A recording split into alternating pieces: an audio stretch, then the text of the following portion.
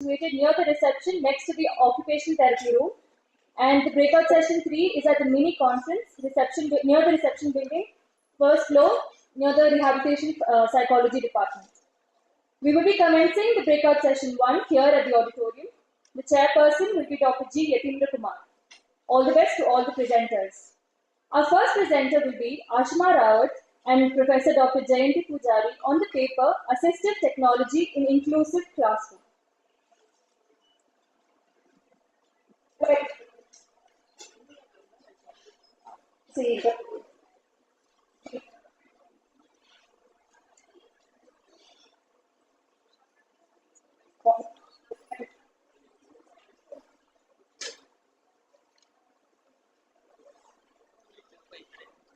Hello.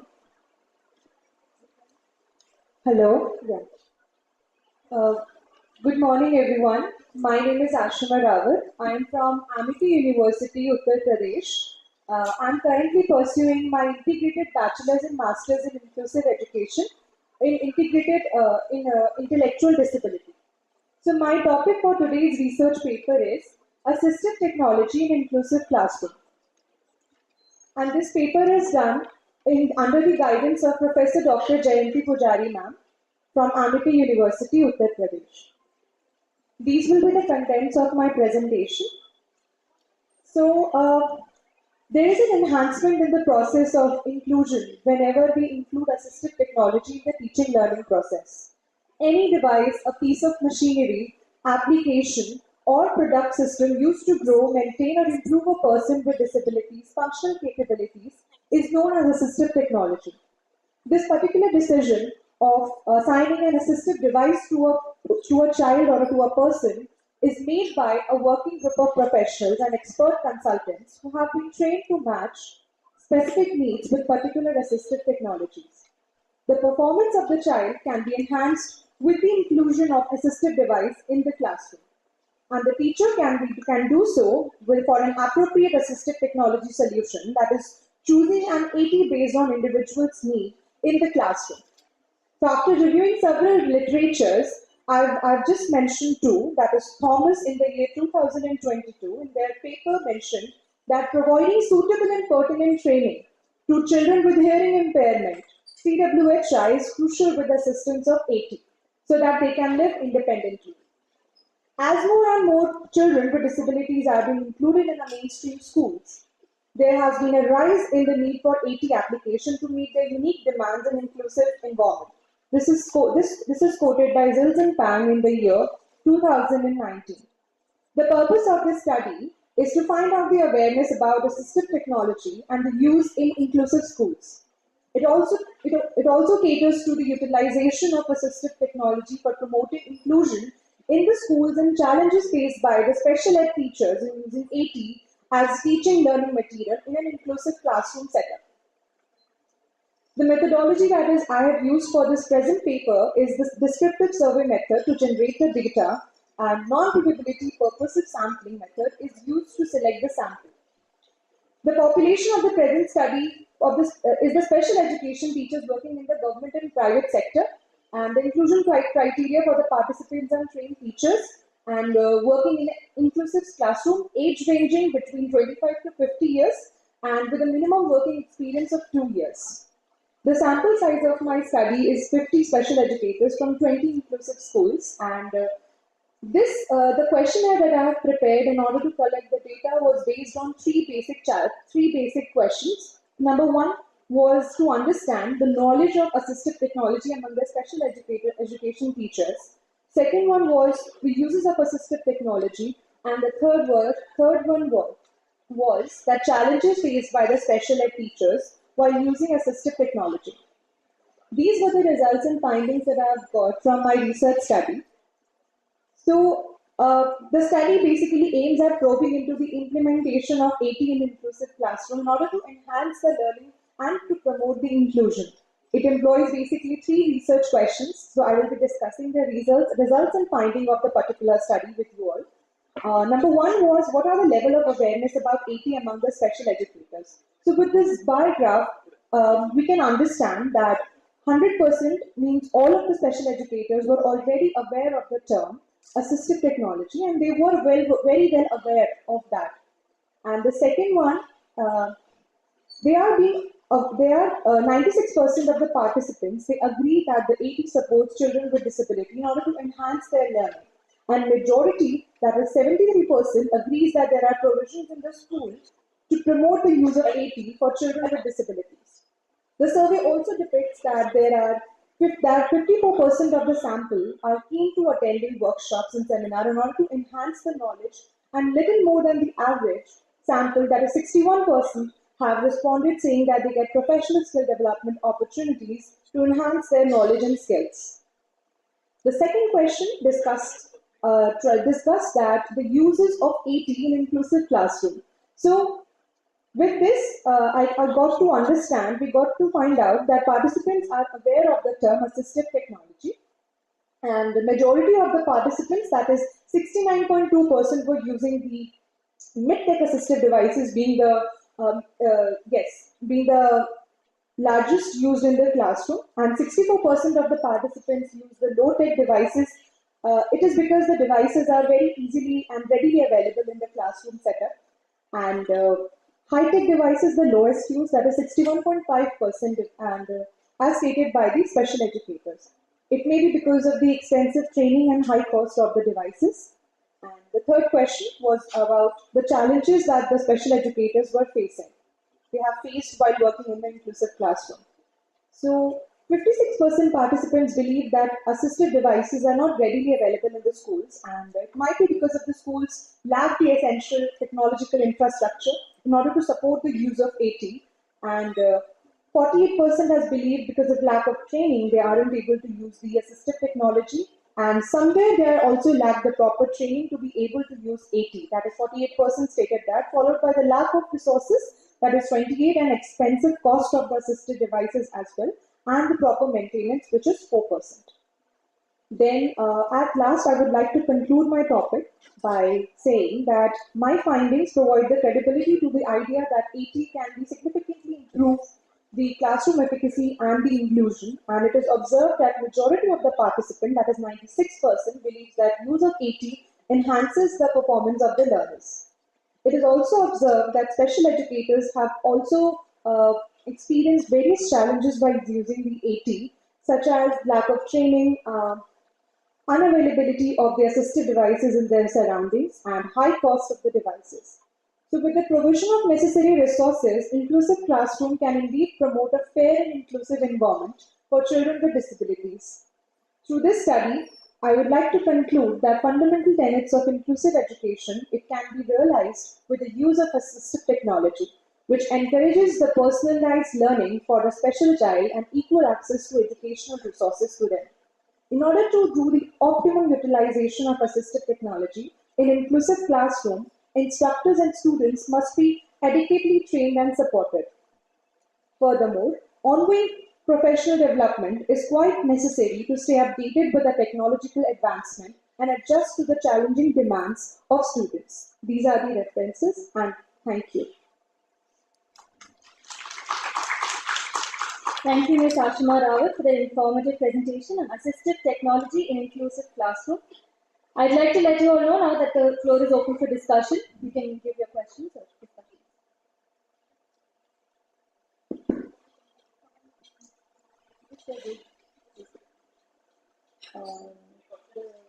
We have right from beginning there is still end up in the end. We have seen that. Good morning to you. It was a nice presentation. Thank you. Can you give some examples of AT? Yes, sir, surely. So, sir, when we talk about the low-tech devices, in the classroom we can see that there are tech systems being used these days. For example, picture exchange communication system. Because these are readily available in the classroom, you can share the images and you can make the special child understand with the help of the picture-based learning. And also, when you talk about mid-tech devices, there are calculators available in the classroom. And for the calculator for the children with dyscalculia, and in high tech we have I have observed, and with this data collection I've been able to understand that smart board and laptop, and these are quite used for the visual and auditory kind of like integrated learning. So it was quite working well for the children. Yes.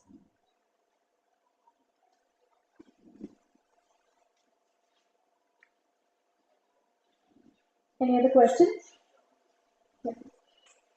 Application we can also use it for this. Yeah, wonderful study actually, very needed. But I just have a question on your sample spread actually. Yes. You said special educators. What is the Yes. spread of those special educators among government and non-governmental schools and rural urban? Have you done any study? Was there any analysis done from that angle? Rural and urban was not, I have not included it in my study. I have basically collected the data from the teachers working in the schools in Delhi NCR only. So areas from Delhi and from Gurgaon and Noida were covered in that. So rural and Because urban. why I said is you have tried to generalize in your findings actually. Okay. You know, so when we do, maybe it can actually be, a further scope for study, but we cannot generalize. Yes. When your Yes. sample is restricted to a urban area or especially a metro area, Yes. where the facilities as such are, very good. But for a student who's pursuing, grad and the postgraduate course, wonderful, and very happy to see this. Thank you. Thank you so much, sir.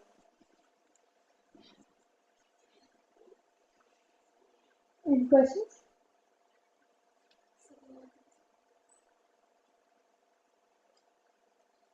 Okay, nice presentation. As Sir said, so you should be, when you are selecting a sample size, it should be a generalized sample size basically. Okay. So, and what is the basis of selection of sample size? You have mentioned it is as a 50 sample size. 50 So educators. what is the basis of sample size selection?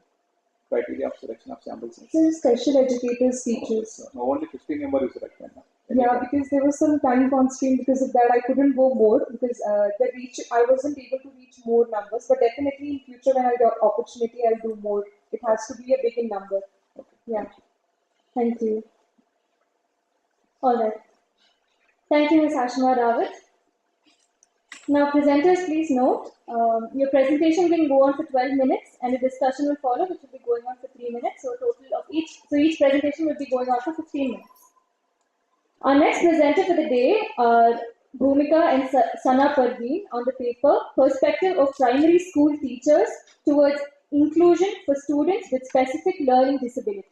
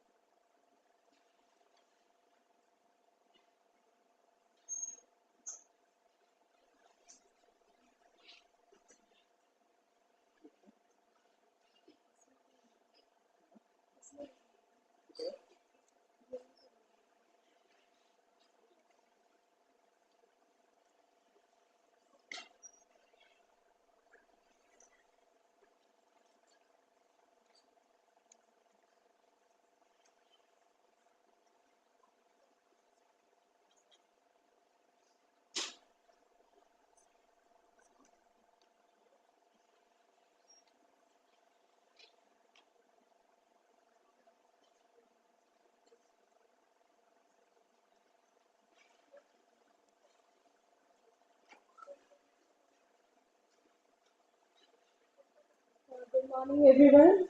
My name is Bhumika and I am from Amity University, Uttar Pradesh. So, my topic is perspectives of primary school teachers towards inclusion for students with specific learning disability. So, introduction. This research study delves into primary school teachers' perspectives regarding inclusion for students with specific learning disability.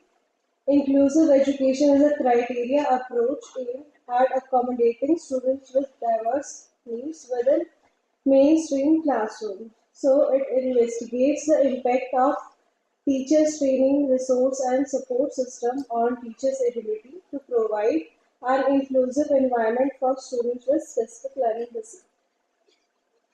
So my objective is the purpose of this study is to identify the perspective of primary school teachers towards inclusive education for students with specific learning disability. So this study also focuses on the barriers that influence the attitudes of teachers at the primary level.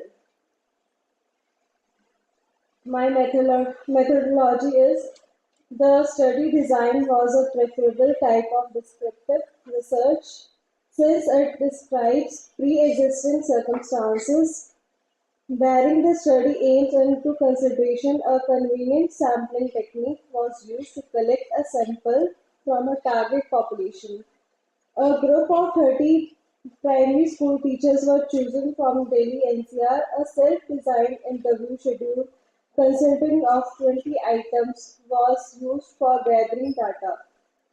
The schedule comprises variables such as goals and objectives, curricular and co-curricular activities, teacher-student connection, teaching techniques, accomplishment, teaching aids, and assessment. So my result was the study reveals that the majority of primary teachers were aware of the term specific learning disability. The findings are divided into interview schedule to describe how teachers' attitude regarding inclusive education differs. The majority of teachers at a school proposes a moderately good attitude towards inclusive education. Researchers also observed that a favorable teacher's attitude toward inclusion generally emerged into pre-service teachers, educators. 51% of those interviews had optimistic views regarding inclusive education for children with specific learning disability, while 49.4% have a negative opinion.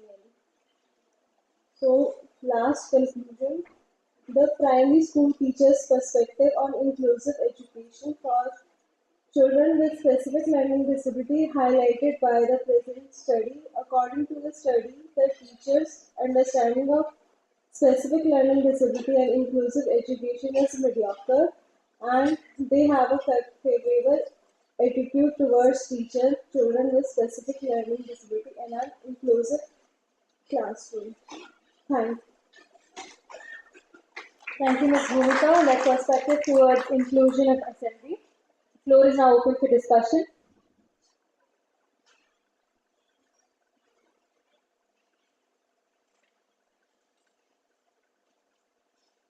Any questions?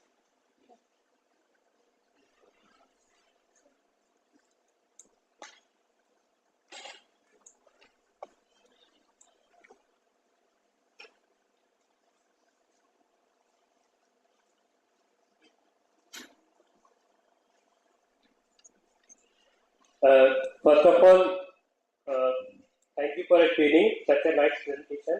It was. Thank you. So, yeah, my question is that there was a term in the last slide, mediocre. What does that term mean?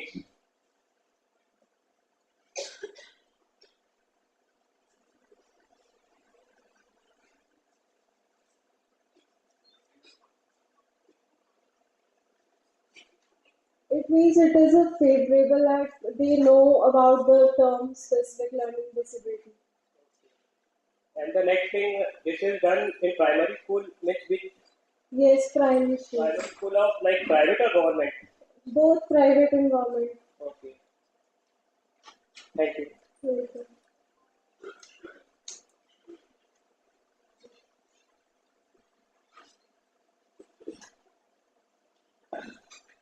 Can you have not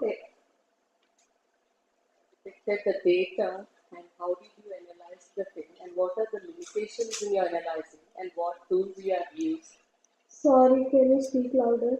You have not presented the data. You have just now methodology you used. You have told. And how Ma'am, did you- because I have a shortage of time, that's why. No, that is important for us. And what are the limitations without presenting your data and how can you come to a results and conclusion? So that part of what data you analyze and what are those limitations in the data. That is very important, right? I can ask the people chairing whether it is important or not for the data to be present. Yes, ma'am, it is very important. You can show if you have the data and all. You have just given the result now. That you can In go back. PPT, there is no data analysis. but you have shown the result in that. You can go back to the slide and just, yeah. So you got the result like 49% is negative opinion and other 51%, no? That you have analyzed the data. No? Yes. So that's what madam is asking. Okay, Bhumika, After doing the, one minute. Bhumika, we understand you are a student, but what is very important is when you make any paper presentation, which is actually based on some survey or something, the presentation of the results should be, should be the results should when you are presenting, they itself should speak for themselves. Like in this particular case, also you have presented the results. You could have used some statistical means or some pie charts, some whatever charts and all. That will be more appealing and better way of presentation. And secondly, when you are selecting a sample, you have to clearly mention 50 numbers is not the sample. Purposive sampling, you said, wonderful. But again, you have to say among the sample if there is any stratification or any divergence, the type of So these are very important. What is important is you are undergrad at undergrad level or postgrad? Integrated B.Ed. Yeah, but what year are you in now? Last year. Last integrated BA B.Ed. B.Ed M.Ed. B.Ed M.Ed. So you are in M.Ed. So research methodology is very important for you. When you study that, you would understand how to make a presentation. Okay, and also your statistical analysis and all, you should have data because whenever you present, there can be many questions on that. Because you, as again the previous speaker I said, you are actually coming to some conclusions. Okay, so generally it is not conclusion. You say among this, this can be, but again you have to, whenever you make such presentations which are not representative, you have to say the limitations of the study also. What you are saying, time short, money short, I am a student. All these limitations, the moment you present in your presentation, actually awaits many of the questions. Okay, so it's important for you. You are in a learning phase now. You should understand how to make a presentation. Okay, yeah, in your good effort. In fact, wish you all the best. Thank you, sir. Thank you, Ms. Bhumika. If you could just stay on stage. Bhumika, and Ms. Ashma Rawat, please come on stage. We will be felicitating you. Dr. G. Yatira sir will be felicitating you on stage.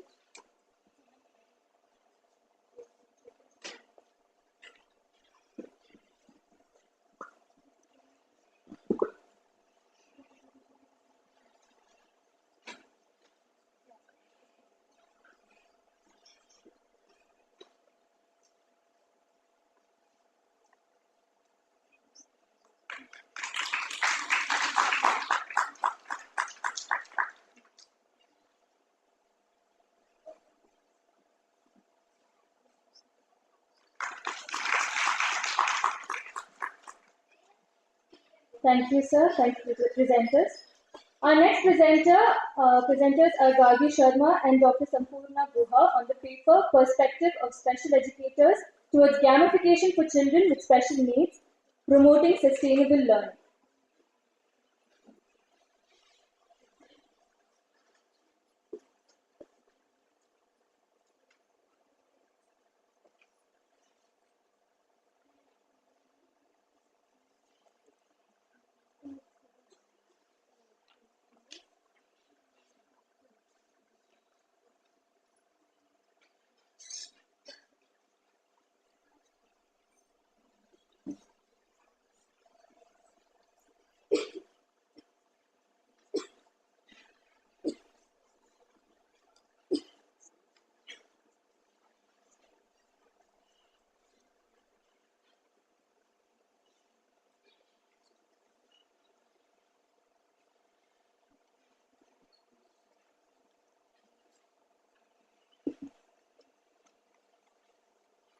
Namaskaram to one and all. My name is Gargi Sharma.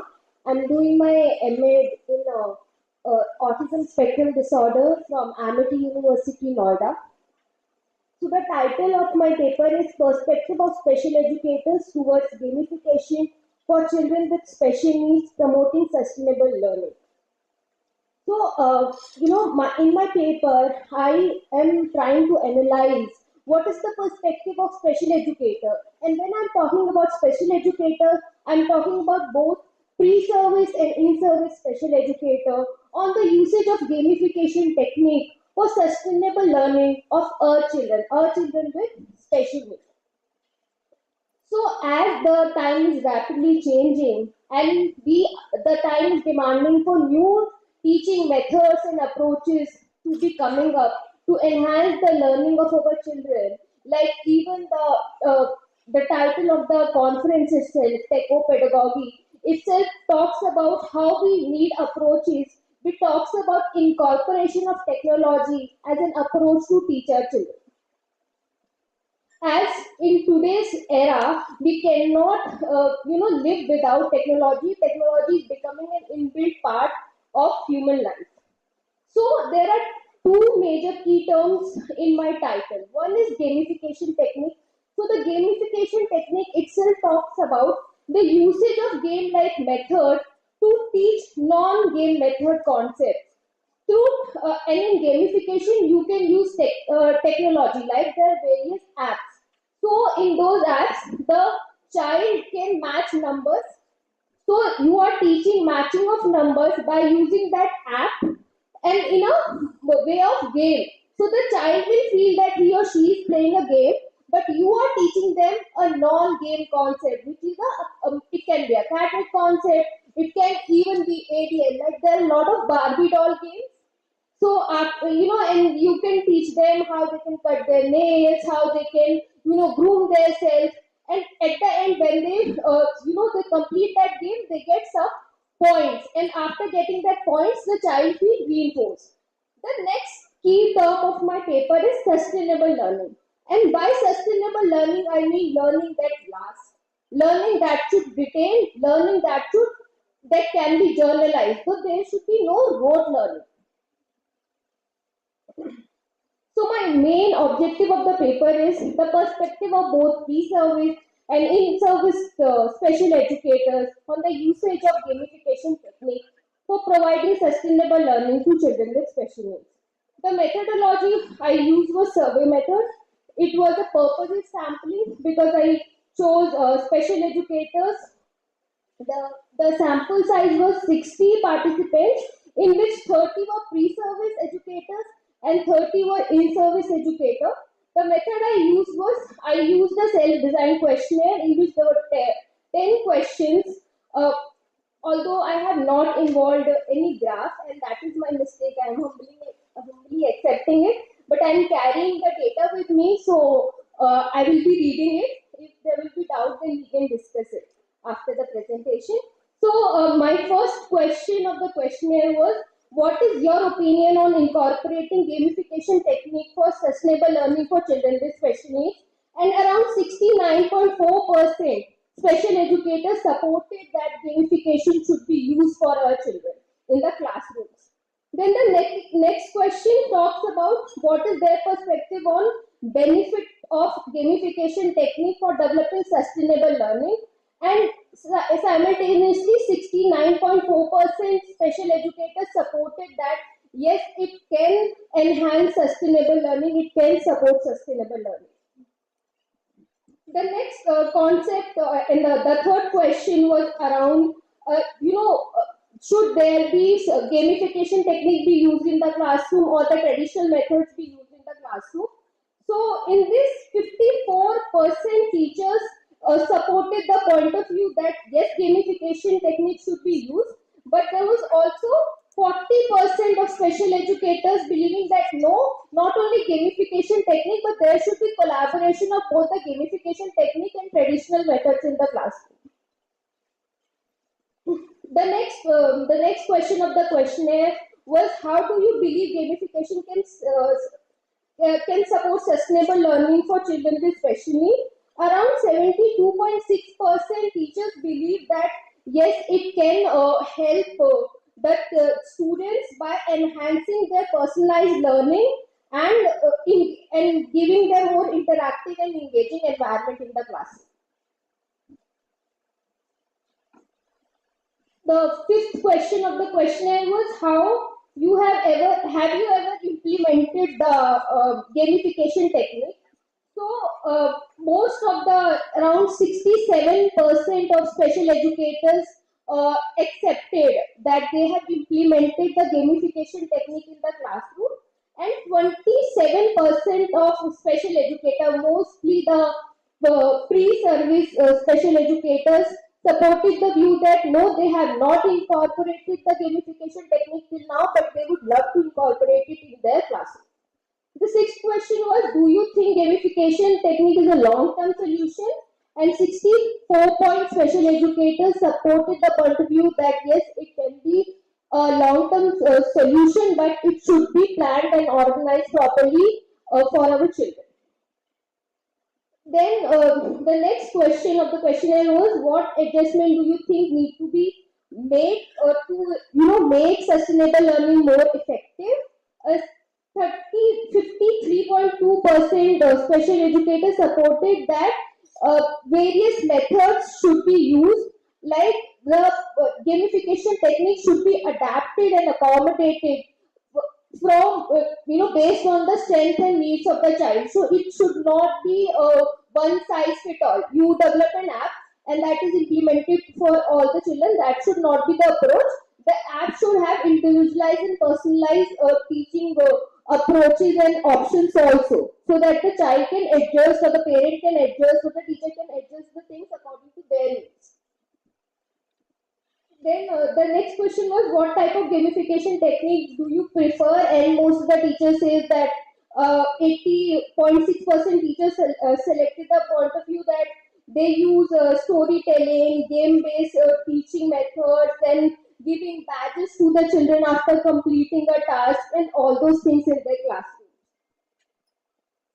The most important question was, what all concern the special educators feel that what are the concerns when you implement the gamification technique in the classroom, and around 67.7% special educators feels that first concern is accessibility. Not every child can access the applications, technology-based applications of gamification, and then the other concerns were about addiction of children towards technology. So all those concerns were pointed out by the special educator. So my results, which are from my data analysis, and these results are not journalized. So the results are that the special educators support the usage of gamification technique for sustainable learning of our children. However, most of them pointed out that the technique should be properly organized and planned. The challenges which come while using of these techniques should be taken into consideration. Like I was talking about addiction, or I was talking about the price of the application. So they all should be taken into consideration. The special educator view that this technique should be adapted as per individual strength and needs of the children with special needs. And there should be compilation of various methods while assessing the implementation of this technique. Like you can take a pre-test and a post-test of the child, or you can do observation and also take feedback from the parents. So there should be an amalgamation and combination of various methods while seeing that is gamification technique really helping the child or not. So few of the major findings from my result analysis was, gamification provides a modern means of teaching learning process as it incorporates technology as well as enhance the motivation and engagement level of our children. It enhances sustainable learning rather than rote learning, because sustainable learning is something which retains with the child and which helps them in their future. It helps in nurturing inclusive environment in classrooms, and 21st century talks about inclusive environment, and we all rehabilitation professionals sitting here, we know the importance of inclusion.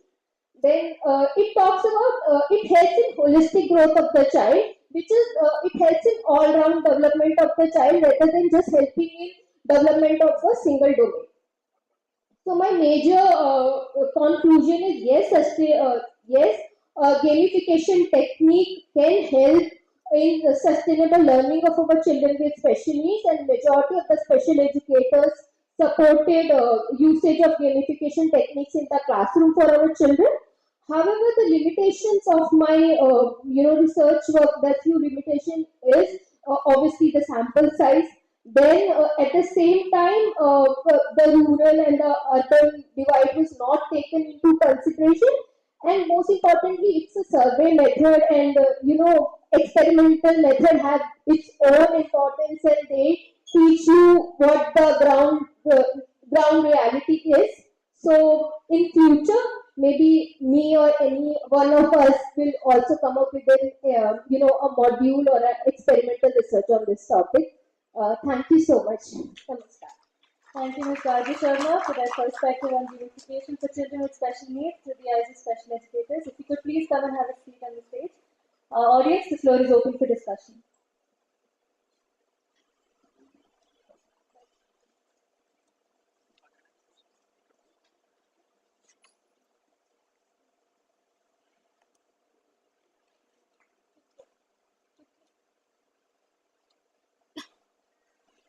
Any question?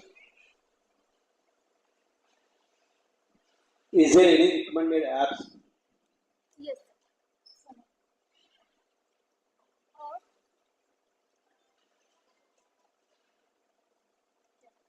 So there is something, Dilingo app. Although when you are talking about application, most of the apps are, international or Western apps, but they can be individualized according to your child needs. And I do, the even the AAC apps these days, where the apps which we use to teach communication to our children. Also, when the child is able to do a particular communicate well, they give them a star. It just blinks. So that also is the usage of gamification only, because at the end they are getting a reward. It is blinking and they are getting that motivation that yes, I was able to do that task. Because when I was telling you the definition of gamification in my research work, it is usage of game, but to teach a non-game concept. So so there are a lot of apps. Even we should not think the app should be specifically for children with special needs, but even a normal app which teaches the maths concept, there are a lot of games. Those can also be used for our children. Like Duolingo is there, then Reading Bee is there. So there are a lot of apps.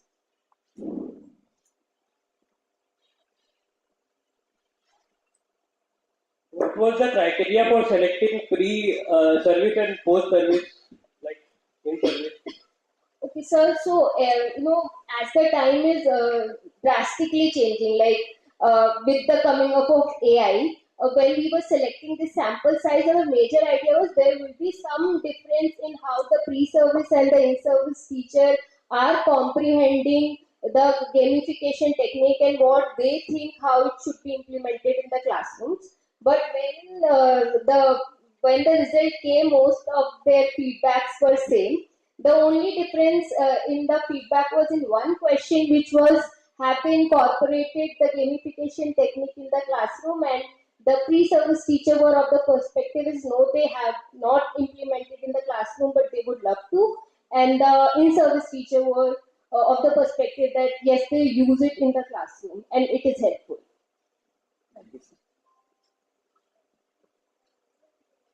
Any questions?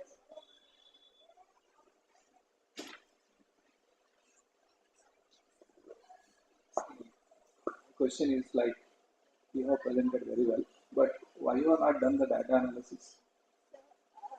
Actually,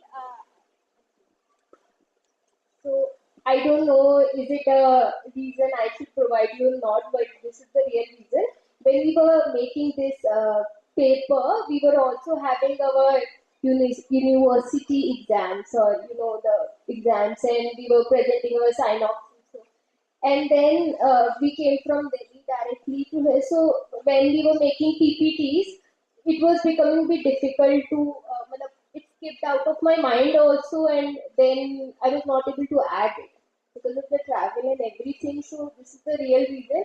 Otherwise, when sir pointed it out, I realized my mistake that this should be there, and I just skipped it. And I will make sure that I will do it from the upcoming times. Thank you. So, one question from me. During your talk, you mentioned about the gamified play, where about having a bath or cutting nails or something in a series, one step after the other. Now, I see that in Talking Tom, which is a game which children use. Now, how do you say that for entertainment is different from your educational one? Is there any, what, the teachers might be excited, some of them who know or who don't know, but that kind of depth knowledge, do they understand? Have you taken into consideration? The teacher's perspective, do they understand? Yeah, because what you mentioned also, I'm also asking you, what is the difference between an entertainment kind of a talking tom to what you want to teach these children? Ma'am, the difference between a gamified app and a normal app like you're talking about Talking Tom is that in gamified learning, the teacher, the facilitators know that they are teaching a particular objective, or what I mean is they are teaching a particular concept to the child. We know inside. But when we are, the child is playing with a Talking Tom, we know that we will not be achieving that required objective. So when I was talking that it should be adapted, planned and organized, what is that organization that on gamified, when we are using gamified teaching with the child, we can also make an IQ or a lesson plan for it. We are just not thinking about preparing a lesson plan on it, but we can do it. Excellent. So my point was from yesterday's Dr. Tyagi was mentioning about the players, what is a task and how do you, the levels and the points and the patches from those points. You said you will be in the future going to make some module or something. So you can consider, and not just superficial question of do they think it's useful or not. Going into depth and understanding, and when you are asking the questions also, it tells how much you understood the depth of it. Thank you. Thank you. Thank you, Ms. Gadri. We'd like to felicitate you, Dr. Yatinder sir.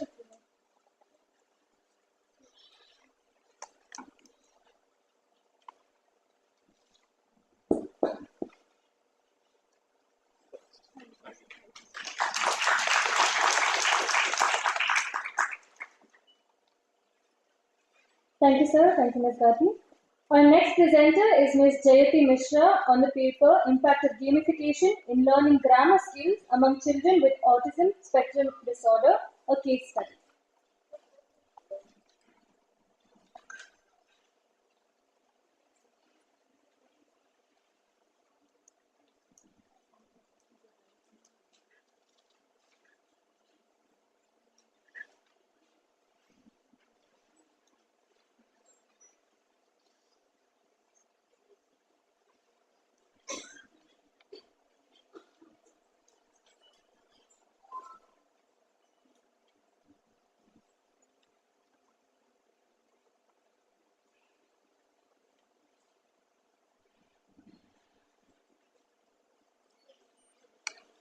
Good morning, everyone.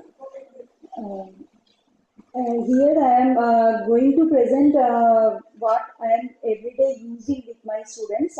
Presently, I am working with the NIOS children in our ACC, and here every day we are using different type of learning content. And as many of you know, that now in our ACC we are having a smart board in each and every classroom. And there we are using some apps and learning content, and from there I just try to find out two students case study, and that I am going to present over here. So here my thing is that first of all I am trying to show on the grammar skill, because my classroom students contain like NIOS level A, B and C level students are there. And here I have taken two students, and there that particular grammar skill learning I was teaching them.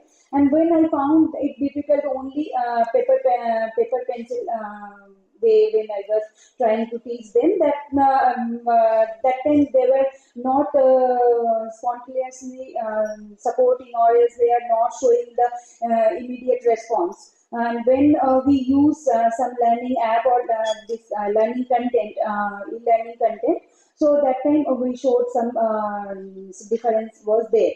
So, and among this, only the grammar, on that grammar question, one student I have choose one adverb skill and one for the word skills. And as yesterday onwards, we are seeing that gamification and these things, this is the technique we are using where the overall development, mainly the socialization, learning, mastery skills, and obviously the self-expressions also.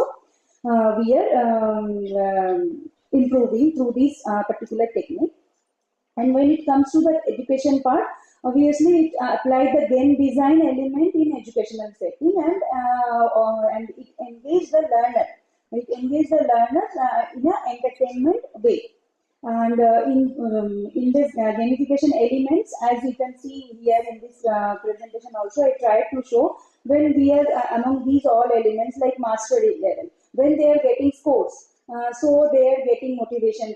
Next time the scores may be improving, and immediately they are getting that feedback also, and that achievement means that reward. In the gamification, we know one element is there, that reward system we can get it, and that badges. So that also they are seeing, and obviously it is customized and based on the students' need, we can make it. And here gamification technique we are using that e-learning content, and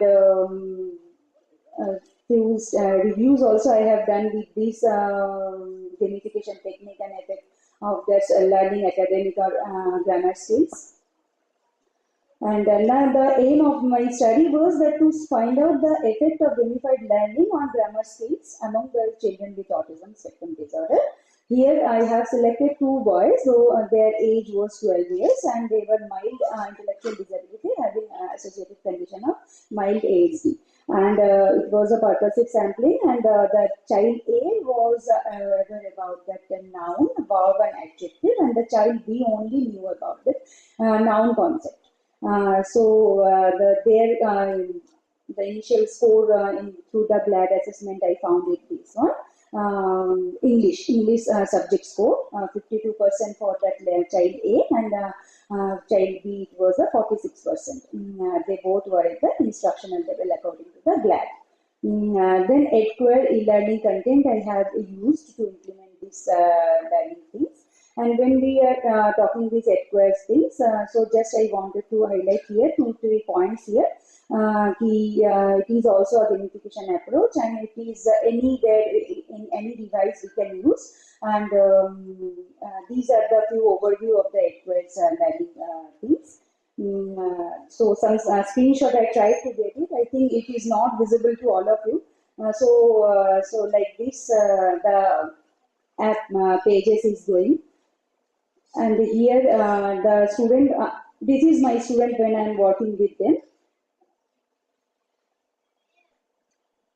This is the adverb teaching things, that identifying, then matching, dragging. These are the skills were taught during the sessions.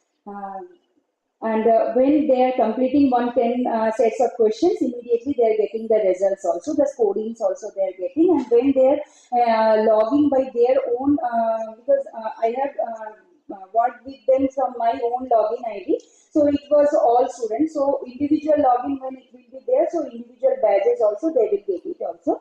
And like this like identification of the adverb or identification of the verbs. After getting all the applying all the 10 questions, they will get their scores also.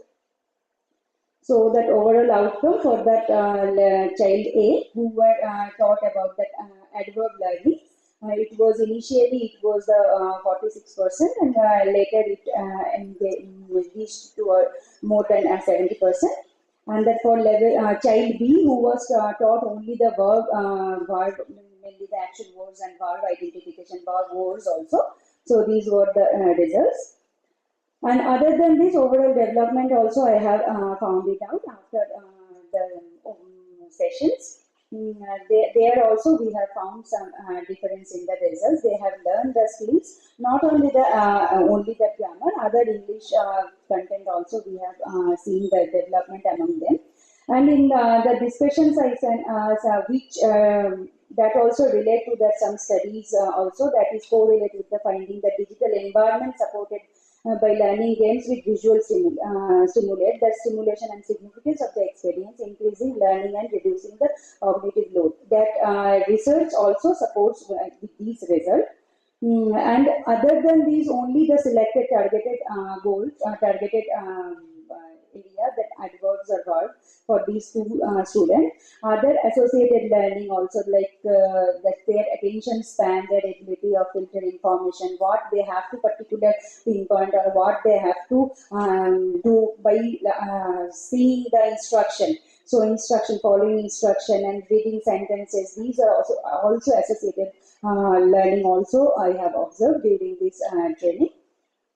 And overall, as it was a case study method, so whatever we have taught in the class, the same thing it was expressed, it was informed to the parents also. They were also taught in the home. And as I told that particular learning content, they can be using in their through their smartphone also. So they were using it at home also.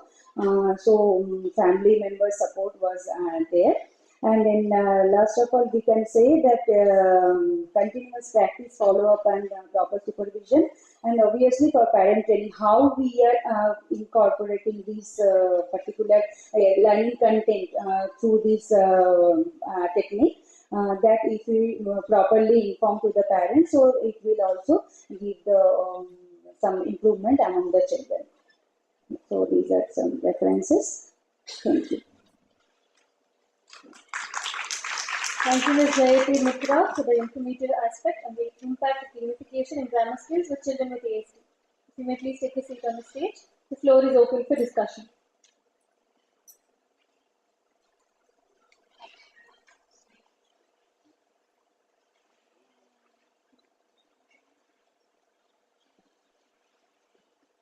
Good presentation, Jayati, and very valuable work.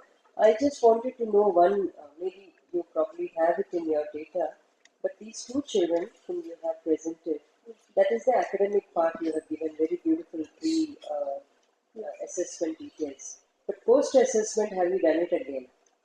Post-assessment, as I... After you have, what is the duration of your exposure? Here, ma'am, I have taken the 3 months. 3 months. So, post 3 months, do you have a similar assessment done? Yes, ma'am. Review, rather. Yes, that I so have. Can you share some information?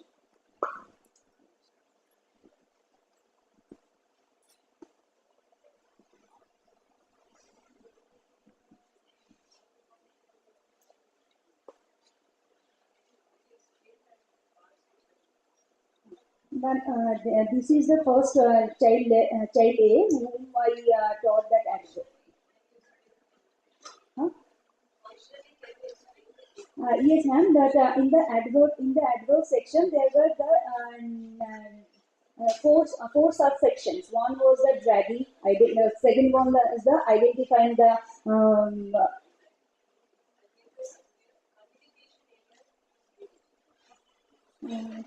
communication. Yes, ma'am. When just I am showing you these things, ma'am. Whenever these example is coming, so the child is reading the sentences, and by again and again they are practicing and listening, and then they are identifying, and that they are doing. Is it? Am I getting it? Doubt from your experience was? Yes, because you said the focus was on grammar. Yes, so it relates to communication. Yes. And we are expecting some changes at the functional level. Yes, ma'am. So all these exercises, whatever competitive skills you have observed or you aimed at, when you see it in the practical world, in the context, did you happen to do that or you get to do? No, ma'am. Exactly overall communication you are telling that I have not yet because if you have done the post-assessment on GLAD, it will give you the context information. Yes, ma'am. Which I did not see you sharing. So I was keen to know what is the outcome. So that's why, ma'am, means now I got your point. So I just focus on that particular section of these things, but overall thing I have to, in detail, I have to do this. Any other questions?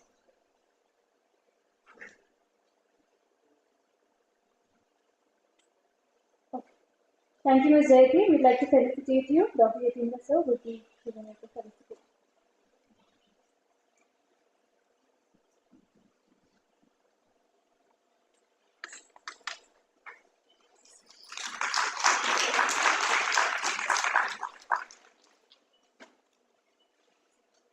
Thank you, sir. Thank you, ma'am. Our next presenters are Mr. P. Kamaraj, Ms. M. Ramya, and Dr. D. Revati on the paper UDL Practice for Empowering Students with Disabilities in the Inclusive Education Program at Primary Education Level.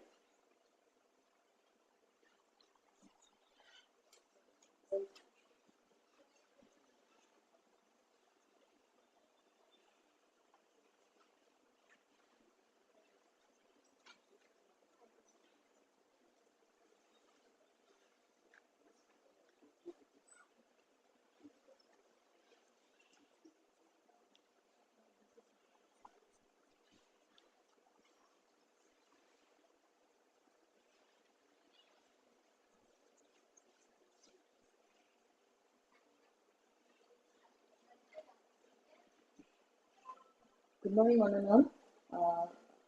Presenter here. My name is Ramya. I'm coming from Litman.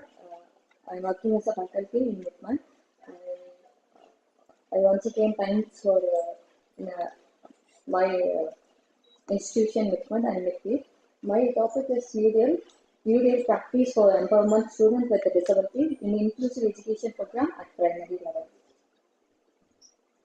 Introduction.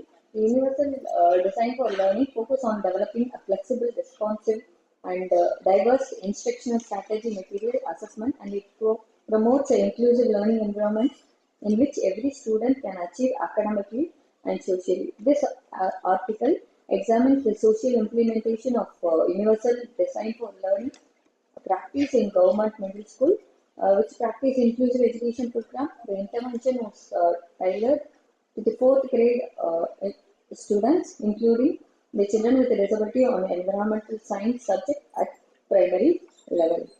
The purpose of this study is to investigate and evaluate the effectiveness of universal design for learning, practice in empowering a student with a disability within the framework of inclusive education program at primary education level. The study aims to assess the impact of UDL practice on academic performance, engaging and overall learning experience of children with a disability, with the ultimate goal of promoting inclusive and accessible education. The objectives of the study to identify the specific learning style of the learners which contribute to improve the academic performance and engagement of the student at primary level, to develop the learning activity with a consideration of UDL practice on academics performance of students with a disability in AVS environmental science subject, to measure the changes in student engagement resulting from UDL implementation. The method as I have taken, this is an experimental study, it's a pilot study. I have taken a pre and post test method. It is a purposive sample method. I have given intervention for 3 months in a government school, government middle school for the 4th grade children. I have taken sample 4 students, children with a disability, and I have taken only one subject, environmental science subject. Achievement test I have taken pre-test and post-test. I have taken 2 lessons in environmental science, science. I have split that 2 lessons into 3 content. I have given intervention for 3 months. 1 week I have taken 2 sessions because it is in a government school. I have taken 3 sessions. I have conducted pre-test and post-test, and these are my hypotheses. I have taken 4 hypotheses. There is no change in learning environmental science through UDL approach by children attending 4th standard of Samachir Kalvi. There is no change in performance of children on learning 5 landforms of the content through UDL approach. There is no change in the performance of children on learning physical feature of landforms of the content through UDL approach. There is no change in performance of children on learning kingdom of rivers, the content through UDL approaches. This is my first hypothesis. There is no change in learning environmental science through UDL approaches by children attending in the 4th grade standard. 4th standard of Samachir Kalvi. This is an overall performance. I have conducted a pre-test before intervention. After 3 months intervention, I have given a post-test with a achievement test I have given. There is a significant, the results show there is a significant difference on learning environmental of science among the children attending fourth grade student. Therefore, I have rejected my null hypothesis here. And my second hypothesis, there is no change in performance of children on learning 5 landforms of the content through UDL approaches. Here also I have taken pre and post test. Before the intervention I have taken pre test, and after intervention I have given post test. This result shows a statistically significant improvement in children performing with a learning 5 landforms through UDL approaches. Next, this is my third hypothesis. There is no change in performance of children on learning physical feature of landforms of the content through UDL approaches. This result also showed a highly significant change in children's performance when learning about the physical feature of landforms through UDL approaches. Therefore, the null hypothesis I have rejected here. And this is my fourth hypothesis. There is no change in performance of children on learning kingdom of rivers of content through UDL approaches. Here also I have given pre-test before the intervention and I have taken a post-test. This result also showed a highly significant change in children performance in learning about the kingdom of rivers through UDL approaches. And this is my findings. My findings suggest the integration of UDL practice in conjunction with the assessment and evaluation approaches that has contributed the better instructional planning of the student engagement in a given subject or areas. This positive impact of UDL practice on instructional quality and student engagement in a significant improvement in the subject areas subject. And my recommendation, the need of school-wide implementation of UDL approach in inclusive setting for the benefit of diverse learners. The UDL approaches have to be incorporated in inclusive education program to create a more awareness on UDL practice, to conduct training program for in-service teacher on UDL approaches. Thank you. Thank you, Ms. Ramya, for the effective presentation on UDL practices for students with disabilities. If you may take a seat on the stage, the floor is open for discussion. Thank you, Ramya ji, for giving a wonderful presentation. But there is a few questions I have. Well, basically, one question. Yeah. Whenever we start any interventions, we expect that these interventions will help the client or the patient which you are working with, right? So, why did you start with the null hypothesis?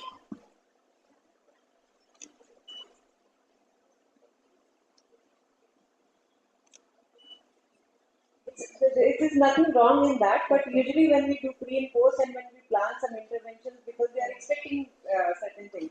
And review of literature has shown that UDL has worked on these. So then in that case also, why did we choose null hypothesis rather than alternate hypothesis? Just a simple question. I thought of taking null hypothesis for this one. Why? Every time we are taking alternative hypothesis only. During the time, my second thought of taking null hypothesis.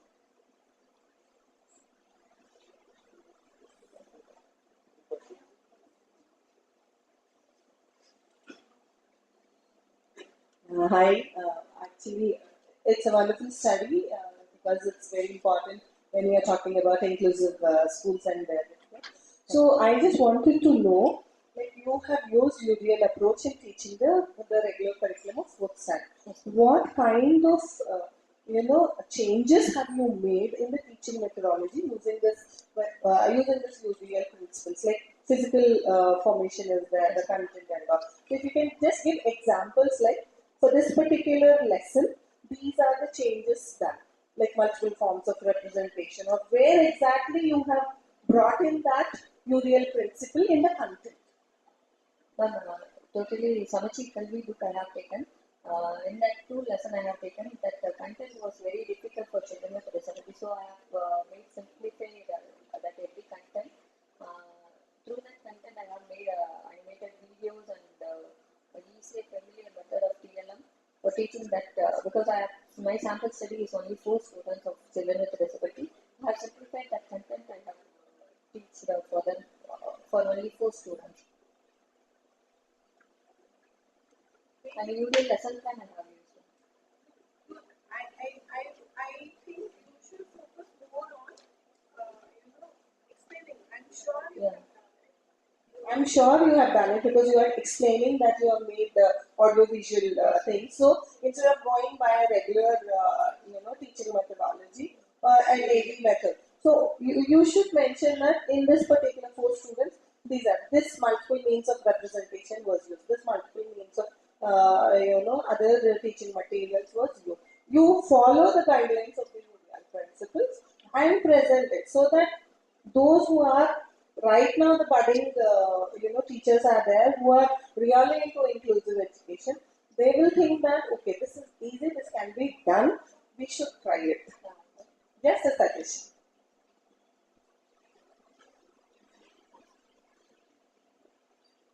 How was the performance was measured pre and post? So you have mentioned all that. How the performance was measured for the results?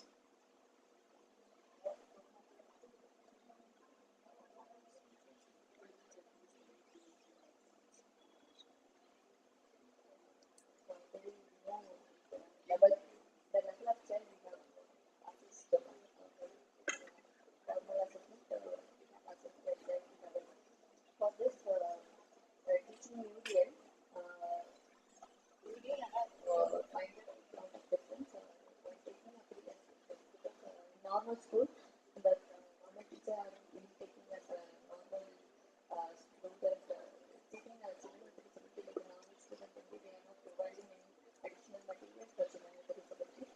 When I am taking a previous assessment, doesn't know about that content. While providing visual approaches and many and audio visual according to the level of child, I think more improvement in teaching.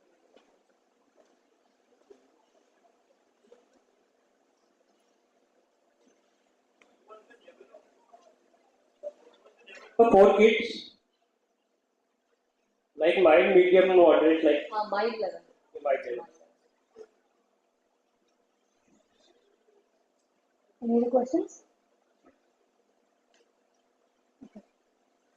Thank you, Ms. Ramya. We'd like to felicitate you. If Dr. Usha could.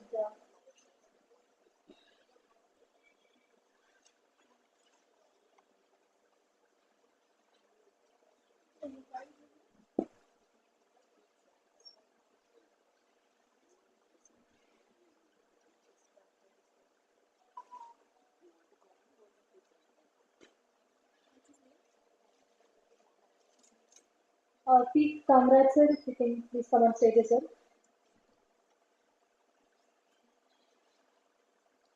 Dr. Usha, if you can tell us.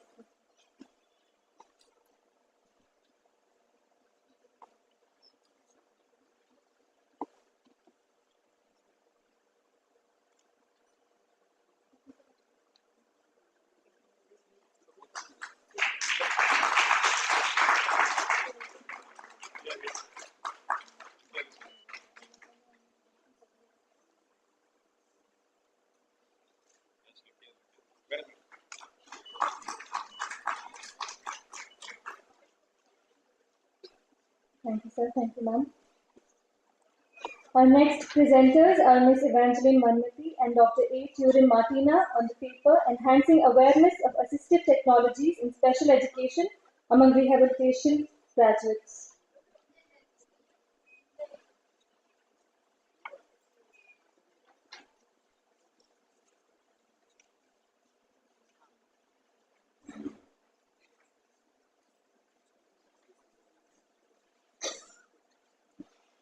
Good morning, all and all present here.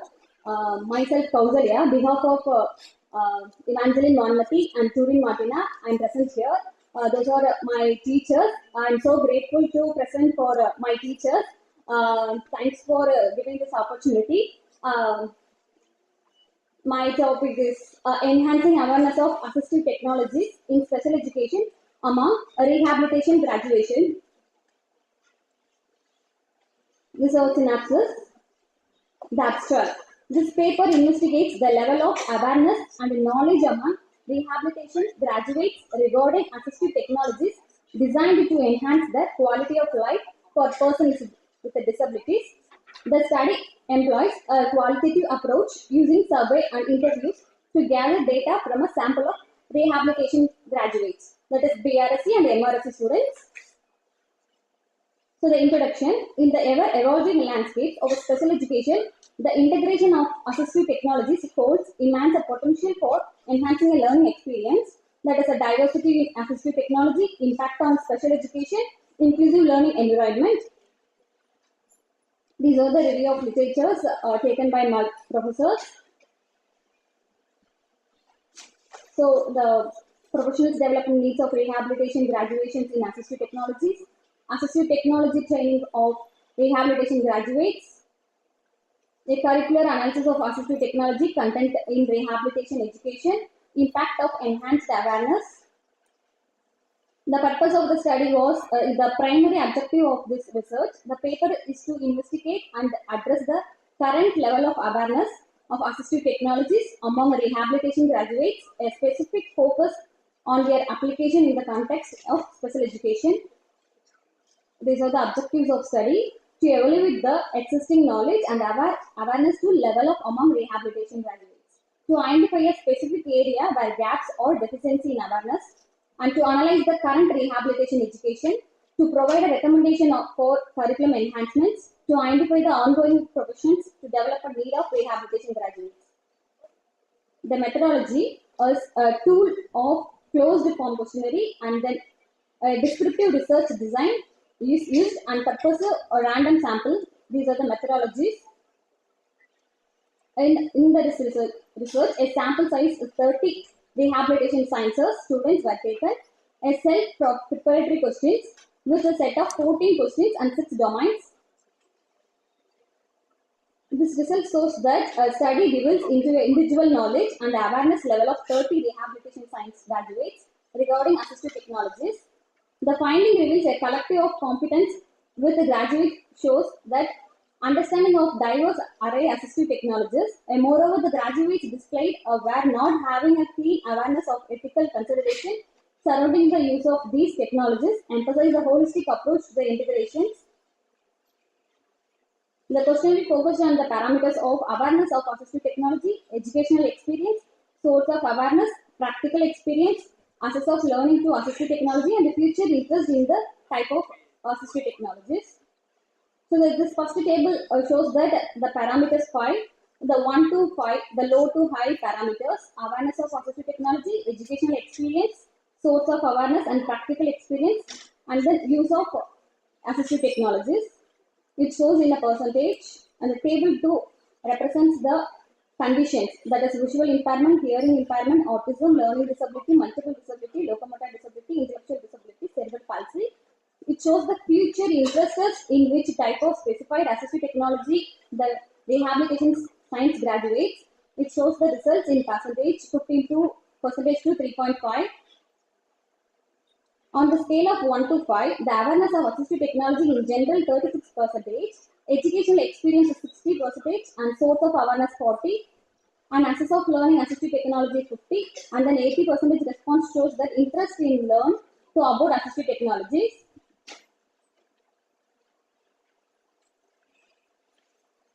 The conclusion shows that a study of enhancing awareness of assistive technology in special education among a rehabilitation graduate sheds light on a positive strides made in equipping professionals with the knowledge and awareness necessary for inclusive practice. These are the references. So the last quote is said by technology will replace a great teachers, but technology in the hand of great teachers can be a transformational. Thank you all. Thank you, Ms. Evangeline, for the awareness in assistive technologies among rehabilitation graduates in special education. You may please take a seat on the stage. The floor is open for discussion.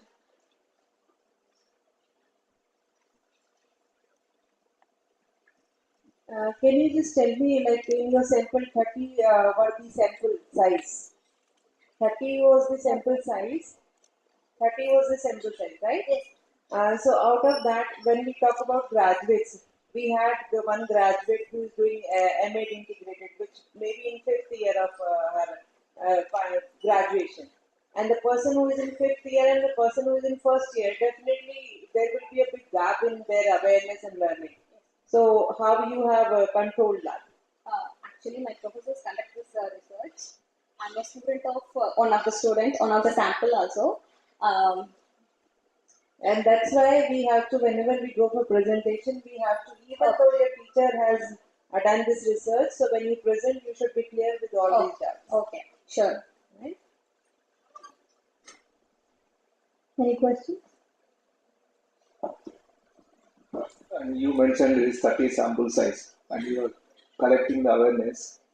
So do you think 30 sample size will be enough? So we cannot generalize the results. So the sample size was taken by in our college. So it will be low only. How can you generalize the results then based upon 30 sample size and you have taken only from your college?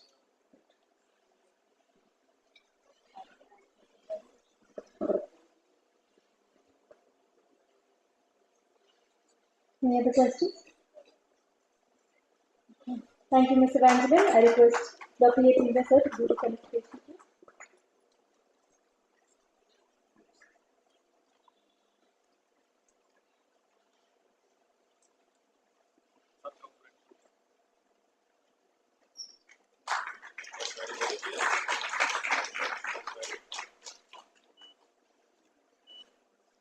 Thank you, ma'am. Thank you, sir. Our next presenter is Prakriti Verma and Dr. Sampurna Guha on the paper A Holistic Approach to Leadership Development, Integrating Inclusive Curriculum Design and Human Resource Strategies for Sustainable Growth.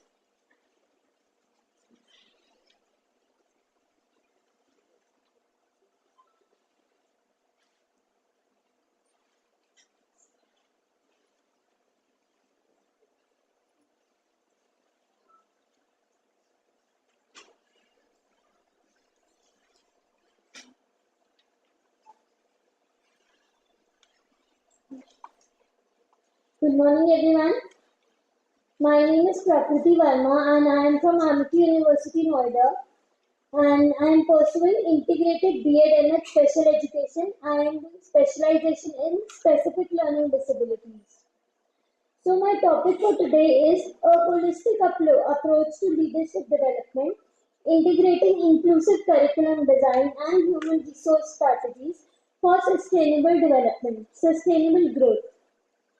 So, before starting my today's topic, I would like just enhance it with a quote that inclusion is not tolerance, it is unique acceptance. Inclusive curriculum design and leadership development is like creating a special recipe for future leaders. It's just like a recipe needs the right mix of ingredients to taste great. A good leader needs the right skills to enhance their knowledge to succeed. This research topic is crucial because it helps to design the learning experiences of future leaders to include everyone. That is the inclusive learning environment.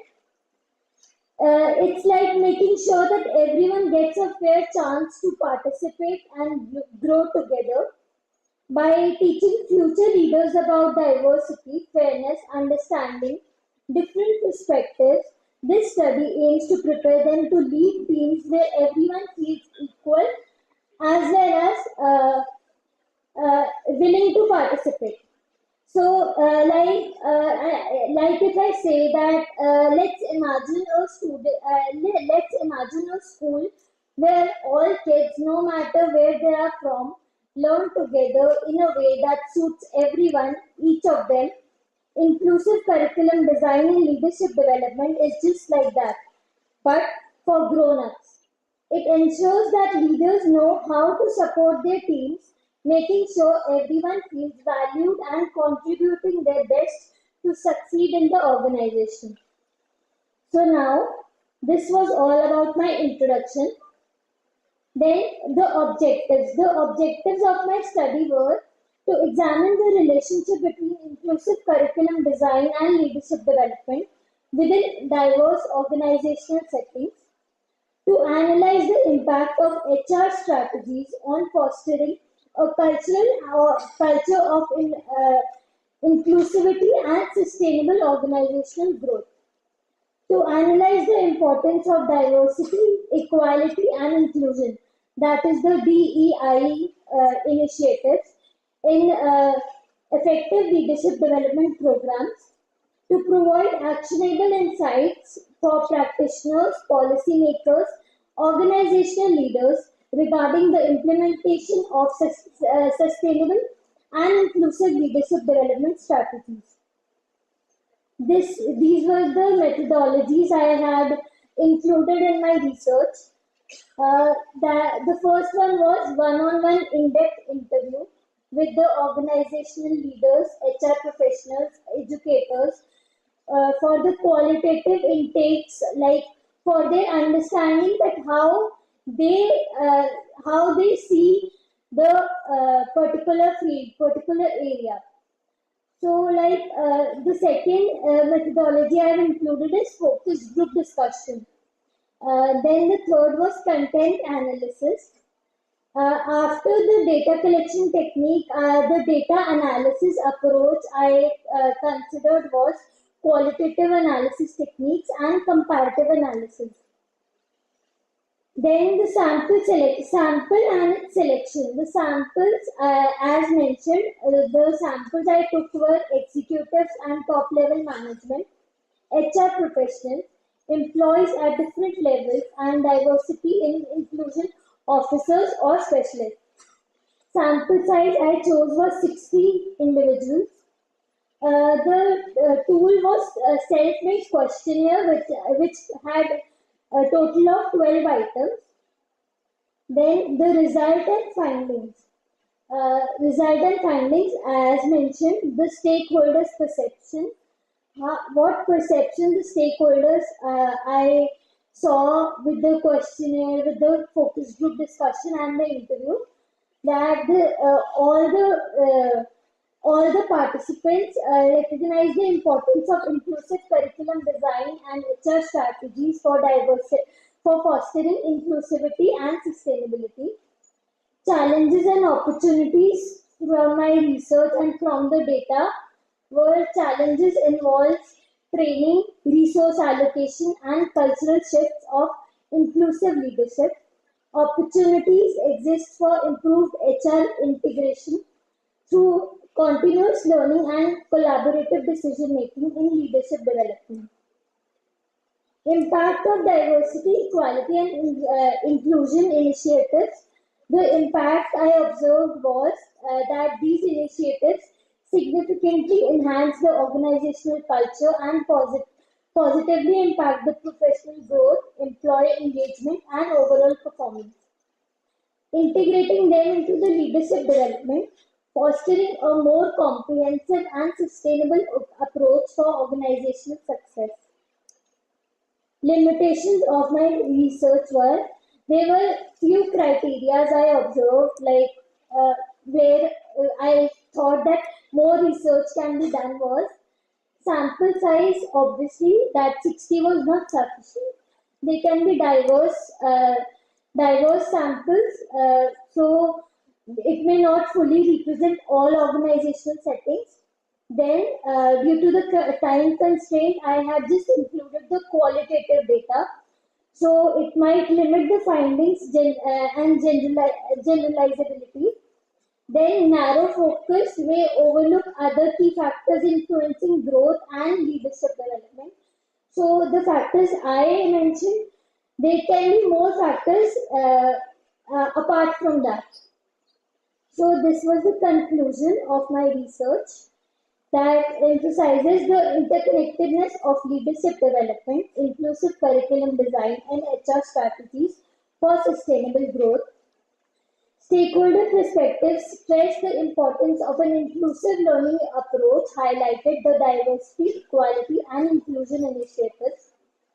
advocates for overcoming challenges through effective training, resource allocation, HR integration to foster inclusivity, acknowledgements limitations in the sample representation, but offers valuable insights for sustainable leadership development strategies.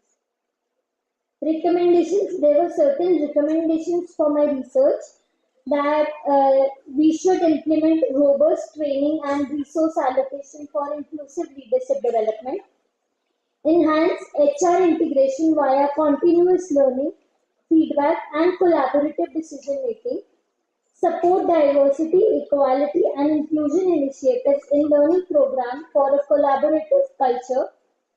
Future research explores broader factors impacting sustainable growth and leadership beyond specific organizational elements. These were the references I had referred to. Thank you. Thank you, Ms. Prakriti Verma, for the effective presentation. If you may please take a seat on the stage. The floor is open for discussion.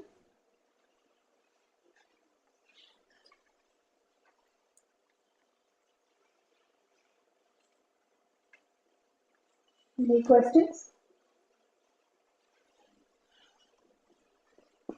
Madam, you have selected the questionnaires, whatever it is. Is that questionnaires are validated questionnaires? No, you have selected the questionnaires, right, for interview or something. Yeah. Is that questionnaires are validated questionnaires? You have done a validated study? Yes, it was validated. The questions I had referred to, I took some of the questions from the standardized questionnaires which were available on the internet. Then the few of the questions I included were self-made questionnaires.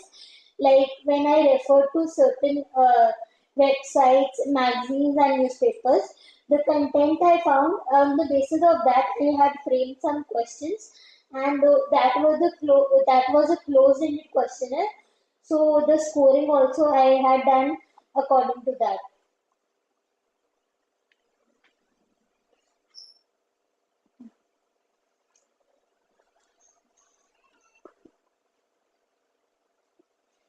What do you mean by HR integration? You have mentioned in your PT HR integration. What does that mean? HR integration, like in the schools, like for the better functioning of the programs, for the better organization of the school programs, like scheduling an interview is done by the HR. For something related to the school function or accounting system functions, the HR is responsible. So I included all the HR professionals in my study to gain their expertise, to gain their experience, and on the basis of that, I provided them the questionnaire. From that questionnaire, I came to know that what perception they have regarding their organization.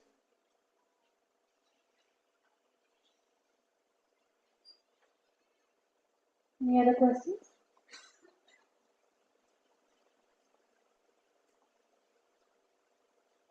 No. Okay. Thank you, Ms. Prakriti Verma. I request Dr. Usha ma'am to do the felicitation.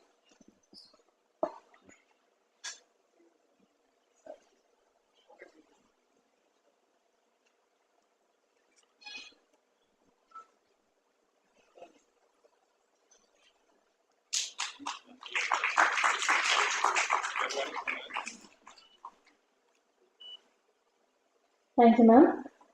Our next presenters are Dr. S. Sharada Priyadarshini, Dr. Bora Sai Lakshmi, and Dr. Kamaraj on the paper Universal Design for Learning Physical Science at Secondary Level.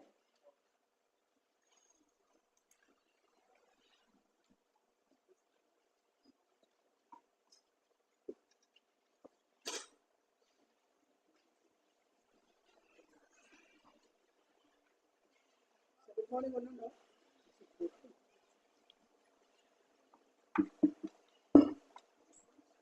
Good morning, one and all. So we all experience that that children with disabilities are excluded in the inclusive education program. So there is no, hardly people are there to take care. It is not that they are not, showing any resistance to do the inclusive education program, but they are welcoming, but they do not know what to do, or they are helpless. But the thing is that it's a collaborative effort. Like, we took the permission from government of Tamil Nadu, and we also have the resources to explore. Our teacher training goes to the school, the primary education school, and then the high school for teaching practice over a period of 80 working days. So we took that as an opportunity for implementing this UDL approach in the general education practice, school practice. So we design, the faculties design and then give the ideas to the students, and the student goes and they explore. This is how we work together to see the effectiveness of the UDL practice in the, or approach in the school program. So actually, it is explored with at various levels. Like that the primary education that our earlier speaker she was presented. That was a primary education program. Now it is higher education program. Secondary education program. Our teacher trainees, the diploma level teacher trainees, they teach up to 8th standard. Our B.Ed trainees, they start from 6th standard. So there is a possibilities of covering, that both the level, primary education, middle school and high school by the teacher trainees with the help of staff. So that we are having various experience that the staff members, explore the various possibilities. As you know that Dr. Manavna, she was wondering about, or asking about the considerations. We explore the various. There is no limit and no providing the consideration in input, process, and output. We explore various possibilities. Whatever is possible, whatever is explored by the trainees, it is presented. So now that the high school level, so we have made the effort to do that program. So that Sharda is here to give you the, whatever the work is done by us. Thank you. Good afternoon, everybody. I would like to thank HOD Sir Dr. P. Kamaraj for giving me the opportunity to present this paper and share my experience working with children in inclusive school. So the topic I am going to present is Universal Design for Learning, Physical Science at Secondary School.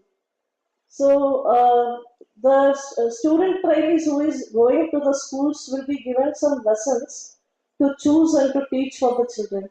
So that's how we took one lesson and we gave some ideas for the teachers to make it possible to learn for children with special needs who is in inclusive school. So every teacher used to say it's very difficult to teach them and we don't know how to adapt the strategies or how to give them opportunity or how to modify or adapt the lessons according to their needs.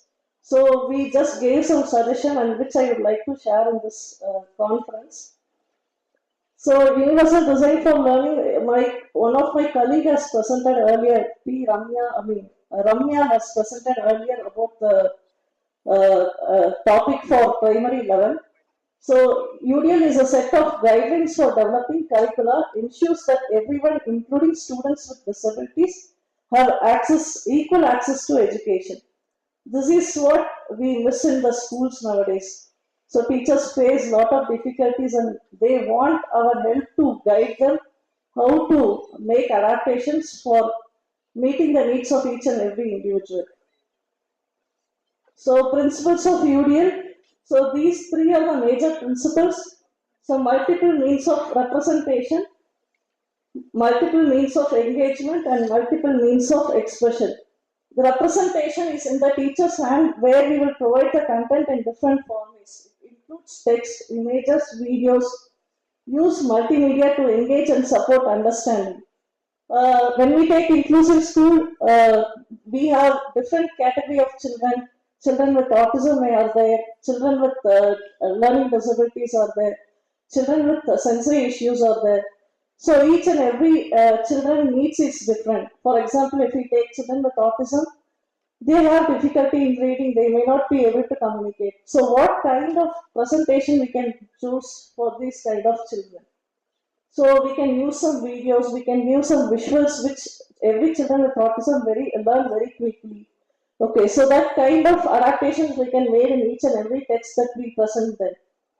And for children with visual impairment or children with hearing impairment, we can make some videos or audio for the content that we display in the screen.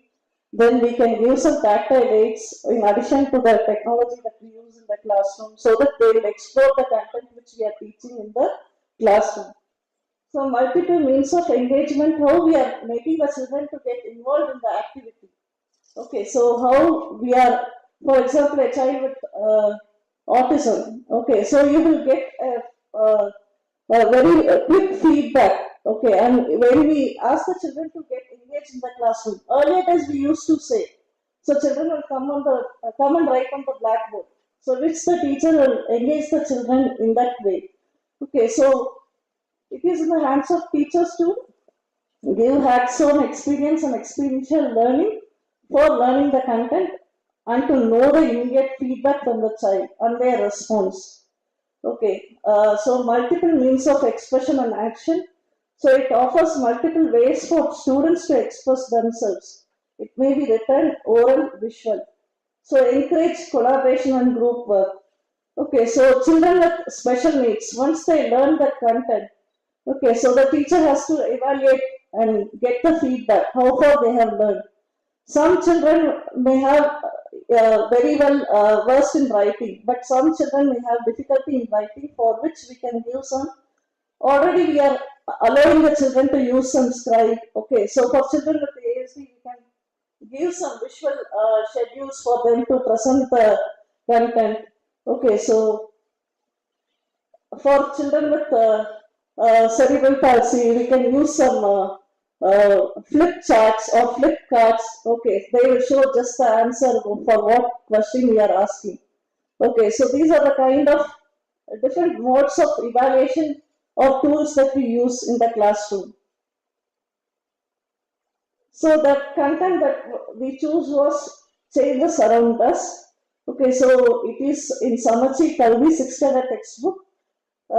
Second term. So it is the observable difference between initial state and the final state of any substance. So there are some classification of changes, which is the main content in this lesson. So there were around 5 different types of classification, and we choose 3 types of classification. And first one is slow and fast change. Okay, so reversible and irreversible changes, physical and chemical changes. Slow and fast changes, example, is Earth moving around the sun. Okay, so how many hours it will take, how many days it will take. Okay, so fast changes, when we burn one paper, okay, so it will burn very quickly. Okay, so it is a fast change. Okay. So this kind of demonstration and this kind of videos we can display on the screen, as well as we can give it on hands for the children to understand what is different types of changes. Physical change, of course. Okay, you can give some simple examples for the child. Okay, so you can just ask them to dissolve some salt in water. Okay, what happens? Or lemon in curd, what happens? Okay, you can show some demonstration, or you can show some videos of the changes that happens here. Okay, physical and chemical changes. Reversible and irreversible changes, of course, balloon. Every child has experience in using the balloon. Okay, so when they blow a balloon, it will expand. And we can reverse the process when they just leave it, the balloon will shrink and will look as it was in the first stage. Okay, so these are the different changes that we explain for the children by using some technology and demonstration.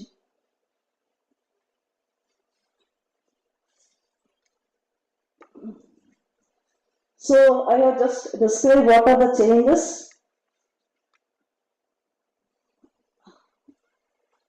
Okay, so we know all children can learn and succeed.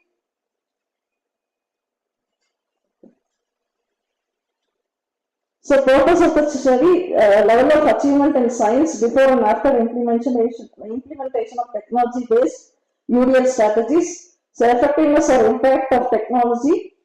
So these two are the purpose of the study.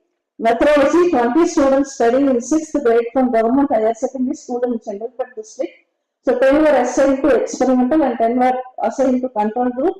So both the group had children with special needs. So four children in each group, two children in each group were there. So methods and instruments used were objective-based MCQs consisting of 30 items were distributed. So 10 were assigned to experimental group and 10 were assigned to control group. And experimental group was taught using the UDL strategies and control group was taught using the traditional way. So by evaluating each method's degree of achievement, we could determine the effectiveness. So the effectiveness of both the methods were found by assessing their level of achievement through post-test. So these are the results. When you take the level of achievement, so experimental group got 30 score, it is out of 30. Out of 30, experimental group has got 13 and control group has got 12. Okay, and the post-test experimental group has got 22 and the control group has got 14. And when it comes to post-test, you can see much difference was there after the intervention. Both the groups got high level of achievement. So this is the graph. So scores obtained before and after intervention for each of the classification of changes. So experimental group. So again, achievement scores, experimental group and control group. So post-test scores were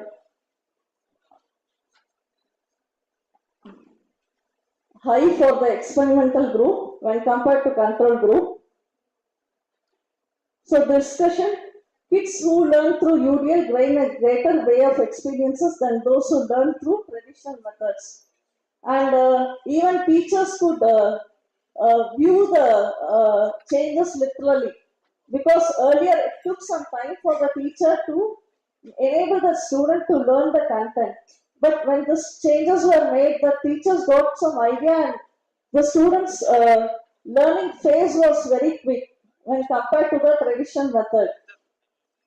And the method was related to the previous study, the secondary physical science class that was exposed to instruction using SCUM learning pyramid in conjunction with UDL experience improved student performance on the state assessment of physical sciences. It was done by Smallwood and Kurtz. So conclusion, so UDL appears to be a promising instruction strategy for meeting the educational needs of diverse learners in an inclusive classroom. So it is encouraging that secondary science teacher can offer multiple opportunity for representation, expression and engagement. This study is not only learning for children, but teachers also could learn some kind of adaptation, which strategy can be benefited for each and every different child. For example, if we take children with autism, I already told you, teachers are not aware of what is visual schedule. So the effectiveness of pictures for children with autism, those were all new concepts for the teachers, general education teachers. So I think science instructors may be able to create any kind of lesson plan for their students when they adopt this UDL strategies. So thank you everybody for giving me this opportunity. Thank one and all. Thank you, Dr. Kamraj and Dr. Sharada, for your valuable insights. If you may please be seated on the stage. The floor is open for discussion.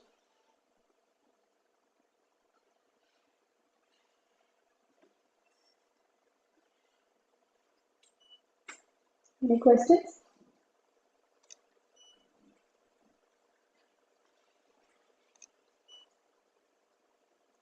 I just wanted to know why you have selected only sixth class. Any specific reason for selecting the sixth class standard?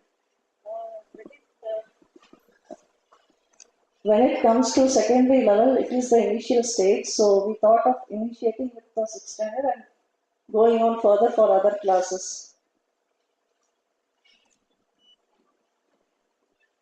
Questions? Okay.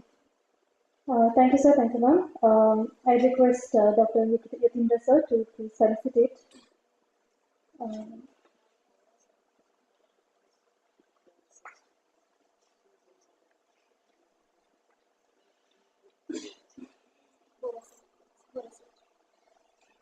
I'd also request Dr. Borasai Lakshmi to also please come on stage for the felicitation.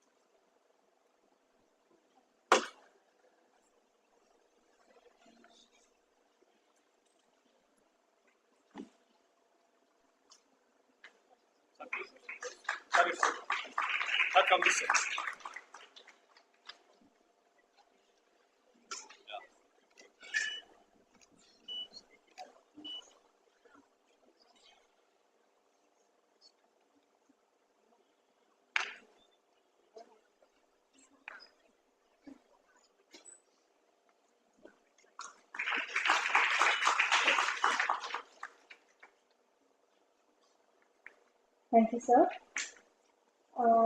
This is the end of this session. All participants are requested to sign their attendance when they go outside. The counter is available outside. We will be breaking for tea right outside the auditorium. Once the tea break is done, we will be assembling back here for the next sessions at 11:45 a.m. 11:45 a.m. Thank you.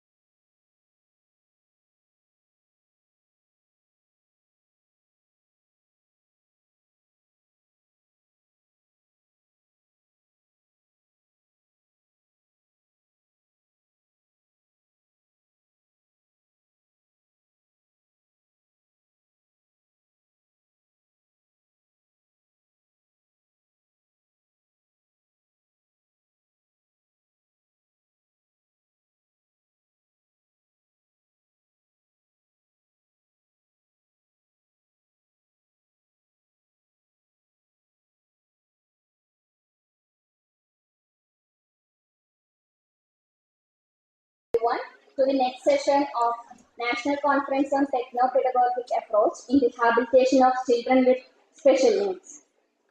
I welcome Dr. Sharon Reddy sir to chair the session. And now we will proceeding with keynote address. And I welcome Dr. Priyanka Srivastava, Associate Professor, International Institute of Information Technology, Hyderabad, and Dr. Vinu Alluri, Assistant Professor in the Cognitive Science Lab at International Institute of Information Technology, Hyderabad, and Dr. Bhakti, Assistant Professor, International Institute of Information Technology, Hyderabad, on the stage. On behalf of Dr. Bhakti, we have research scholar. I welcome all of you.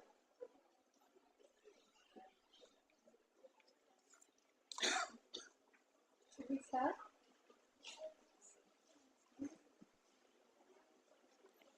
Should we start?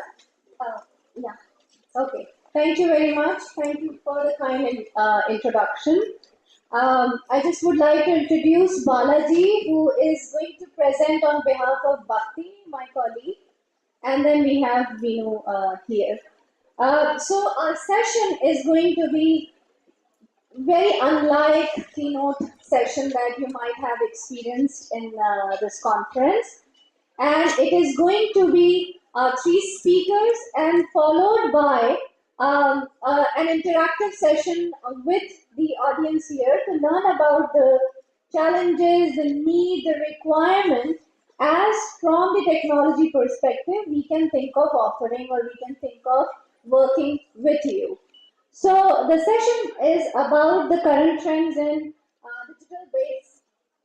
digital-based mental health and research and application, where we have 3 speakers, myself, who would be talking about the different technologies that I'm using to look at apart from rehabilitation, which we are not working. Actually, the 3 of our talks focuses upon the diagnostics, screening, and monitoring purposes, and which we can use it during the rehabilitation purposes as well. So these things can become a part of the evaluative processes or assessment monitoring processes.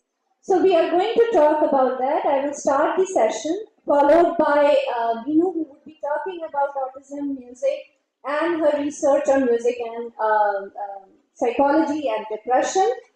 And followed by Balaji would be talking about his research, which is representing Bhakti's research, where he would talk about the digital interfaces that the team is developing to understand stress and depression.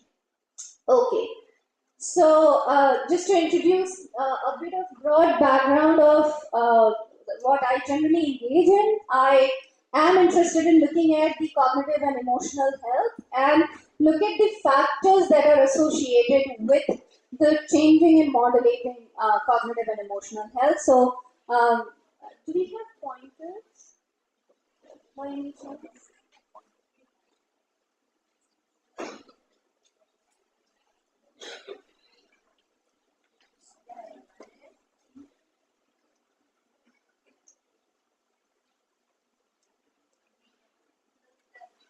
How would it go? Prashna.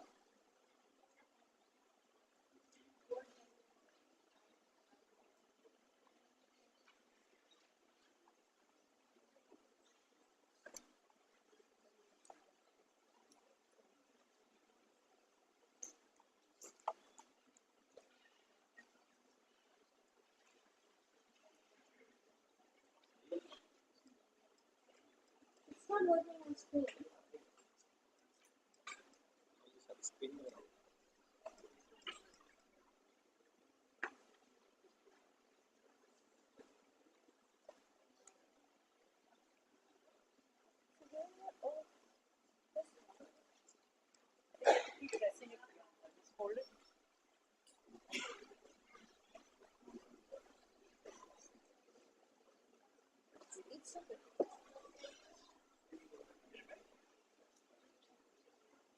So,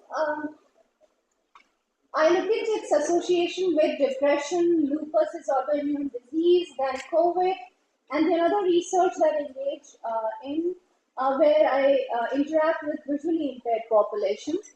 And if you look at the bottom where the different measures are given, so that comes from the different technology I'm engaging with.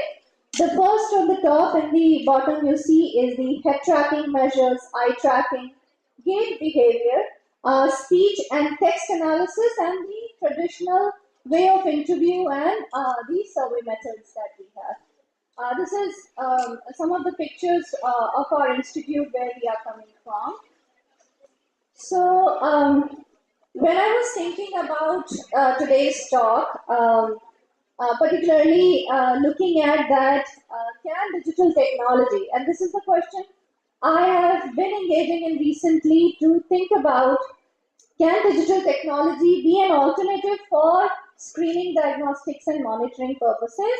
And particularly the area of research that I am involved in, where I call it now as sadness, I began to look at from depression perspective. So sadness is stress, anxiety, and depression. The stress and anxiety came as the comorbid byproduct of when I started looking at and thinking about depression. So, if this image is very interesting because this is an artist's view of presenting depression or what goes on when someone is at mental distress. And the picture depicts very well in terms of that how a clinical condition of depression goes through, where the mind is just as diffuse, the boundaries are blurred, thinking clearly and coherently at stake. And the another interesting thing is, apart from cognitive input that we see is the body representation that is there. That how this is not just emotional and cognitive, but also physiological and bodily changes that happens as a result of when someone is going through depression. So today I would be talking mostly about the depression-related research that I have had in recent years, and would bring and talk about the different technologies I'm engaging to achieve the diagnostics, risk assessment, and monitoring purposes. What has motivated me to come to this research? One of the things that I have arrived at this research problem after a lot of interaction that I have had with students and consultants.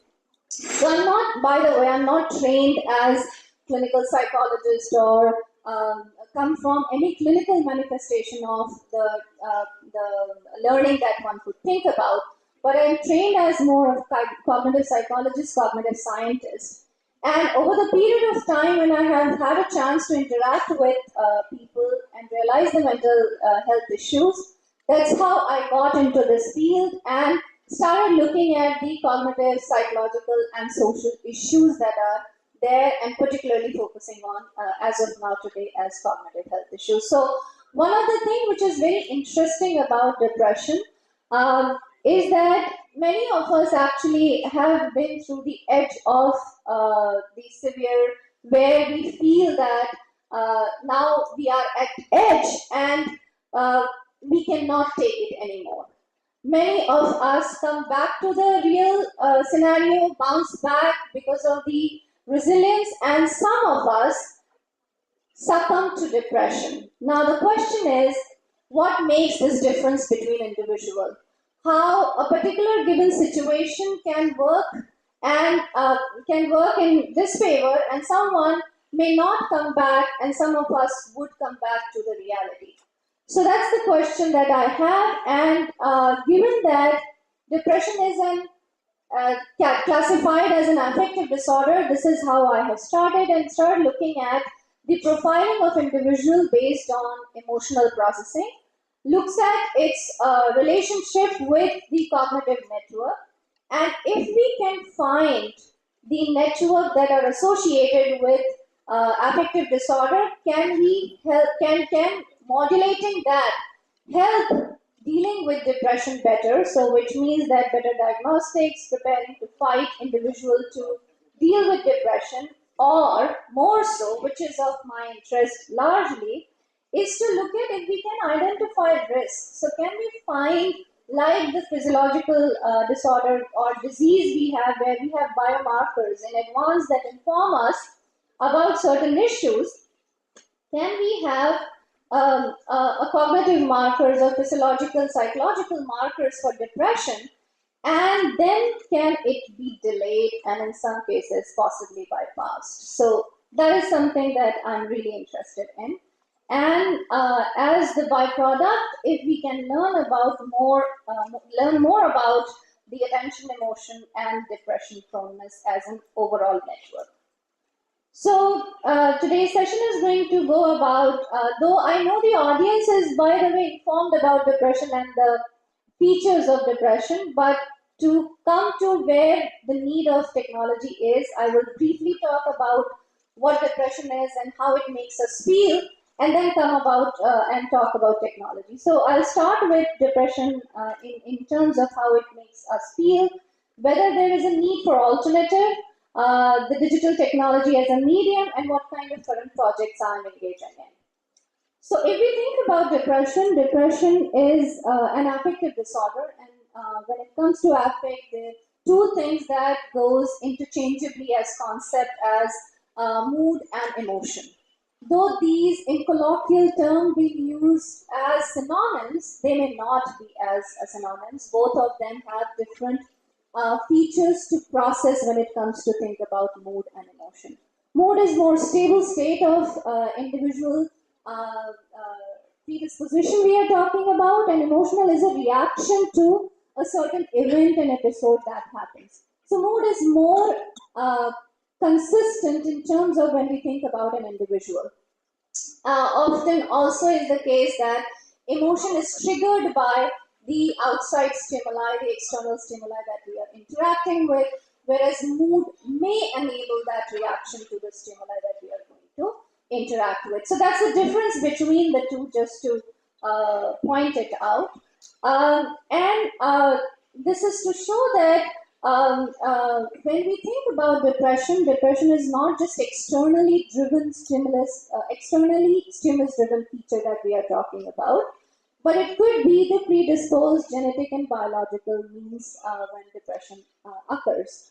So if it is the case, then predisposition could be biological, and it is going to change the emotion and individual mood, the state that one might be in, and it could also have an influence on the cognitive processing, the way we interact with everyday experiences and events. Why this is something has been interesting for me, because I also happen to be mental health coordinator of campus, so I got a chance to talk with consultants and students a lot.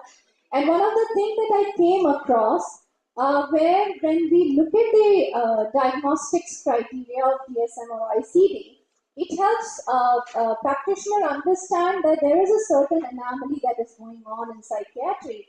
But we don't know when we say that there is a concentration issue in depression. That's one of the features that we talk about.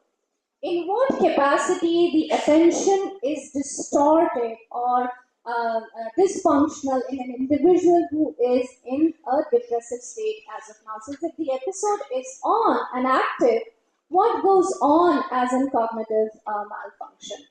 And to what extent something is disturbed. So that's what I do look at. And then it is also something that is going bit beyond the classical theories of depression, which looks at depression only as an affective disorder. And what I'm trying to look at it as that how my everyday, which is not just affective interaction that I have with environment, but non-affective environment interaction that we have, how that gets affected. So how it sort of crosses the boundary of emotion and bars into the everyday cognitive interaction that demands for. What makes depression interesting is this is a recent study that has been published and did look at that what kind of tests that are available that the research and practitioners use for diagnosing individuals with depression. And they have looked at one of the widely used 7 tests and come across, so if you look at the features here, these boxes are showing the 7 different kinds of tests that has been used widely by the researchers who are interested in mental health and the practitioners. And the colors are basically showing that the full color is showing that how much a particular state that has been given on the right side, early insomnia or hyperinsomnia, sad mood, anxiety, are being covered by that. The dot with a hole that is a blank circle that we see is representing that it's addressing that indirectly. The full circle shows that it is addressing that issues directly. And then where you see the gaps in that particular periphery that we have, basically those tests has not even addressed or captured those issues. This tells us that we have unique 52 kinds of depression phenotype if we think about. And there are very small overlap that happens across the measures, the different diagnostic measures that clinicians or mental health research uses in their everyday practices. So, which is also highlighting that one is the heterogeneity that depression brings on table for those who are interested in working and looking at that how we can decode this and possibly help in improving the diagnostics better, because if the diagnostics is good, then the cases of rehabilitation becomes better. Though despite of what we have seen as 52 unique cases or unique features of depression to think about, when it comes to diagnosis, there are 2 fundamental features that have been looked at. One, if we look at, so if you look at this is a more DSM-based diagnostic criteria we have, and each color is a basic emotional representation of, the green is basically emotional symptoms, blue is neurogenerative, the neurovegetative symptoms, and the red one is more of cognitive one. Among these, the emotional 2 factors, depressed mood and anhedonia, is been treated as the critical factors for diagnosing depression. But the heterogeneity is at loss, and so as when it comes to rehabilitation, the relapses, the remission are at stake. So relapses happens more and the remission is at stake. This is another study which shows that why depression is something that is not just because of heterogeneity is interesting, but it's also very, very important to be addressed, because if we look at this study was a consortium study which looked at the different kinds of problems globally people are dealing with, and they have had an interview with psychiatrists to look at the problems that they deal with in their everyday patient interaction. And if we look at no matter where we are in the world, high-income countries to low-income countries, unipolar depressive disorders is on top. And then comes the any other disorder that we think about, the order may differ. But depression as clinical condition, MDD, secure that sort of a top position, which something is alarming. When we think about that, how it influences individual everyday life. And one of the things which is another important point to look at, that it is 3rd leading contributor to global burden of disease. It's reported that 1 in 7 in India experienced depression at least once in their lifetime. And why, particularly when we think about digital technology or digital interface, becomes all the more important, because if we look at the last point where we are talking about the consultant to patient ratio is hugely disparate. And even if intentionally one would think about improving on their diagnostic criteria, the population size makes it challenging. So we need technology to at least screen better and help then the follow-up prognosis to take care of by the consultant and the psychiatrist. Like we do possibly in any other health industry. So this comes to the question that do we really need an alternative for screening, in this case depression? Apart from the population, the skewed ratio that I was talking about of psychiatrist and mental health patient, if we look at the way current diagnostics method we have, primarily it relies on interviews and questionnaire, and then it asks on relies on patient task, patient's perspective, from memory, imagination. So it demands a lot from patient's side. It's evaluative, it also subjective for clinician as well as for the patient. It exhaustive at times because the individual session takes roughly 30 minutes. And then if an individual psychiatrist or mental health consultant is sitting with a patient, then it is exhaustive for the consultant as well as for the patient. So what do we have and how we can address this gap? So one of the things that we have been, and you will see over the session, over the speakers, that how we are addressing this problem. One of the things that from my group I have tried to address is making digital interfaces available and accessible to the psychiatrist, to the, let's say, mental health consultant, and also to the patient. So it's something that I always say that I'm working towards, where blood pressure machine or a sugar testing machine comes to home. And now I just have to go to doctor for certain checkup and interpretation, more so as an detailed interpretation of the problem that I'm dealing with, but not for the basic screenings that I'm boggled with. So if we can utilize these interfaces, then possibly tomorrow, after, of course, we are still at the nascent stage and it requires normative data to be coming to that stage, but hopefully the future would be of where we can assess, screen and monitor mental health to this level. So the two things that has been shown here, one is the digital interfaces that could be mobile or laptop or desktop that we can look at it, and the second is what we see as 360-degree video is basically the virtual reality technology that I engage in. So I will be introducing that shortly.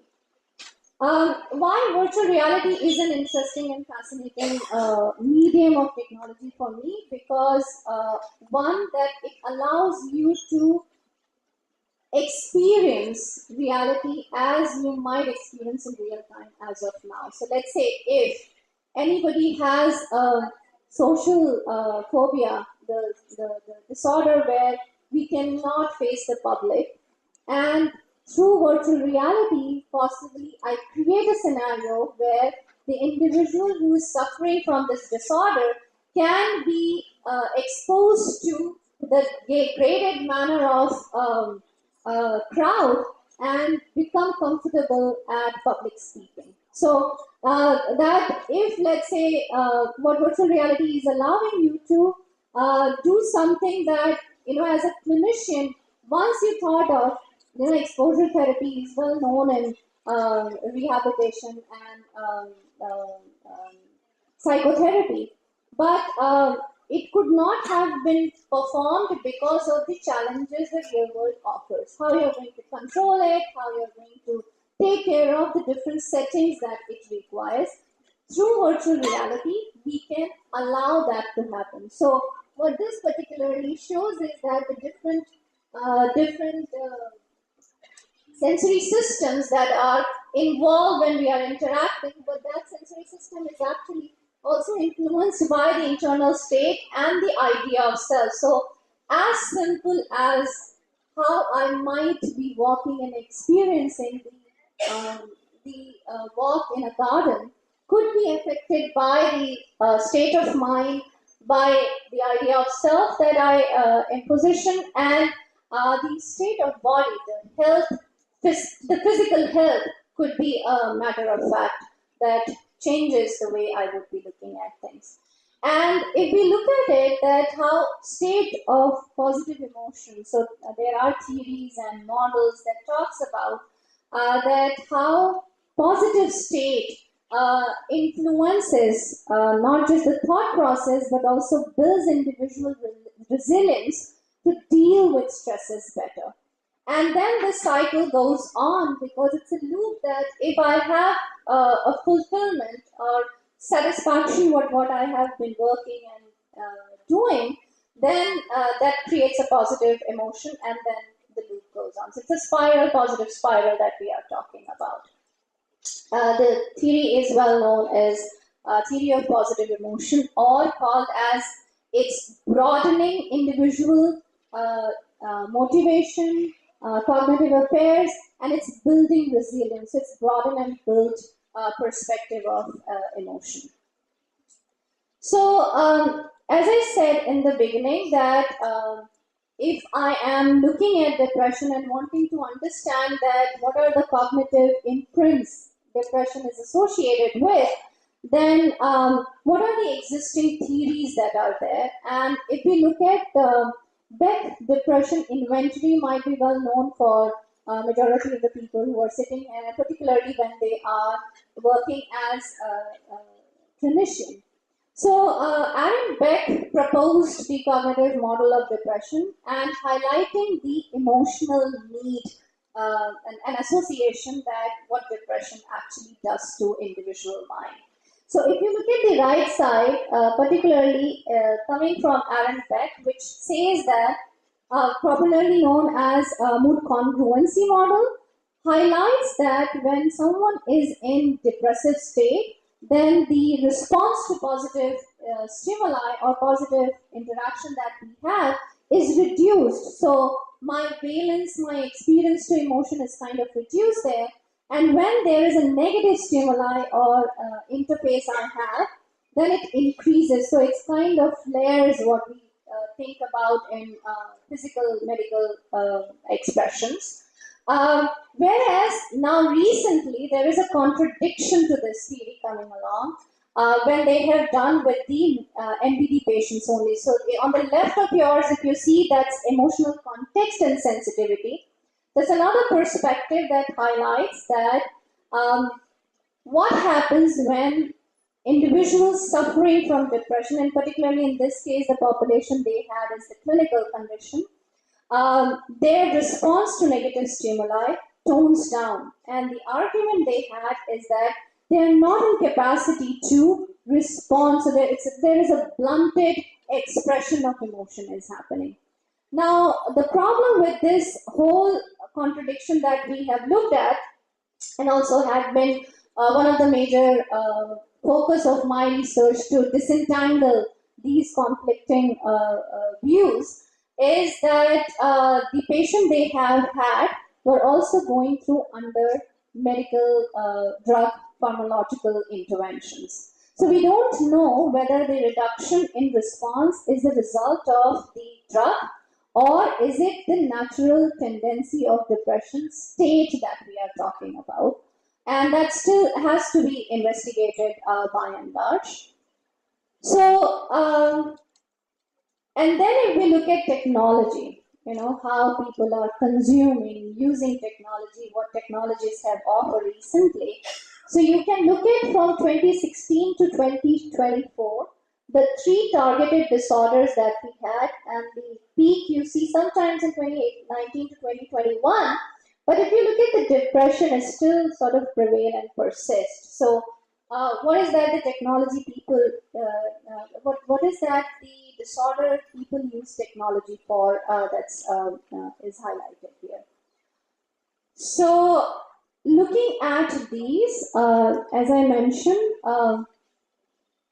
my research focuses on three aspects. One is where I still look at the self-report and I still interview and interact with the participants and see that what they think about their disorder. So that's the self-report we are looking at. And then making digital batteries. So there are set of tests that we have decided at least arrived at multiple pilot studies that we have done. That these are the set of tests that we are using as of now to develop a digital battery. And third is the virtual reality medium that I engage in.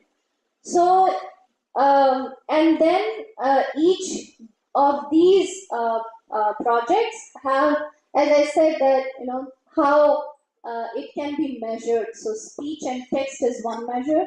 Text is also very interesting. So I'm not presenting here, but it was something similar to what in clinical setting might happen, that you ask an interview when you are interviewing a patient, you ask for certain concepts and feeling that they are going through, and then you look at that, how someone is defining and compiling their or composing their thoughts.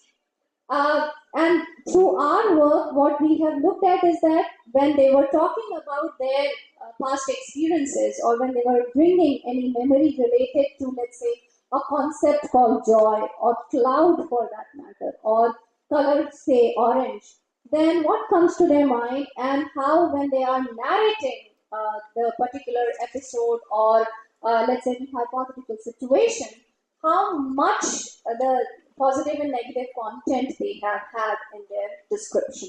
So that's something we have done using text analysis.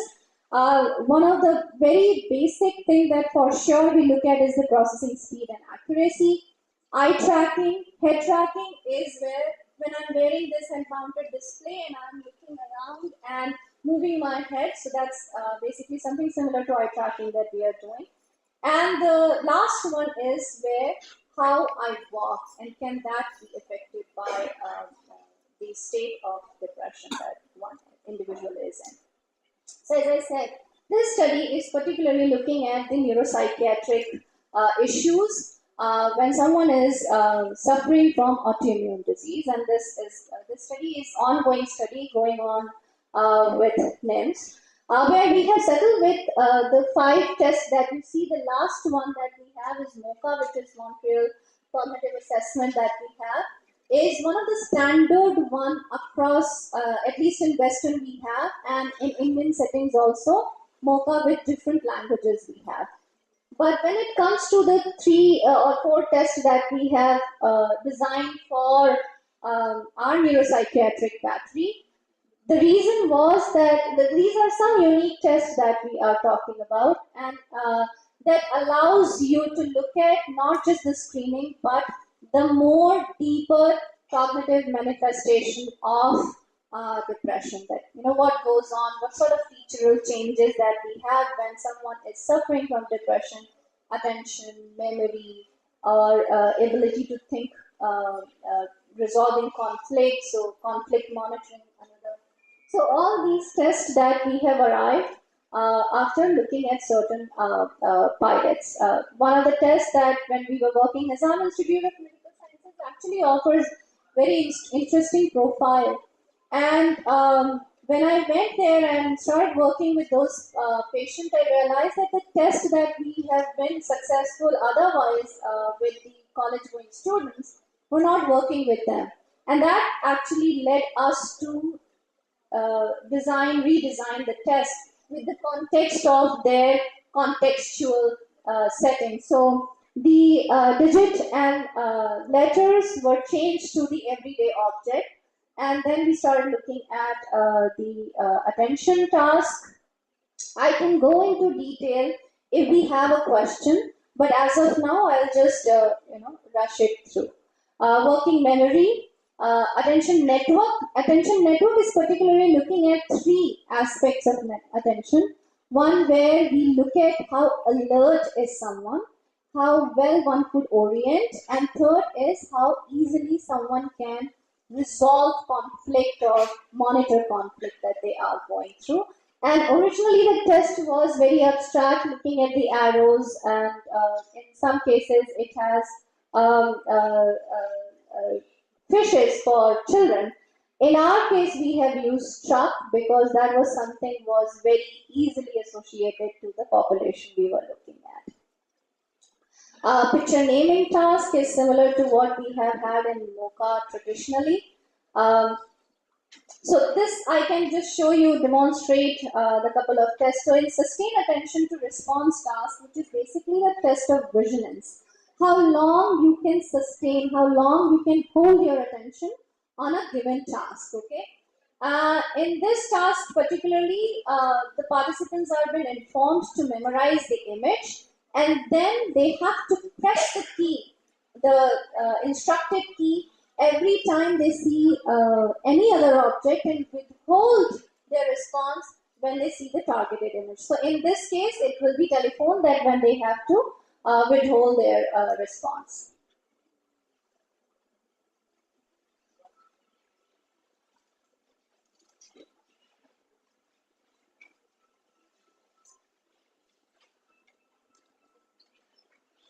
So all these while they would be pressing the keys, but when telephone comes, they have to withhold their response. During practice trials, we inform them about their accuracy, that whether they are doing fine or not, but in main trials, we don't.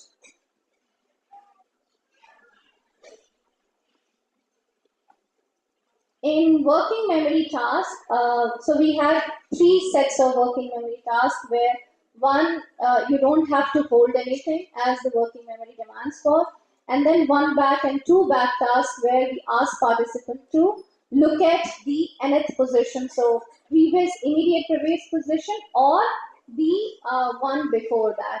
So this is a 2 back condition where participants were informed about the task, and then in this case, any second object that has been repeated, they have to press the key.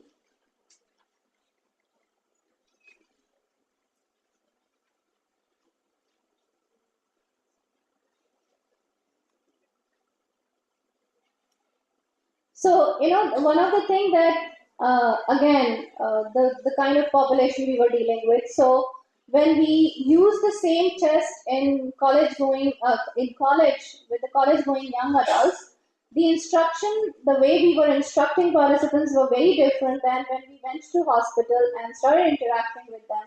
Then the instruction medium was expected to be different. So we had to use now, in this case, DEX, the physical deck to help them understand that what means when we are talking about 1 back or 2 back, that what intervening items that we need to be looking at. And attention network task, the main task here was to look at just the central figure or central item, and the item can come up, down, or at one position, and they have been cued about those position where it is going to come. The task was to identify the orientation, right or left, as early as possible.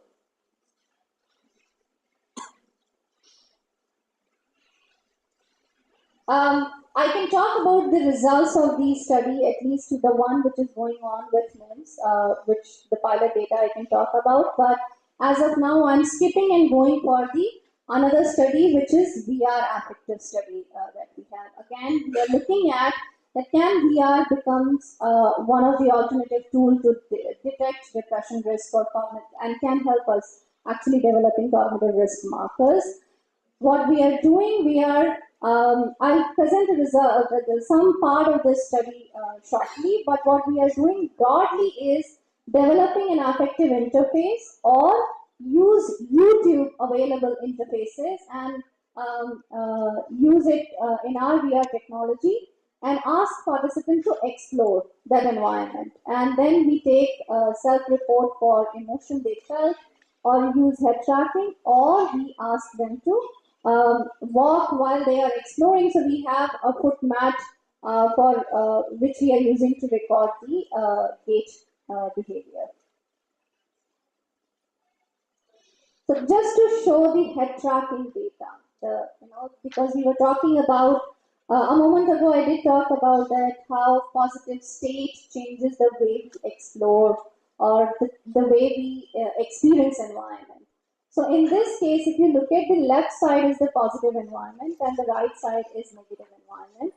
And the idea we had is that if positive environment enables someone to experience and increases the attentional capacity, then it could be spatial temporal in nature. And in that case, I might be using the whole 360-degree interface, which is the spatial thing I'm talking about, and the temporal is how long I'm going to interact or explore that environment. So if you look at these graphs that are been presented next to the images, you see the 4 coordinates that are there. The front, where my cursor is, basically the front side, right and left, and then the rear view that we are talking, or behind we are talking. And when they were interacting, you can see that how the interaction was changing. So how the spatial layout has been explored. Now, when we were dealing with this and worked on YouTube-based video, we realized that the video was of different quality, and some of the videos were also directing individual attention. So it's not that I go and explore the environment on my own, but it's also help you navigate through. So, and then that actually challenged us to conclude per se as the broader theme in terms of depression, that how individuals suffering from depression would be looking at it. Because the way design was also that one video was explored by 15 participants. So it's not that each participant actually explored all the video. So what we did, followed by that, is we did a pilot where we asked some of the positive and negative videos, asked each participant to explore all the videos. So each video has been done and performed by all the participants. And what we could find, so left side is the participant with, in this case, we have used PHQ for screening depression, patient health questionnaire. And right side is the individual who had moderate to severe depression. Case was also going through pharmacological intervention.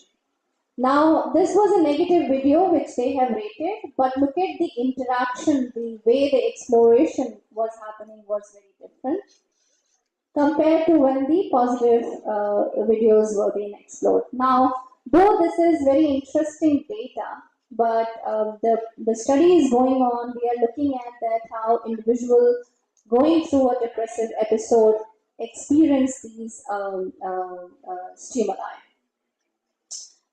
So that's one. The second, we started developing, because there are a lot of nuances that are there in the YouTube videos that we have. So we started developing our own interfaces, and this is a schematic representation of the interface that we have, which is basically has been developed keeping in mind that we had 9x3 mat.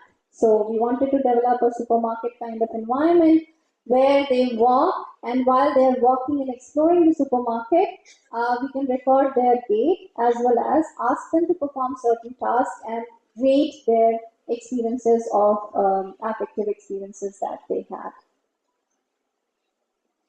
So this is one of the environment that has been developed.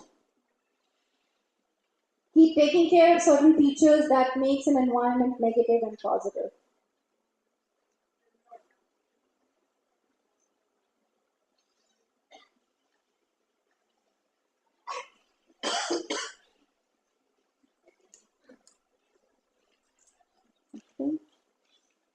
And then just the last one before I end is where I'm looking at the gait responses. So this is just to show the visualization is how the gait responses are recorded.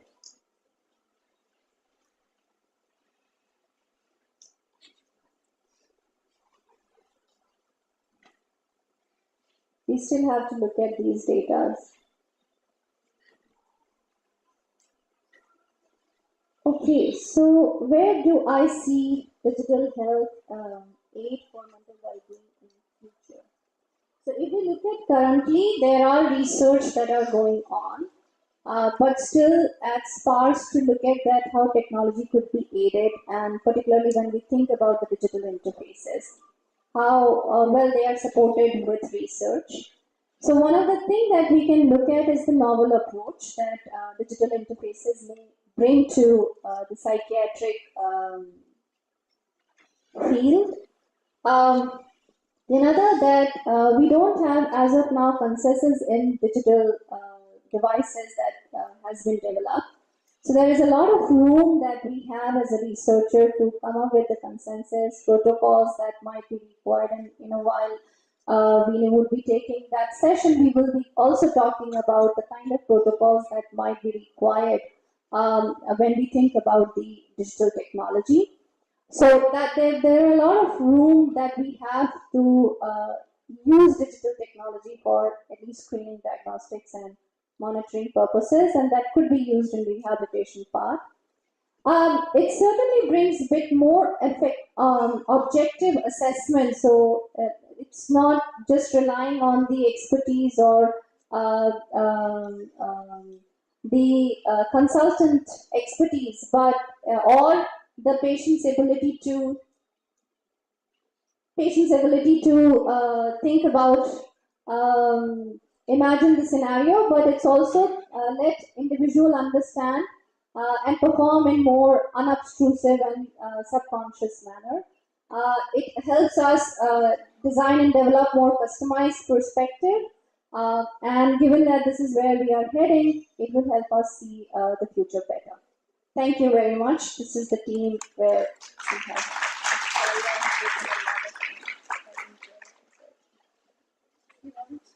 Meanwhile, we have questions. I let fix our times. Thank you, Dr. Priyanka. It was a wonderful and enlightening presentation. So generally what Dr. Priyanka has spoken is the cognitive aspects, particularly in the depression. So the physical symptoms, the like sad mood, low energy, everything we can see. But in many patients with depression, the cognitive symptoms will take longer period of time, even with the medication. Even as a doctors, when we start the antidepressant. So generally this cognitive domain, there are a lot of challenges or the deficits in patients who are recurring from the depression and those who recurred from the depression. So and what they are using is the digital mental health aids. Okay, nowadays we are using a lot of digital mental health like social media, screening apps in the mobiles. So nowadays everyone is having the mobile phone. So you can screen by using the digital tools and also the social media and also the virtual reality. So what Madam has told is a virtual reality. So where we are creating an environment artificially, like particularly this works better for anxiety disorders, phobias. Suppose a child is having very anxiety to the snake. So we'll create an environment where the snake is going on. So slowly we'll try to expose in the response. Okay. So like exposure and response prevention we can do. So that will be useful for like a behavior modification or some kind of intervention. So nowadays there is a lot of evidence for virtual reality, particularly in the anxiety disorders, even some kind of depressions also we are using virtual reality as an alternative method along with the medication, CBTs. And also nowadays we are also using the chat box. Okay, so this is also one of the trends, but there are certain challenges in using this, particularly the privacy part, security, and the efficacy, and also the data content, the content of the apps. So how the patient want to use it. So whether they are clear, the interventions what we are using is the correct one, or there are some challenges in that, and also the regulation part, and also how they are effective as a clinical integration. Suppose when you are going for a psychologist or a psychiatrist, are they as effective when you are combining with this digital technology? So there is some kind of studies which should come, but particularly there is a lot of research going and some meta-analysis have been done that digital mental health have been useful to patients with depression and anxiety and some other conditions. Thank you. Any questions from audience? You can.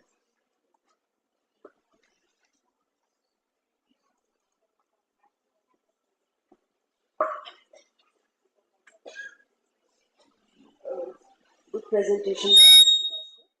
I just wanted a clarification. In the beginning, you mentioned something about the visually impaired persons. You had done some, they were part of your sample? So this is a separate study that is going on where we are looking at visual impairment and creativity and thought process. As of now, I'm not working with visual impairment and mental health. The presentation that you shared now is purely for people with non-disabled category. Yes, yeah.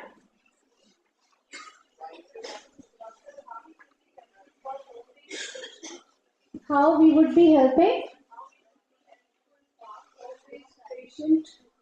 Which patient? Home based. Home based. So I think that's where I would like to see the future, because when we want to have a monitoring, so the patient is going to the consultant only once, or in the period is bit distant, and still these technology can come as a favor, because then you can have the monitoring done remotely. So these application can be offered, and then the consultant can have the record. So that can work well with the home based patient. That's the reason in the beginning I said that it is like a BP machine for me. One of my relatives having a problem in this depression. So he is not willing to come to the hospital. So that's what I raised this question. But I doubt, I'm not thinking that these technologies are going to replace medical consultant. No. Whether the other family members require a proper training to handle this kind of cases? As less as possible in terms of technology, but the cases for sure, because that's what where the social aspect of depression comes into play, right? Yes, yes. He's actually starting with drug addiction. So slowly he's went on the depression mode. He's not even doing any work. He stayed at home. It troubles the entire family members. How can we treat this kind of? Yeah, for your question, first it needs to be evaluated. Okay, no? So you are telling depression, whether it is an drug-induced psychosis. Even in psychosis, they will be very low also, like negative symptoms they can have, whether it is depression. Okay, no? And he is having some negative symptoms of psychosis. So first we need a detailed evaluation of the patient. So what madam is telling is, so whatever the things now madam has told, these are only the add-on therapies. So they are not the primary intervention for depression or some kind of anxiety disorder. So along with your healthcare professional support and treatment, so these are the add-on treatments, that is the digital aids. Nowadays we can use that technology. So whenever you are having time, you can use these digital technologies, and as a supporting interventions, you can use that along with the primary medication or your CBTs along with other treatments. If I may add to that, according to the World Health Organization reports, it's equally important that the family is aware of all of this, right? Because depression, anxiety, drug addiction, without family support, it's extremely difficult. So that is another thing that we need more awareness. And if there's a way of disseminating information, that was in fact one of the studies done in University of Southern California. They tried to maximize awareness about a particular topic. So in that case, it was about homelessness and drug addiction and all of that. So in India, that's what's also lacking, right? So what's really important is that this sort of dissemination, if technology can be used for that, somehow to normalize depression, anxiety, other disorders, special needs, that's where technology can actually do a lot. So we can have assistive technologies, we can have diagnostics, all that can only do so much. But without family support, none of this is possible. So we should also think of the use of technology for these things. So I thought that, yeah. I have a question. I'm a pediatrician at NIPU. At the pediatric level, does this work, the digital evaluation of what you're talking about, the depression? And if it's so, how does that interfere prior to the clinical manifestations? Does it able to pick up at neurotransmitter level? It's a good question, but I don't think I'm talking about, or any of these tests are meant to do the preclinical thing. Does it valid for the pediatric age group I'm talking about? I am not sure, but it should work. but this is an empirical question that should be taken into account once there is a research being done. Was there any data available that whether this part of depression at the pediatric level, digital evaluation of this, because it differs from the adult and the pediatric evaluation of the transmitter levels, which you are talking about the initial part of how you are picking up through various scenarios of 7 levels of what you are talking about. Does it differs from the pediatric age group, and this is mainly pertains to the adults, is it right? And this is a normal intelligence, a normal working people, right? Yes, so there where I defined the difference that I'm working with 18 to 35 largely, okay? I do not have any interaction with the young people or the, let's say under 17 or under 18, okay? The another thing which is very important to be taking into account is that when we are looking at these, it works with consultant, not without consultant. And it can be aid, not a replacement. So what difference does it give in, it's just like any other manifestation, if you just Google it out and you're getting it, these are my symptoms, and you will get, you are at this part, or then you can evenly approach a clinician. And what difference does this one make in your approach to your clinician priorly? Does it, what difference does it, because I don't know in detail of the technology you have spoken about, and So- how does it make a difference? Yeah, I'll give it to you. So the difference that it would bring, even when the diagnosis is happening, or let's say the therapy is going on, or the intervention is going on, be it psycho or drug, this would bring a difference in terms of the improvement to be looked at. So it's bringing in objective data. So let's say someone has been diagnosed with an attention issue. Now we don't know, because attention is a multi-faceted thing. We don't know whether it's a problem of orientation, whether it's a problem of conflict monitoring, whether it's a problem of vigilance. Now, when we have these tests, at least once the diagnosis is done, we can look at what kind of problem with attention one has. And let's say the intervention is going on, we can repeat these tests and see what kind of improvement one has.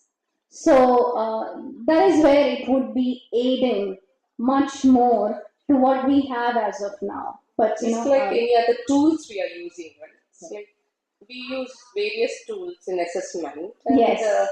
yeah, that is what the tools, and how does it replace as the tools what we are using for assessment, and how does the digital platform of assessing you at that level of cognition, is it, sorry to interrupt you, does it pick up the error in their cognitive thinking or in their Yes. execution? Yes. Okay. Yeah, so as of now, if you look at any of the tests that I have showed, the widely used one, the self-reported one, are not picking on those things, and particularly when the consultant interact with, they have an idea, but the granularity, the gravity with which they are affected, we don't know. I possibly would. Can I ask if you mean, when you say pediatric population, what age group are you referring to? Yes. See, I'm a pediatrician. I see from 0 to 15 years. Right. Because of the vast working in the rehabilitation sector, where we have a challenges of various children with special needs, we just want to know, like, yes, we do have a research papers or research things that where the children had a defects in the neurotransmitter level, which would have affected their clinical manifestations, which were picked us at early stage, and if diagnostically we can prove that. So there's one I wanted to highlight. It's called the frequency following response. Since my area of research is all sound and music, there is, so these are, so they use these single channel EEG devices, electroencephalography. So just one channel electrodes, and this is for under 4 years also. You can use to sort of assess potential learning disabilities and also potential other conditions which are neurodevelopmental, any delays and all. So there are certain things which pick up these, and they are markers. So that's something that has not come to India at all. In fact, that research is not happening here. But that is something to explore, because that would also mean that you can diagnose early and intervene early as well. So not depression, but because I don't know at that age if depression sets in, then I assumed it is a bit late. Of course, depends on the family situations, genetic conditions, but maybe more adolescent ages is when. Sorry, generally periodic depression, generally waited for a long period of time to diagnose. It's because of mostly the social factors and the environmental factors. So generally, when we are diagnosing in a pediatric depression, we take a lot of time to correct the environmental factor, psychosocial factors, or the academic pressures, or the comparison, all these things. So generally, so I think what the madam has done studies, all these are the adult population. Yeah, I got that, but I just want to know the pediatric point of view. Thank you so much. Thank you for your point. questions. It is wonderful to see the intellectual discussion going on, and I would request you to carry on that during the lunchtime. We have our experts here, and due to paucity of the time, I would request Dr. Venu to be, it's a wonderful topic, and lots of people are interested in this. If you can be very short and crisp, so that we can have more 5 questions. minutes, 10 Yes, minutes? definitely, 10 minutes. 10 minutes? Yeah. Thank you, Dr. Venu. Okay, so I'm going to keep it quick. How many of you listen to music on a regular basis, daily? Right, whether you like it or not, it's there everywhere, right? And mostly it affects you in a positive way, I'm assuming. Yes, mostly, yes. But of course, something as potent as music, it's also possible that it can affect you in negative ways as well. So that's what you should be really careful about, because you're constantly bombarded by sound and music, right? So what I am going to present is some of my ongoing work where you're using music, the way you consume music, as a marker for potential anxiety and depression. Of course, this is related to adults, but there is basis in terms, I would say the psychological basis also comes from studies that have been done on music psychology and from an adolescent population.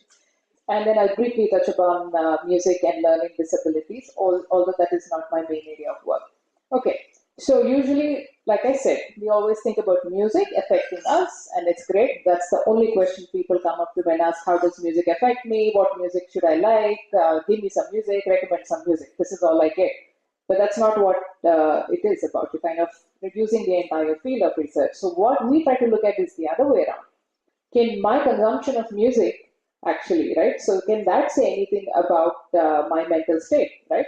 Now, why would I even think that? Because let's take this saying, right? You say you are what you eat, then you're also what you listen to. And it's not just what you listen to, right? Because it's also how you listen to it, why you listen to it. So it's very important to understand and be aware of what you're consuming, be it food, be it music, something especially as powerful as music. So the questions that we pose are, what are musical preferences and consumption patterns of music reveal about our traits and states. So traits meaning that my predispositions in general, and my states are, mood states, emotional states, something that can change short term, long term, right? And depression is where we talk about states here. And then how are these patterns related to mental well-being? So just to give you a bit of background of music research in this area, so some studies have shown that people with a tendency for depression demonstrate a liking for sad music. Now, just because some people like sad music, please, I'm not diagnosing you as being susceptible, right? Because you can have junk food, that doesn't mean that you're unhealthy. So just how much you consume, when you consume, how you consume, okay? And some of our work has also showed that people with a tendency for depression demonstrate a liking for music that is tagged as sad. What do I mean by tagged? So nowadays with Twitter, everyone is tagging everything, hashtag this, hashtag that, right? So on music streaming platforms, so there are ways in which listeners can actually tag music saying, oh, this is fantastic, this is awesome, this is melancholic, depressing, low, miserable. So people who do have this tendency for depression, we do find that they like music that is considered sad. Because just because something is sad doesn't mean it's going to make you sad, right? But typically they seem to gravitate towards such kind of music. So maybe it's not that surprising after all. And they also, so people with such tendencies repeatedly listen to music which is typically sad, right? So if something is going to not give you, beneficial outcomes, of course, it's okay to feel sad. There's nothing wrong with that. It can be a cathartic experience, right? I mean, it's good. You can have a good cry. Why not? It's very good for you, in fact. Instead of people saying, don't cry, be strong, don't cry. I think that's really, I don't believe in that. But so people with such tendencies, they repeatedly engage in certain things which either validate their existing sadness, which again might not be the best way forward, right? So it's okay, engage for it for a bit, but not too much, right? Now, where do you find what is a bit, not too much? That's an empirical question. Now, we also find that they listen to a lot of music. Of course, this study was performed with a non-Indian population, and currently we are working on the same question with an Indian population. And also, this is a very interesting self-reported questionnaire. It's called the Healthy Unhealthy Music Scale.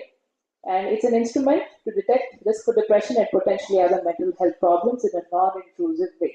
So if I go up to, let's say, a teenager and ask them to fill in, a mental health questionnaire, you might have questions about suicide. Do you feel suicidal? Do you feel this? And they might not want to answer those questions. So it's very interesting that what if I ask all of this through music? And this is something that was this work was done by my research group during my PhD in Finland. So what is this healthy and unhealthy music scale? So it was developed on adolescents. It was a joint study between Finland and Australia. So around, I would say, 15, 16, that age group. So they came up with a 13-item questionnaire, right?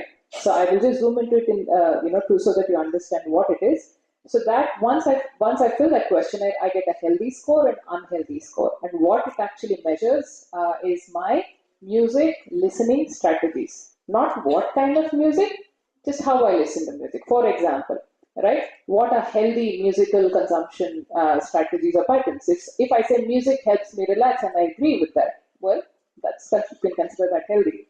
Or if I say I feel happier after playing or listening to music, that's also a beneficial outcome.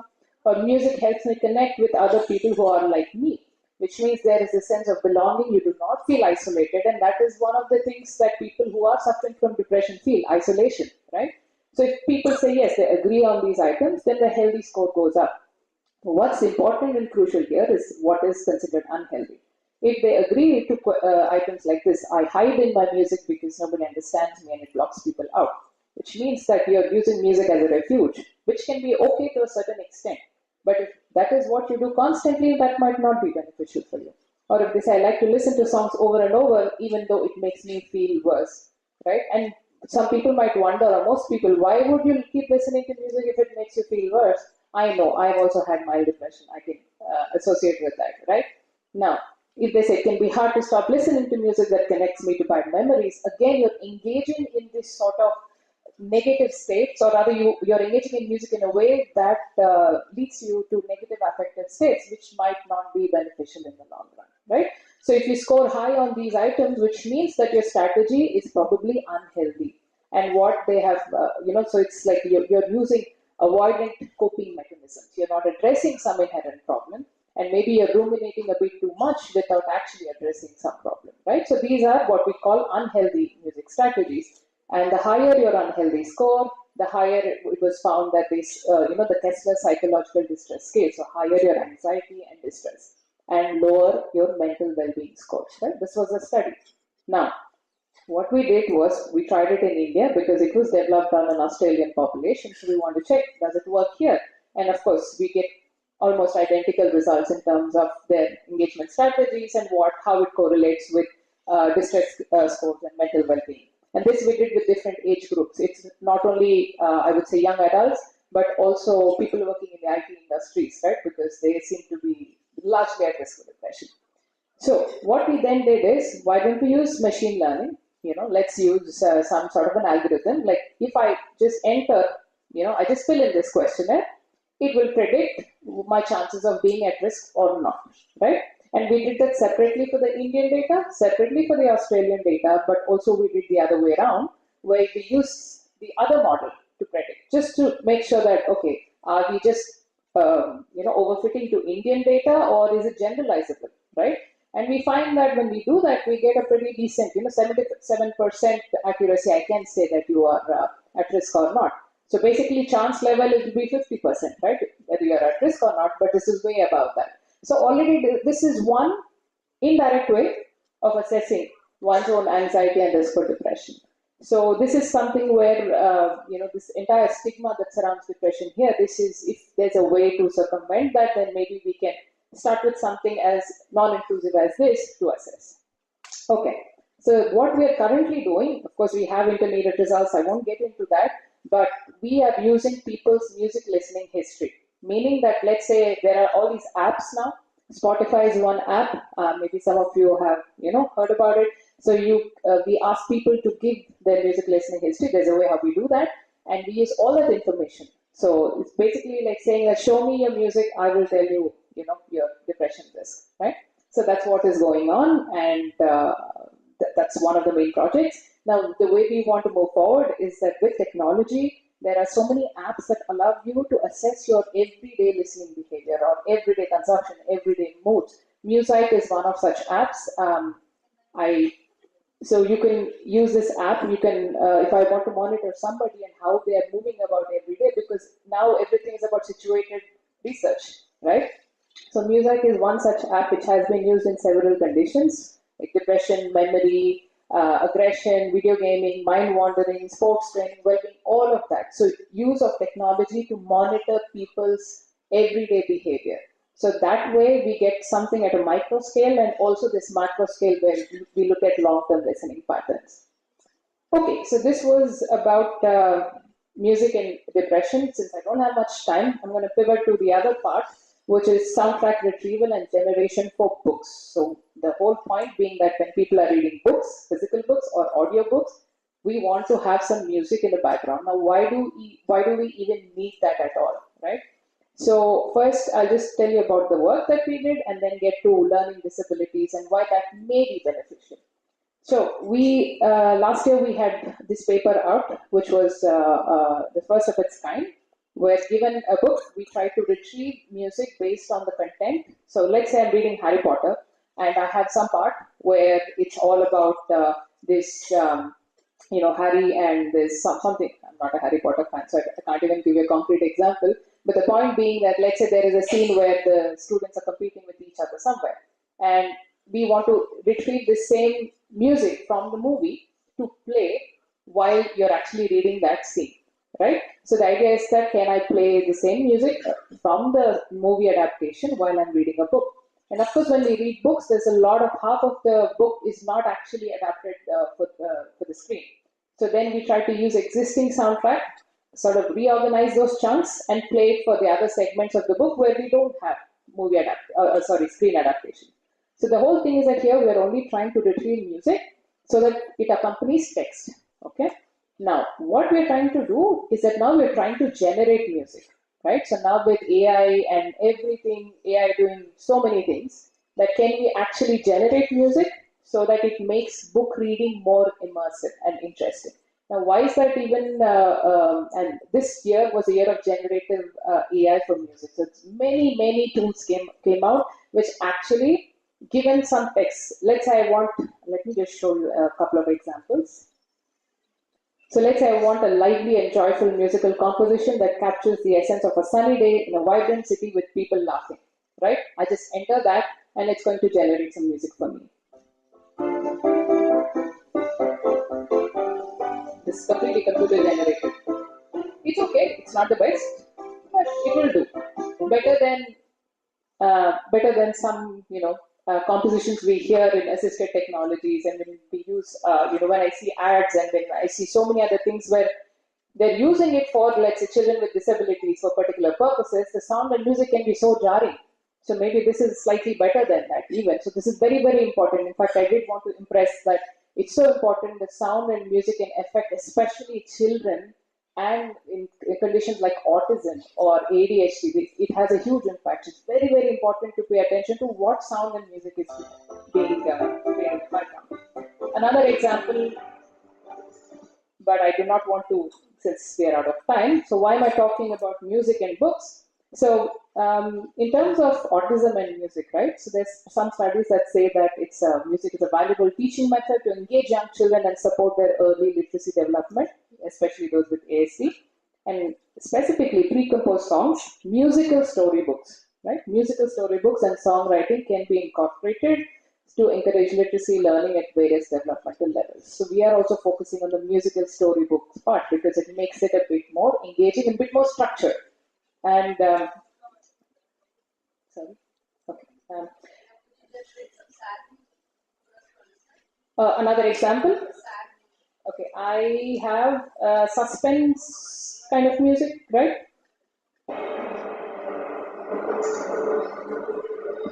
So that's a description.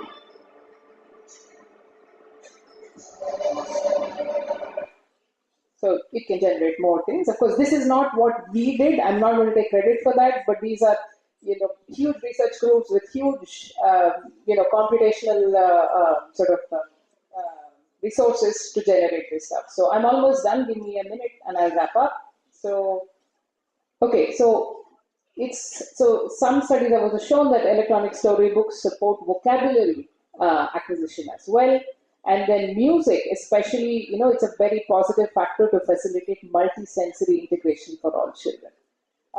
And also, the more time one spends on the computer listening to music, especially when reading books, it has been shown that the more familiar they become with difficult words. So somehow, think about it, right? When we all learn, when we were all in school, of course, we were the huge age group, huge range, but we remember songs, right? We don't know what it probably meant, some prayer, something we remember, but we just remember them because it's set to music. So our retention also improves. So I think music can be such a powerful tool, especially in learning and with children with disabilities.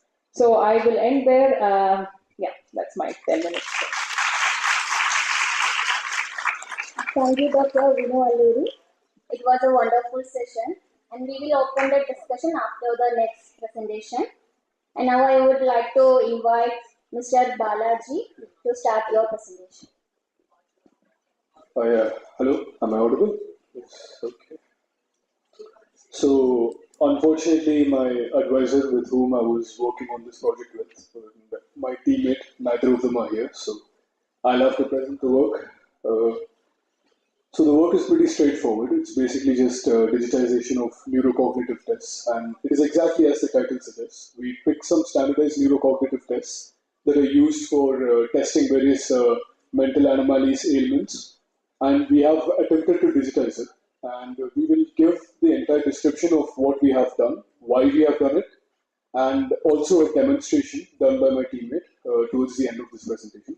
I'll keep it short and brief, so let's go through it.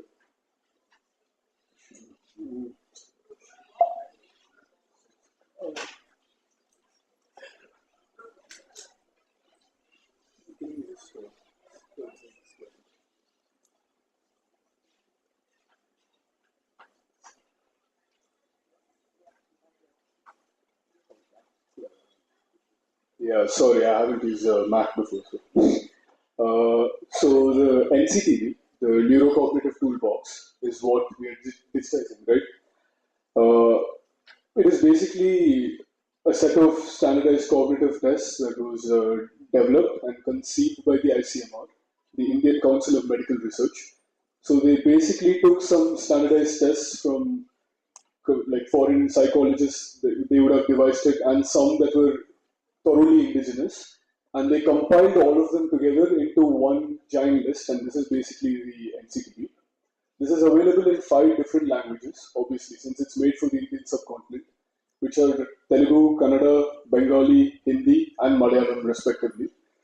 So the tests, they contain various cognitive domains, basically different parts of cognition, which is attention, memory, language, USN, which is unilateral spatial neglect, and that will be important for the demonstration we'll be showing.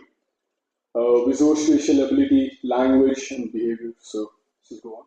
So what are the limitations of the pen paper versions of the test? So first, obviously, if you're going to be taking a pen paper version of a test, you need some sort of an administrator to make sure that you're taking the test correctly, make sure that the tests and the results of the test are being graded accurately. And it's also very difficult to store the data. Once you're done with the pen paper version of the test, somebody will have to push it to a central database. And certain tests are more intuitive on a digital platform. Like this goes without saying. For instance, if you have to tap a set of images that are reoccurring, which is one of the tests that we are working on, it makes a lot more sense to do it on a tablet than to do it on a piece of paper. So what is the digital version? It's obviously just an alternative version to the pen paper version of the test, and that's completely digitized wherever possible, the pen paper version. It has some automated and semi-automated versions of the test. Some tests will require some human intervention, just because of the way they are designed, for instance, some verbal tests. So the tests were developed by me and my teammate, George. So how does it overcome the limitations? Very straightforward. It's much easier to set up. All you need is just a tablet, run the application, and you're done. You don't need an administrator. You don't even need to print. It's just that easy. And there are instructions before every test, so you don't need someone to tell what you're supposed to do. So it just comes as a whole package. It's also easier to store data because you can just send everything to the database instead of having someone responsible for that task. And finally, it's a uniform testing technique. So, for instance, if there are multiple people conducting the same test, there will obviously be some human errors. But if it's just a tablet device, you can be rest assured that everyone will be tested on some level, like equal ground, if that makes sense.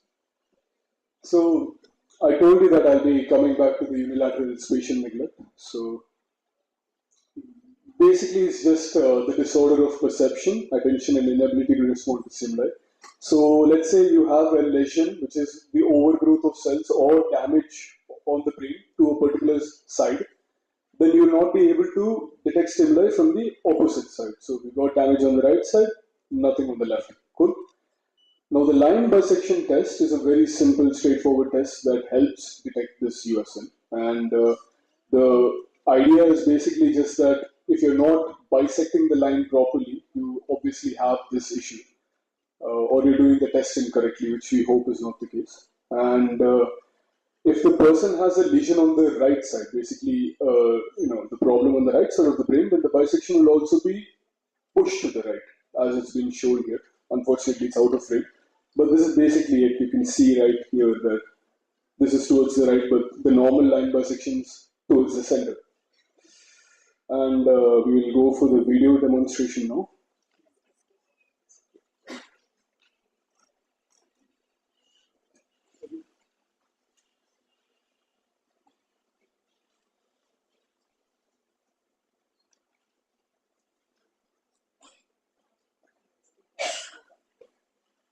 Yeah, so just before we start.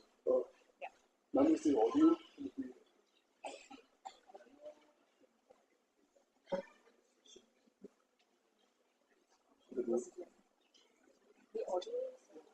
Yeah, we need the audio.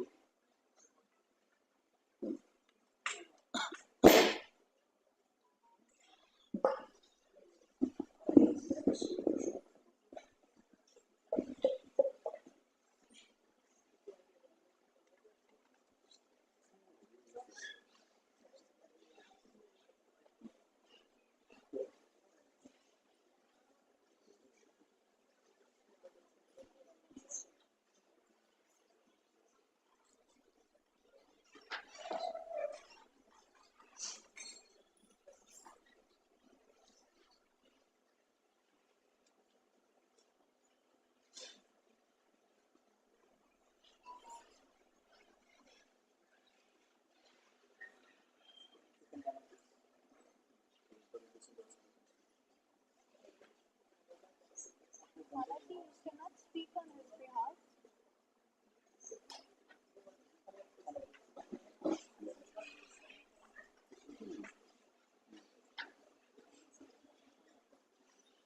Hello, I'm George Paul from Hyderabad Cognitive Science Lab. I will be demonstrating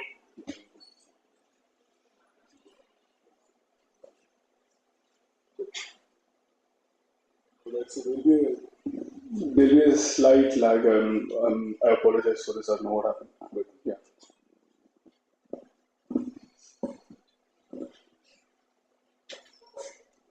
Hello, I'm George Paul from Hyderabad Cognitive Science Lab. I will be demonstrating to you the work that Balaji will be presenting. So this is the line bisection task that is used to measure whether someone has USN, which is unilateral spatial incline.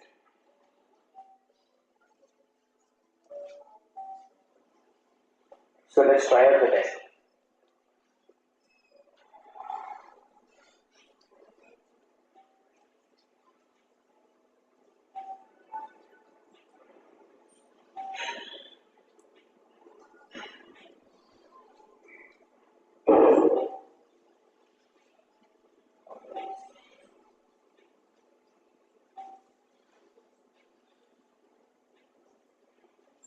I'm done, but there's no administrator available to grade my task. So let's take a look at our alternative. So myself, George, and Balaji have developed a software alternative to the pen and paper version of the neurocognitive toolbox, and we are looking at the line bisection test. So let's try it out. There's a trial version at the start, just so that users can get comfortable with how the app works. There's instructions as well. Now I'm taking the actual test.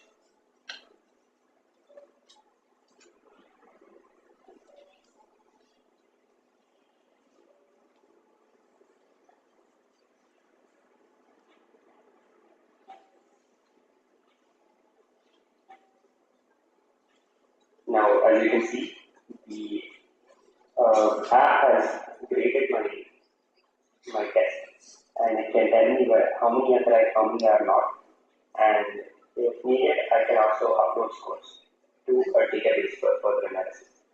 So this is a small presentation of the work that we have done. Thank you.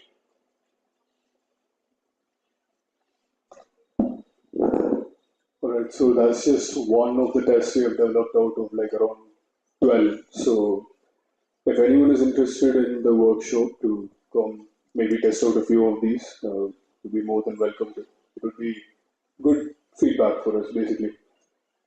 So after this, we'll have to do some more collection of data. The validation process is remaining.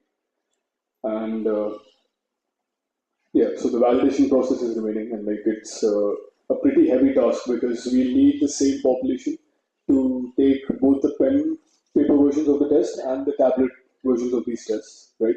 And then we'll have to compare both of them, see the norms, and then see if they match, which is a pretty gargantuan task. Like some recent experiences made me realize that it was not going to be as easy as I thought it was. So we also have to digitize this in other regional languages, basically the 5 regional languages that I mentioned before. And yeah, that summarizes the work I have done under my course. So yeah, thank you. And if there are any questions, please ask.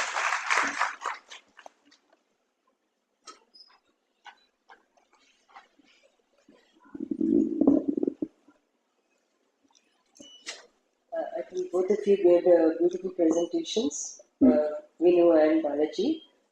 I have 2 questions to each of you. Vinu, first of all, we all know music is very natural process of processing at the brain level, and it has various levels which people receive and respond to.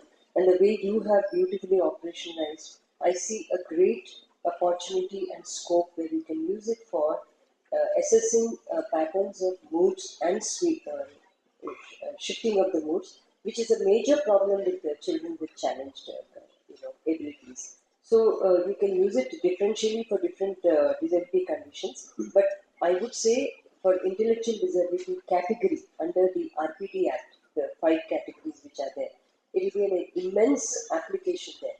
And your research will be escalated to an, I don't know to what level, but you will find a different department of research for that. This is the scope. I'm just sharing as a domain person from disability.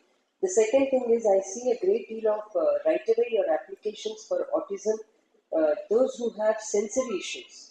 It will do a great deal of service for them. So please take it seriously.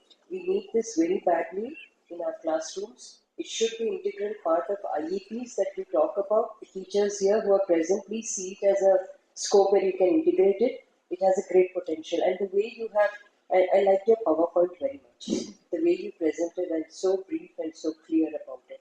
And this is something we all need to learn from them. We go into so much of description, but she did it so beautifully. I congratulate you for that.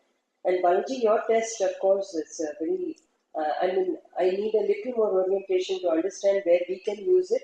But you said you have 12 tests. Yes. The great advantage is you have language translation, which is a great advantage to us. So definitely we would be interested to know more how we can use it.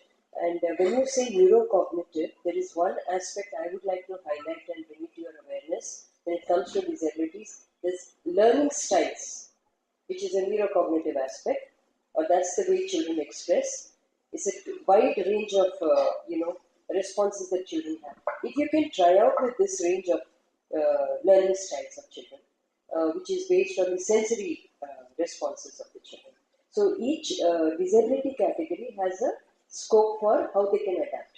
So if you study the adaptation patterns amongst these children, the learning styles, which can be useful even for inclusive population. I'm not saying it's only for disabilities, but this is where I see the scope for your research. You may be in the beginning stages, but we are already visualizing where it can reach our children. So I think it would be good if you get into partnership. Thank you so much, ma'am. Just a quick response. So this is one of the, motivation that we had to come here, because we do our work, but sometimes we don't see where it can be applied immediately or in the near future. And in fact, we need more input from all of you so that we know, how we can sort of expedite certain elements as well. So I would be very, very happy to interact later on to understand all of this, because again, you said 5 disabilities. I don't know what they are, but I would really love to know, and if we can. Thank you so much. Thank you, Bhakti, and thank you, Dr. Vinu. And that is the purpose of our conference, so that we can, bring together professionals and researchers together in this field. Uday sir, I extremely sorry that we are running very short of time, and I would request our experts to be here and join. Okay, last question, sir. Sir. I'll talk very loudly. Yes, sir. Now we'll provide you the mic, sir.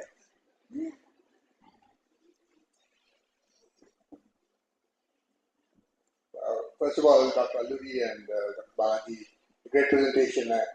First of all, I'm a parent of an autistic kid, and he's grown up right now. And we have a great connection with the IIT as well. I come pretty often. I work with you.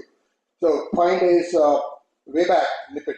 NIPID has introduced some games where you wear a skull cap and try to measure the theta waves by hearing to some music and binaural beats. I used to come with my kid when he was 13 years old to NIPID, thanks to Director NIPID. They used to have such kind of wonderful thing. So, point what I'm saying is, if there is a correlation between theta waves that are produced and the music the kid hears, autism kids actually, suddenly you can figure out what music to be played in their ears when they're learning something, which will give a whole lot of comfort feel to them when they're learning. I request you to consider that as a research topic. How do you correlate the music to the theta wave production? Considering I'm not a neuroscientist, so pardon me if I'm using wrong language, but there is a huge correlation that will help a lot. That's one point I want to make. Thank you. Yeah, okay, so thank you so much for that. Yes, in fact, there is a lot of work on music and autism. In fact, what kind of music would be beneficial for to sort of, again, it's theta waves is one way of measuring certain brain states and brain activity. So with autism, in fact, there is this entire theory based on, it's called the empathizing and systemizing theory. And they talk about how autistic individuals, typically high functioning ones, are high systemizers, and they like certain kinds of music. So that helps them organize sound information in a way that they probably suits them, and that can be intense music, very these repetitive patterns. So there's a lot of interesting work going on. And to be honest, our field is so huge. I say music, but it's like cognition. So it is huge. So I would be more than happy if there are people that we can work with, because at the end of the day, we still need clinicians, we need all the support, and then we need, it's a huge process, but definitely if there's scope to do that, we'd be more than happy. Oh yes, funding is so important. Thank you so much.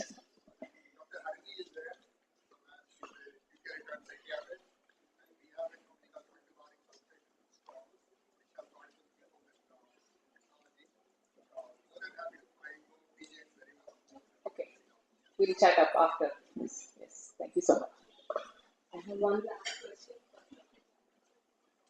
Differ from, this is mainly for the neurological disorders you are talking about. Yes. And how does it replace the MRI where it detects the parietal lobe when it gets affected?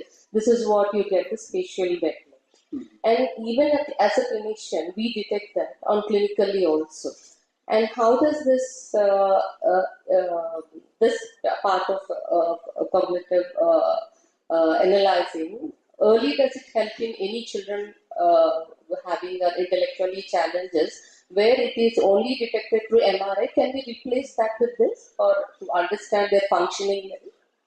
I mean, obviously you can't replace it with a full scan because these are just tests in the end, right? Like when you can thoroughly analyze the brain through various means that we have, these are just supposed to be like, how do I put it? As Testing supportive techniques. to what you are already detected through an MRI, this is going to confirm it. Let us say, for instance, a child more or less has some issues and you suspect that this could be the case.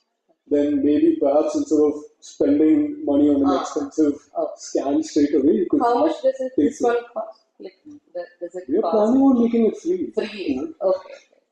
And how accurate it is when compared to your other diagnostic MRIs and all, and how accurate is this in detecting the parietal lesions or spatial neglect? Okay, see, like the exact details I don't really know because there could be other ailments that could cause this issue as well. It cannot exactly be that. But when you combine this with all the other tests that we have, we can create a holistic image. It's sort of like how in a personality test, if you ask just one question, you won't know anything about the person. But if you create or generate a set of questions, then you can profile them on some basis. Thank you so much. That was a wonderful presentation. Even Dr. Anduri. Thank you so much, Bhakti. Thank you so much, the panelists coming here and sharing your insights, and it was wonderful. I propose vote of thanks to Dr. Priyanka Srivastava, Dr. Vinu, and Bhakti for accepting our request and coming here and sharing your. And we would love to be in collaboration with you and on behalf of our director, sir. If you need any help in data collection or understanding the patient, we would be happy to help you in that. And now I would request director sir to felicitate our keynote speaker. And and I'm very very thankful to our chairperson Dr. Sharon Reddy sir for chairing this session, and I'm extremely sorry for the paucity of time is not allowing me to take up the question and conclude this session. I'm just rushing up because I know it's a lunch time, and we have before we break for lunchtime, we have one more session. So you have to bear it with me. So we will break after for the lunch after one more session. And I would request everyone to sign for the morning session. Many of you have not signed for the morning session. So when you go for the lunch, please sign for the morning session and afternoon session.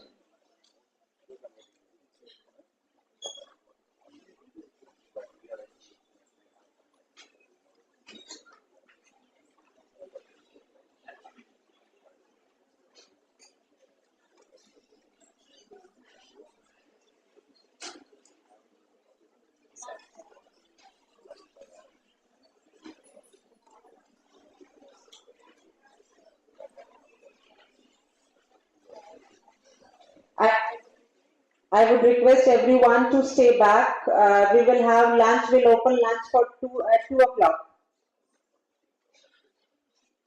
Extremely sorry for that change in the plan, the schedule.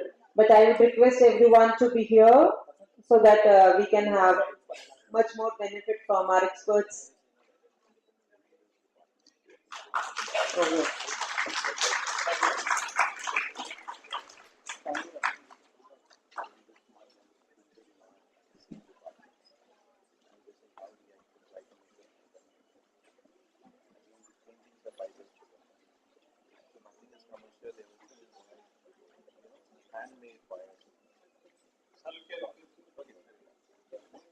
You hold this, maybe you're holding too many.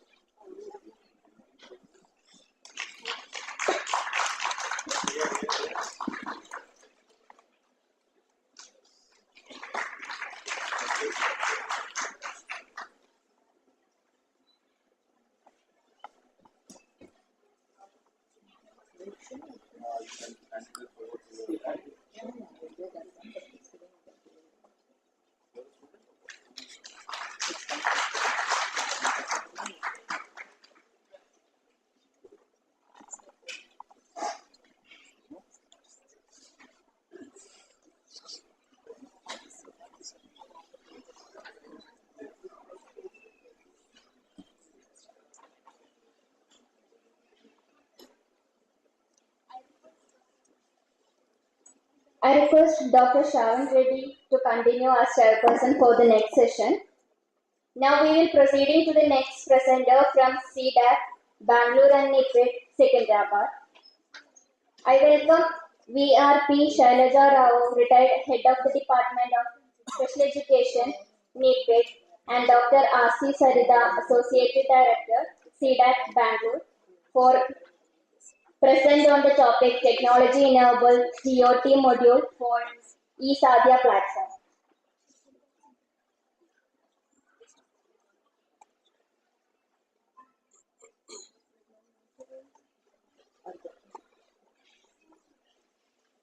Good afternoon, everyone. On behalf of CDAC and NIPIT, we are going to present development of technology-enabled TOT module for using the eSadhya platform. I would request Shailaja ma'am to start the introduction.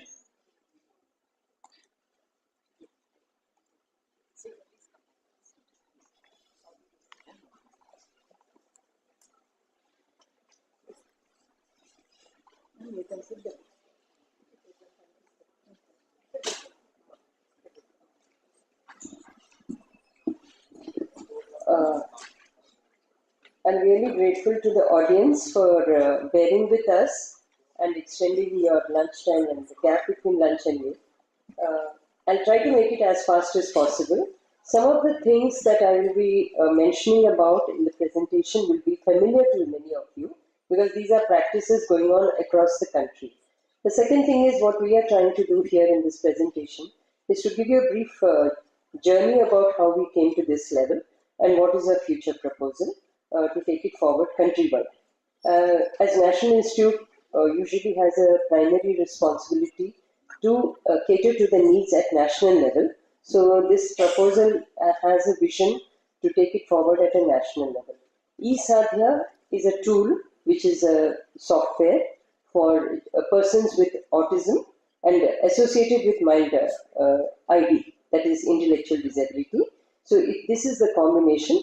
The eSadhya caters to the school-age children, that means 3 plus to 18 years, who are attending schools. It could be regular schools or it could be special schools or inclusive schools.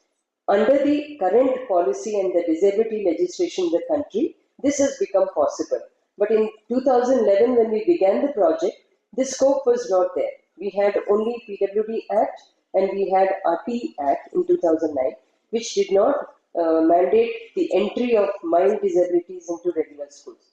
But now we have National Policy 2020 plus the RPD Act, which includes 21 conditions of disabilities, as compared to PWD, which had only permission for 7 conditions. And then the second thing is, even in RTE Act, there's an amendment made in 2017 where it clearly mandated saying the mild disabilities will all be taken into regular schools. So now the policy support as well as the disability legislation status in our country is a conducive thing where e-Sadhya has become applicable to both special schools and as well as inclusive schools. So I will try to pick up Vinu's techniques of making it brief. I hope I do that. So to be very brief, if you see the PowerPoint, everybody can access this. I request the organizers to please share this PowerPoint very liberally, because I want every member, at least people who are working in this field of ID to be familiar with it and give us a feedback. We'll be open to it.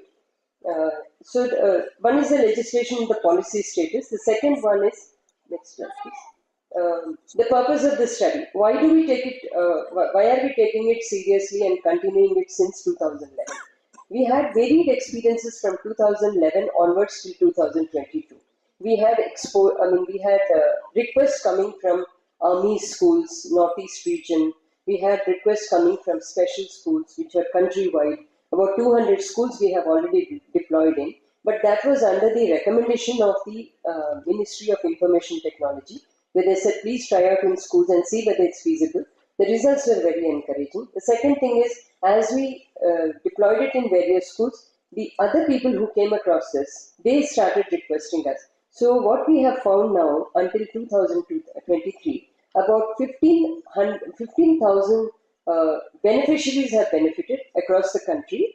Various categories, teachers from special schools, inclusive schools, diet lecturers, PWDs themselves, and parents as well. So because NIPID is involved in addict distribution camps, so that has been another medium through which we have reached out this particular package. And there is a scheme called SC/ST Fund, under which laptops are distributed to persons with disabilities. In that, ID condition is also included. So we have almost distributed about 500 laptops, which have been loaded with eSadhya software. The only thing is, now we thought another additional advantage, the eSadhya framework has been translated into Indian languages, that is Hindi, Telugu and Kannada. So now it has a little wider implication in implementation. Next.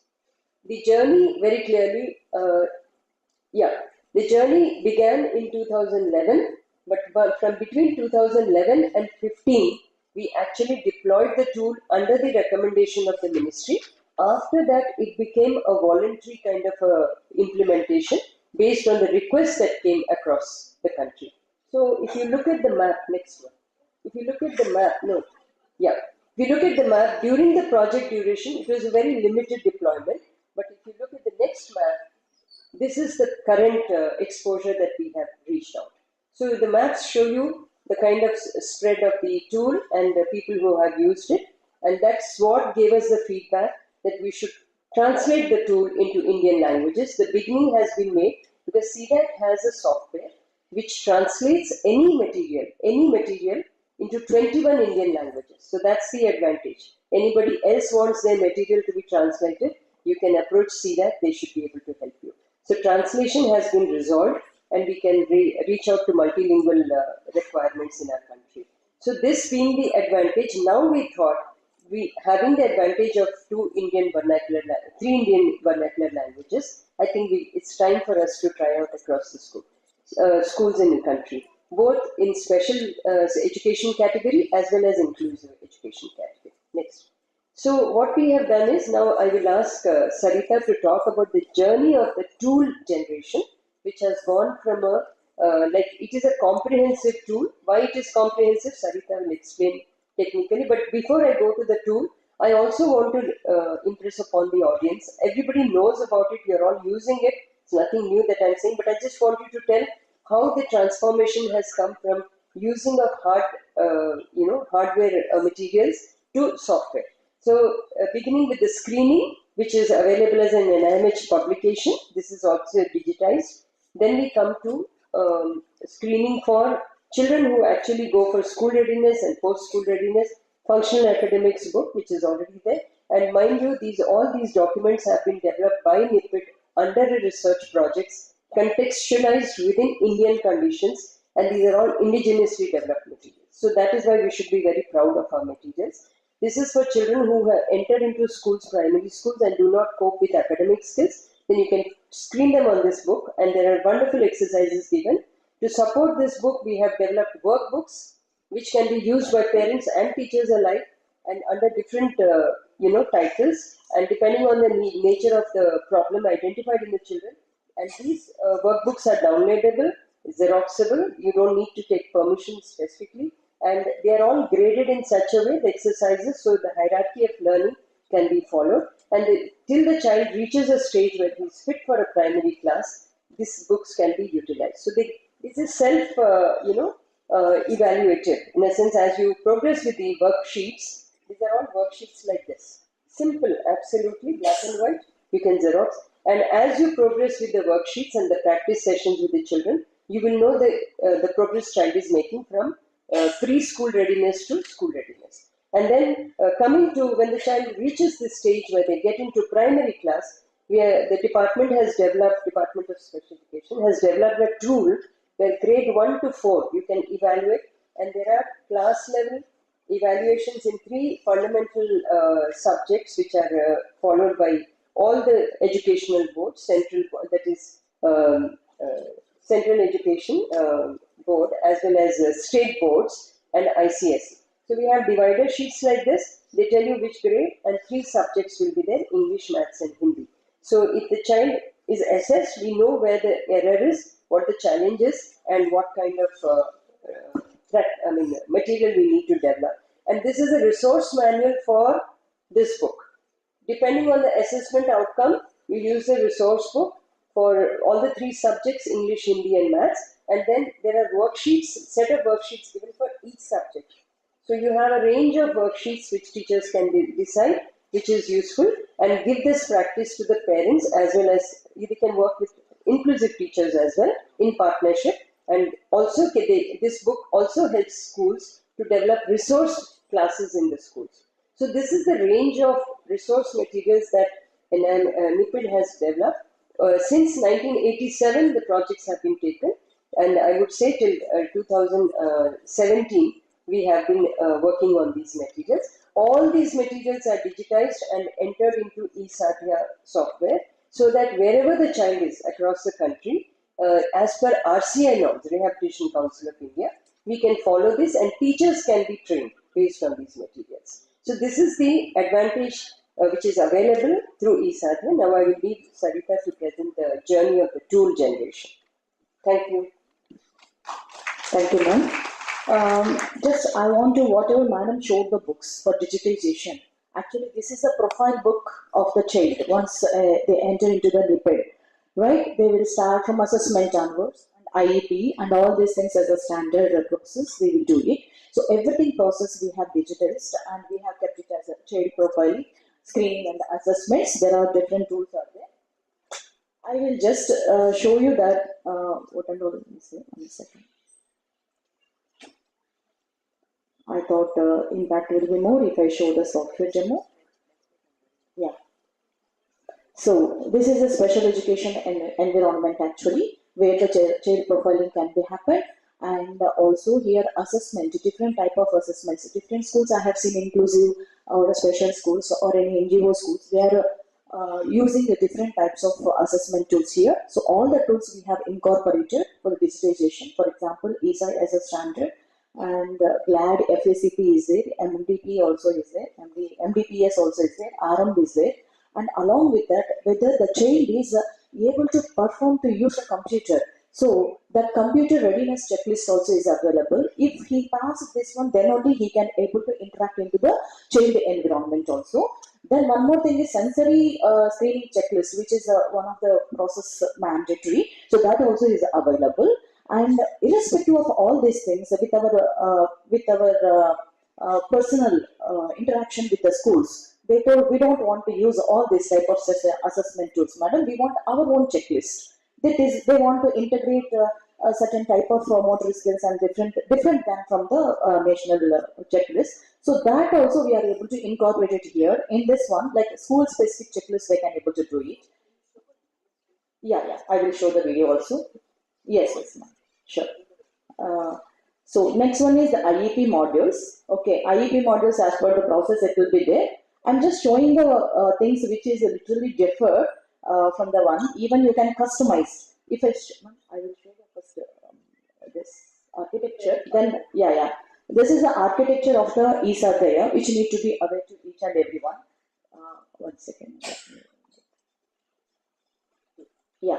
So in this, if you see the child profiling assessment, all the tools are there. The uniqueness is there, like IEP module, where the process is being divided into like a group teaching learning also will be there, and individual education plan program also will be there, where promotion policy has been defined with respect to the school. It may be what type of school it is, their promotion policy can be incorporated, and as well as they can define the annual goals for each and every person, and short-term goals they can divide it, and task analysis record also can. That means this is a subtask which need to be incorporated in each and everyday life of the child, and with respect to that only, even home-based program also can be included, so that some practices has to be happened at the home base. So parent support also is there in that. Then formative assessment like weekly base, then quarterly base. Yeah. Summative assessment is there, means like a half-yearly base, quarterly base also reports can be generated the progress of the child. And promotion retention policy is there. So as an annual report, they can able to retain it, or they can able to promote for the next level. So this is also been included. And with respect to this, self-instruction mode is there, where the special educator can able to personalize the lessons and exercises to the child. So, and he can plan also at which time, which day it has to be incorporated in his environment, child environment. And they can play the lessons and exercises, and that evaluation also can happen. So, I would like to brief one video here. There is a repository here. We have collected some resources as part of music, videos, and even reinforcements, user manuals or picture glossary, which we use in everyday activities of the child. All these things has been supported in this module. So with this, actually we can welcome the other institutions, because now with advanced technology we are giving very good prompts actually. So all those type of advanced technology of UI UX can be also be incorporated into this. So it is open platform for everyone. And I would like to show one small demo of this.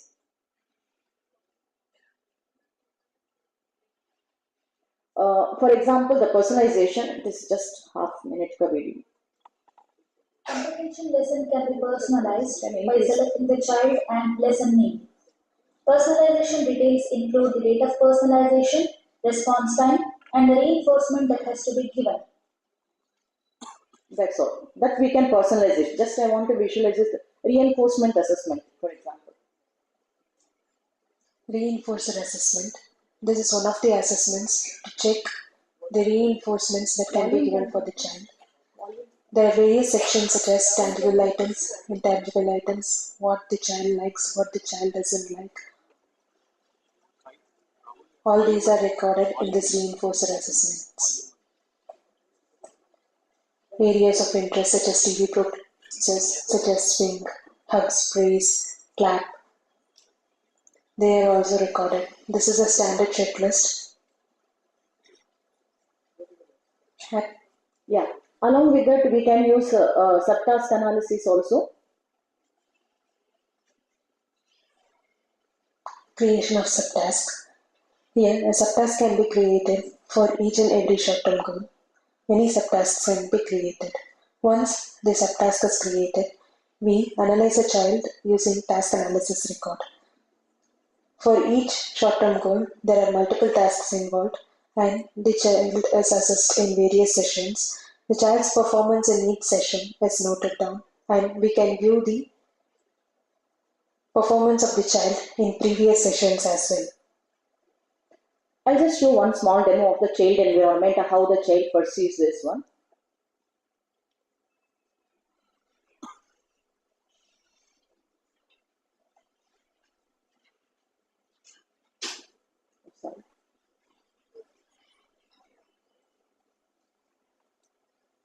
Welcome, Satya. So these are the different categories of the child where he can able to see in his dashboard, like learning, entertainment, entertainment stories, such type of things will be there. Communication, they can communicate to other people in the environment, and curricular lessons also will be there. So most of them they will go for learning here. So I'll just give one example for fun and learning. For example, I can get 23rd. It has been customized, so you can see the past lessons and the quizzes also you can attempt, and currently going on also can be able to see by this one. So I'm just clicking the apple. So I'm not clicking and just be out of. So it will not happen. But if you click on the right one, Good job. This is apple. Okay. So I'm just go for like the customization is it. I can go for quiz also. Let's see, for example. Click on mango. Oops. Try again. Click on orange. Wow, good job. Click on banana. So these reinforcements, everything which we have shown is a customized one.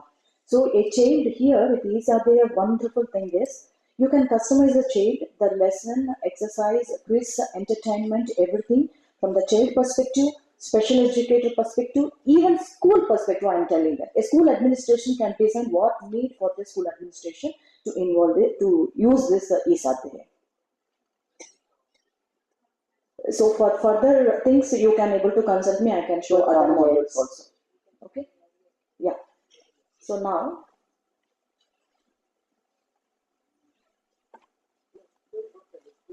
No, I'm moving on. So these are the features which I already explained to you. So this is a journey with the 4 languages was enabled. Now this is the glimpses of the photos. Now Shilpa madam will explain the further what we are thinking in the future scope. So I'll just take 3 minutes. We are basically trying to propose a master training program for teachers so that they can be trained on these modules and they can implement it at their school levels. Okay. So basically the MOT will be conducted for both special educators as well as inclusive educators because right now inclusive education is where we find all our children with autism, with minimal learning problems and with mild intellectual disability. So we are proposing based on our previous past experiences of teacher training model. So we tried out a 2-day training program. We tried out 5-day training program. We tried out 3 weeks training program when we were deploying this particular thing. So, and just imagine, we are talking of Techno-Pedagogy in 2023, whereas this module was conceptualized, designed in 2011, way ahead when the entire world was thinking whether autistic children with intellectual disability will benefit from a computer-based instruction, from a digital education and all. So NIPID along with CDAC had a vision that children with autism and intellectual disability, no matter what, will be benefiting with digital and techno-pedagogy instruction. But the main challenge is the teachers who are going to impart the education should be equipped and strengthened with the technological skills. So the MOT which we are proposing is not a 2 weeks or a 3 weeks one, but we propose a 3-month program so that they do have hands-on experience of learning the technological skills and navigating through the entire eSatya program and implement it at their school levels, interact with other teachers who are using it, share the best practices, share where they are failing, and then give us the feedback on improvising the current existing activities which are there.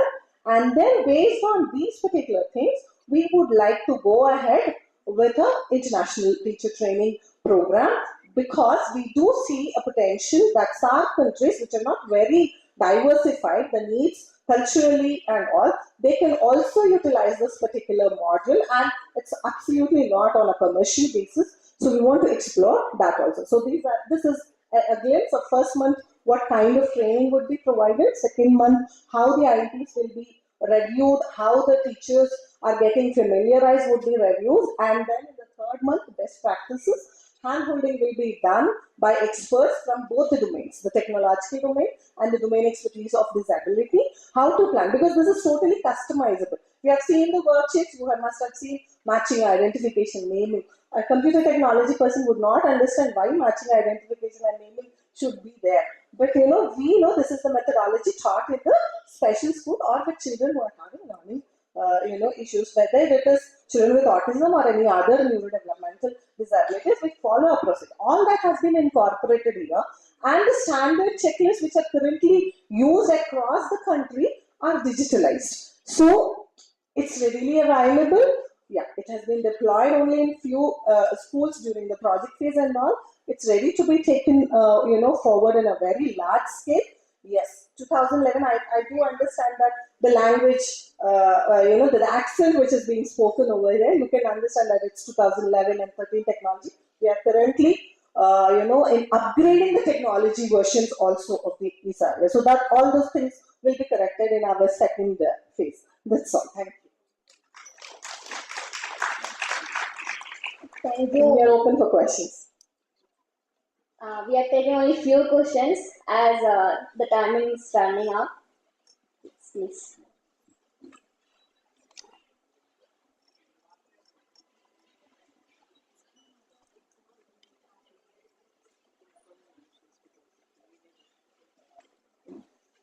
I really want to say it's a fantastic work that we have done. The framework is good. Okay, technology pieces always can be changed. That's not a big deal. Like the voice and all the stuff. Today, I think it's a fantastic work, and all the curriculum is there. And also, I also know CDAC worked on the OLAB kind of a tool as well, which gives you simulator practicals for science understanding from 7th standard to 12th standard, which is again available free of cost actually, OLAB.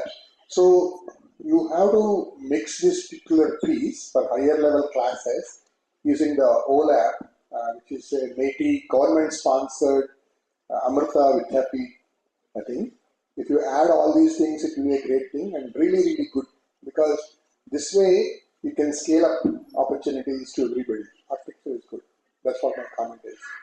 Thank you. Can I just add one more? Sir, your suggestion is well taken. It's already in the pipeline. We understand as we progress, there will be new tools coming in. So this tool has a scope to add on new ongoing developments. And if any of the teachers from the participant group, if they come up with something innovative, lesson plans also can be introduced into the repository. That's where I was thinking of the scope for Vinu's music therapy and Balaji's neurocognitive test materials, because we have to keep it open, sir. It's a national level that we are addressing. So we have to keep it open. Fortunately, NIPID has 3 regional centers and we take care at the headquarters for Southern region. So we see the vision for taking it forward countrywide. Yeah. So anybody here who's willing to strengthen, join hands, thinking of a child and the parent. I'm not looking at institution divisions or discipline divisions or organizational divisions. For me, nation is one, the child is one, and the family is one. That is our ultimate goal. If that is our philosophy, I think we'll all be willing to come together. So we are open for this. I mean, in fact, as a participant of this project, I would vouch for it. Thank you so much. That what I want to say to respectfully to the NIPID director, sir, is autism people learn through experimentation, immersing themselves. Okay, this platform is providing you ability to give various curriculum. The same government of India sponsored a project called OLABs, where you can do simulations of experiments and learn very, very easily actually.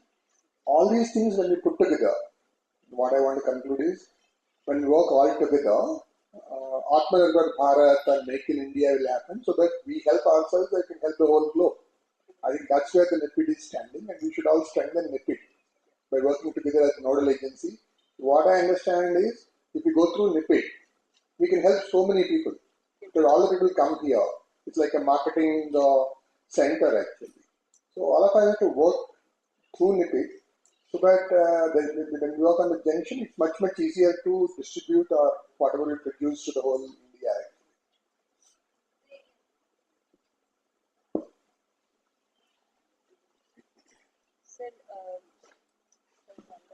Good afternoon, everyone.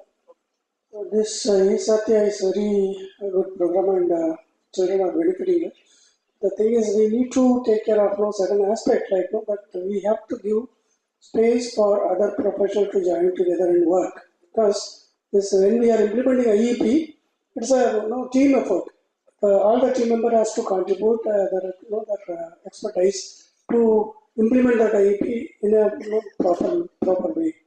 And when it is teaching children with autism spectrum disorder, before coming to the classroom, they have to, their sensory issues has to be taken care.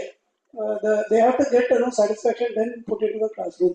So there should be a scope for other professionals to join together and contribute. And this accent, it is not in Indian version. I mean the slang. It's not an Indian version. That has to be taken care. When it is the same slang or same accent is taken into, translated into the local language, but it will be difficult for the people to understand. So that aspect also we need to take care. So thank you, ma'am. Thank you very much. Thank you, Kamaraj. I think it's a very thoughtful suggestion. Yes, I totally agree, and I must give you an example of how we have done it. When we developed the tool, ESA tool was not there, which is for certification of children with autism as well as psychological assessment. It was not there. It was under generation then. Now it is Gazette document. We have incorporated into it. Similarly, Swar app is also there, which we are trying to. It was linked with this. We didn't have time to share all the apps that are already incorporated. That takes care of the parent accent and parent voice also. So child can be responding to a familiar voice. So those things have been taken into care. But we didn't have time to show you that. But it is already there. You can explore it. You can contact us. Sir, as you suggested, even child voice was be recorded in the child profiling, so that whenever child is interacting with the dashboard, he will get his own voice to tell also. So we have taken care in such a manner. So parents' voice also will be there in the parents' profile. So people can interact easily. And one more thing I forgot to tell you, two more points is here, community support is there, means collaborative support. That means if suppose special instructor wants to communicate with the parents, they have their own chart and their own even whiteboard also is there while they're explaining. So such type of applications, real-time application, communicate. Those days there is no WhatsApp actually, I would like to tell you. So, but we have envisaged this may be definitely required in the collaborative environment, and we have incorporated. And whatever the deficit is having with the child, suppose the child could not be able to prompt for the toilet also, if you just press that, his voice will come over there on the app and he will call the parent, I need this. So that is a Swar app. I think everyone, technology people here can accept with me. The current Android version is 13 and above, correct, right? So what we have developed is 4. So due to policies of Android, we have been not make it is active in the current platform. It needs renovation now to support with the current version of that. Definitely we'll take it up upcoming and we'll let you know all of you to use that also. And one more thing is even AI based. Now we are using much familiar with AI based, but we have come across those days. The profiling whichever IEP is having, there is a decision support system. It is a recommendation system for a special educator. So special educator, whenever he is filling a new profile, he can automatically, the other profiles which is similar to that, the lesson plans which they have planned for the previous children will be listed in the populated on the same table, so that they can able to just refer to that one and take a good decision before going to draft the learning materials. So this all was incorporated. Sir, by cognitive biotics, we saw a scope for improving the behavioral aspect of progress in the child, in the individual. We look at your work as a support for us. We definitely will reach out to you for that. All research advancements and resource collation should happen to strengthen this one. That's what I would like to invite each and every partner here. I'm seeing so many partners here in the audience. So I welcome all of you to integrate and make only one application, one app for autism with special needs. Okay, thank you. Okay. Yeah, one more question is there. It will be the last one. So, just not a question, but of course, it's wonderful work. And I just had one suggestion, which of course is based on the comment that was just now said. So, we have a triple IP, this accent issue, right? So, you can, of course, get speakers with different accents, but if you want to scale, that's, every time you have to redo it. But now with all, AI and all, I can have the same sentence read out by a person with a Telugu accent, with a Tamil, whatever it is, in English, not again in that particular language. So I think that is, in fact, that is being used, and I'd be more than happy to give the context, because that should be just incorporated, because it just exactly caters to that problem. Otherwise, if a child already who has special needs sees, listens to that and is unable to, process that, it's like negative reinforcement happening. So in fact, there are these solutions which Definitely, ma'am. We will get back to you. And considering this is Slack version, like a Tamil person will speak his English differently, and Telugu person will speak it differently. So that Slack variation also need to be incorporated. For one more kind information, we are working in NLTM because I'm also on co-PA of that project, National Language Translation Machine. Okay, but the speech is not in there already. Bhashini platform has been very much stabilized for even for voice, text, or anything translation. So we are part of, I think Dipti Mishra madam is the PA for that from IIIT, actually NLTM project. So we are collaboratively, we are working for that. But for this, definitely for the Slack variation, I will get back to you. Okay, but the translation machines, so we are part of that. That's one. First of all, congratulations to the entire team. I am just worried about the child development. I've been in this field the past 20 years. I am catering to the special needs based on their VAKT approach. In teaching strategy, we all are come across. Visual part is there, auditory part also is there. What about the kinesthetic and tactile? Experience learning is very, very, very essential part of the young age of children. So at primary level, we are giving more experiences in the conflict methodology. In the secondary level also, we can use this kind of e-sadhya. This is my concern about the children. Your concern is very valid, madam, but I really like this particular question but what I would like to say over here is that this particular thing is not replacing the teacher in the classroom. This is going to be an add-on supplement which is going to support the class teacher. Yeah, sure. The evaluation part we can use is e-sadhya. When it's come to initial teaching process, we can go with the traditional way of teaching in the concrete to abstract methods. Totally so agree. The final stage we can use. We are on the same page. Yeah, thank you.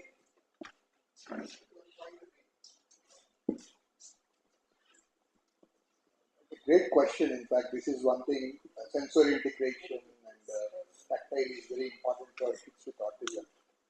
We are working in Techno-Pedagogic in advanced technologies in the lab. One is haptics.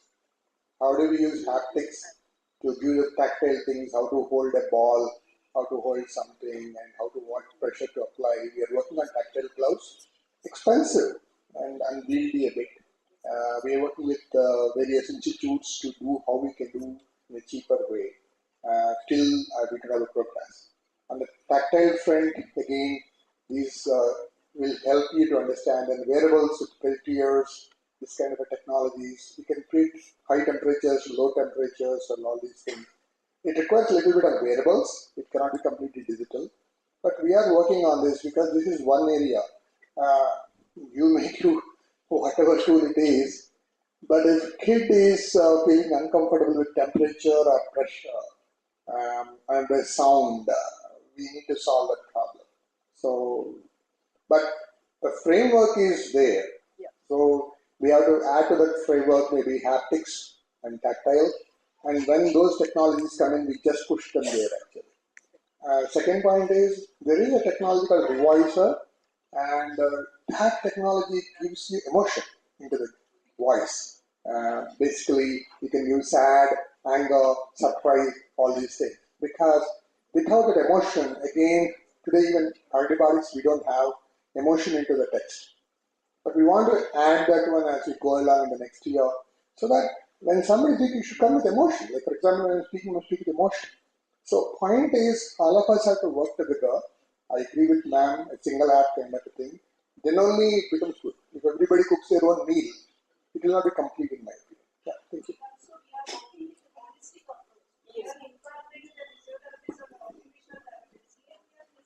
Ma'am, one thing I would just point out. So we have just digitized the checklist of the therapists. Okay, physically interaction and interventions are happening with the child, and they are writing the result over there. That's what captured.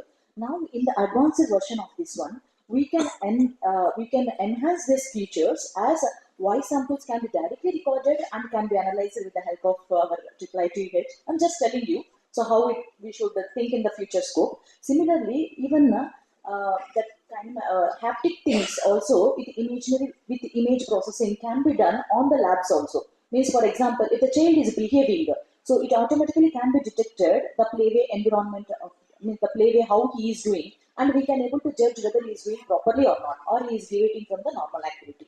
So yeah, functionality also.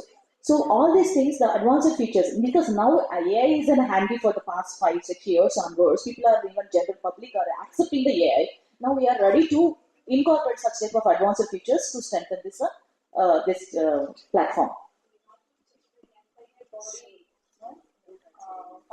I think we should respect the need for food and for the stomach. We will end it. You can always interact with us. I will take the lead and stop this session, please. Thank you. Thank you, Shailaja Rao, Dr. Shilpa Manavna. Yeah, before I conclude, I would like to thank Ramkumar sir, the whole organizing team for accommodating us. I had an emergency, I had to go to airport, so I requested for preponement. I'm sorry to disturb your plans, but please thank you for appearing with us. With wonderful directors like dear Ramkumar sir and CDAC Sudarshan sir. Sir, we had to take it forward, okay, and make a remarkable application. Okay. Thank you, sir. Thank you for the kind support. Thank you, ma'am. Thank you. I request Dr. Shravan Reddy to felicitate our honorable speakers.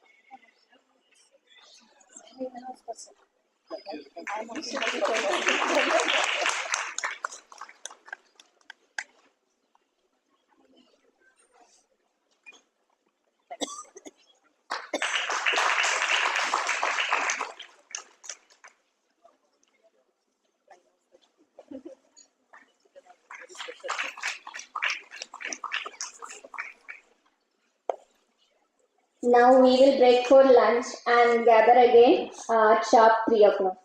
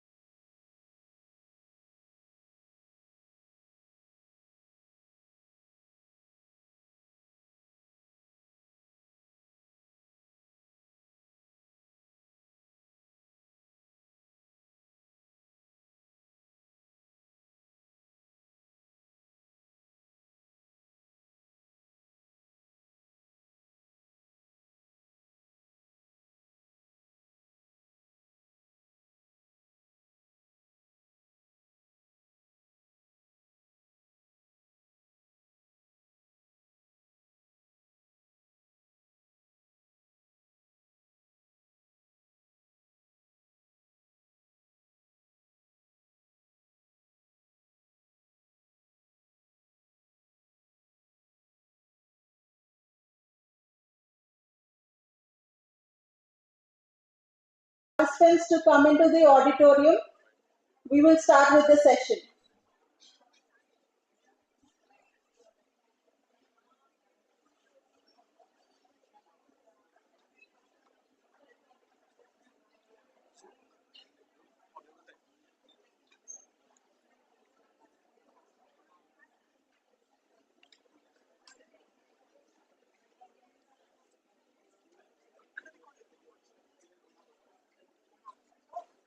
One student for my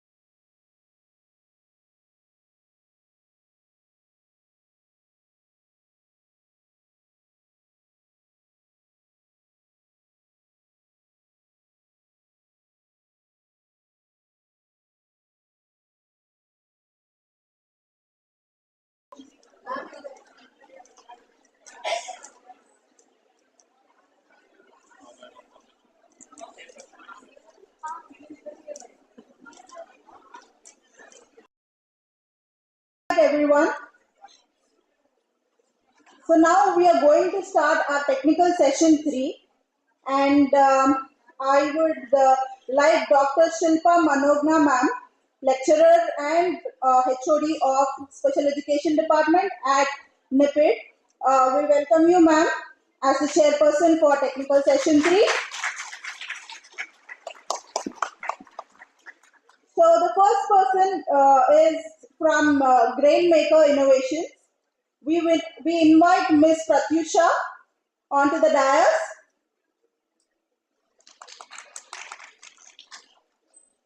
Grainmaker is a non-government company in Hyderabad. They work with children from 6 months to 16 years old with autism, cerebral visual impairment, cortical visual impairment, cerebral palsy, and ASD. The company's mission is to create an inclusive society for PWDs through affordable and appropriate technological innovations. They have developed 2 products, SpaceLab and Vision Nanny. So I would like Ms. Pratisha to please take over. All poster presenters need to be present where the posters are. Thank you, ma'am. Thank you for the introduction.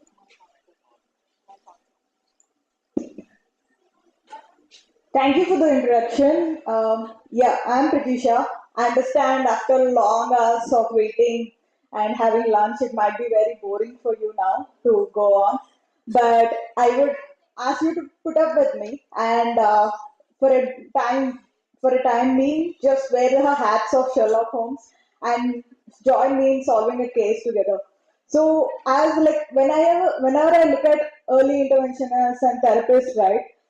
Though like you're doing a lot of impact and all is there, the fun part of your job would be understanding how the child is behaving and getting into the world and really solving the case altogether, right? So that's where I see that you as like a detectives or investigators. So I'm Pratisha again. I'm a co-founding member of Grainmaker Innovations, and but before my journey, more than anything, I am dyslexic, and thanks to my therapist who had solved my case very well, and I went on to geek in science and later graduated from IIT. That's where I started researching on how a brain adapts to the environment. If you simply put it, neuroplasticity. But what can be the better place to learn more about neuroplasticity than early intervention centers?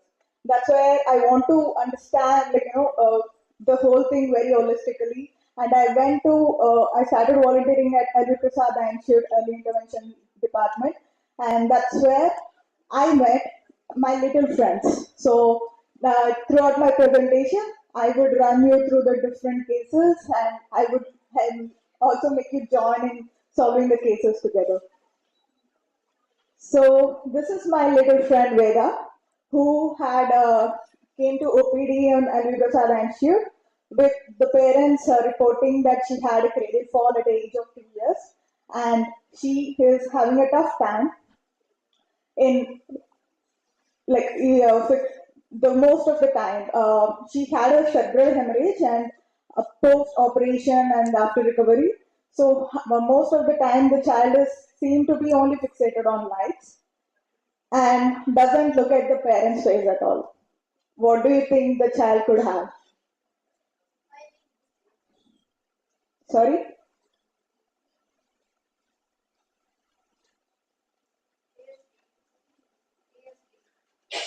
Yes, I'll definitely run you through that. So ASD, it does look like a very common symptom for ASD, right? But I would like to even bring upon the awareness of another prevailing problem called cerebral visual impairment. So why does that happen? So as I reported, already said, Veda had a brain damage. And when we say about vision, whatever we see with the eyes would be processed in the brain. And we might have read this like 2/3 of the brain is involved in processing and understanding what we are seeing. Thus, when there is a neurological damage, the brain has tough time to understand or identify what they are saying. For example, when I'm looking at this auditorium, I could understand that like there are rows of seats where many people are sitting. But for the child like Veda, it might look like just a blob of colors, but because she's not identifying people at the basic level. So that's where the condition cerebral visual impairment comes in. So for children with CVI, the world looks very incomprehensible. As I was saying, it just looks like an abstract painting. If like you might have experienced in some modern art galleries, if you don't have the artist around, it's just left to our comprehension and doesn't make a lot of sense. And to give you a more picture about it, I would like to run you through a small video where it's an actual simulation of a world through CVI lens. It is adapted from Perkins School of Design. Overwhelming, exhausting place. What they see is a swirling mass of color, motion, and light. A puppy approaches, a girl waves, and a woman sets out food. Other people with CBI tell us. Okay. Were you able to hear the video? Okay.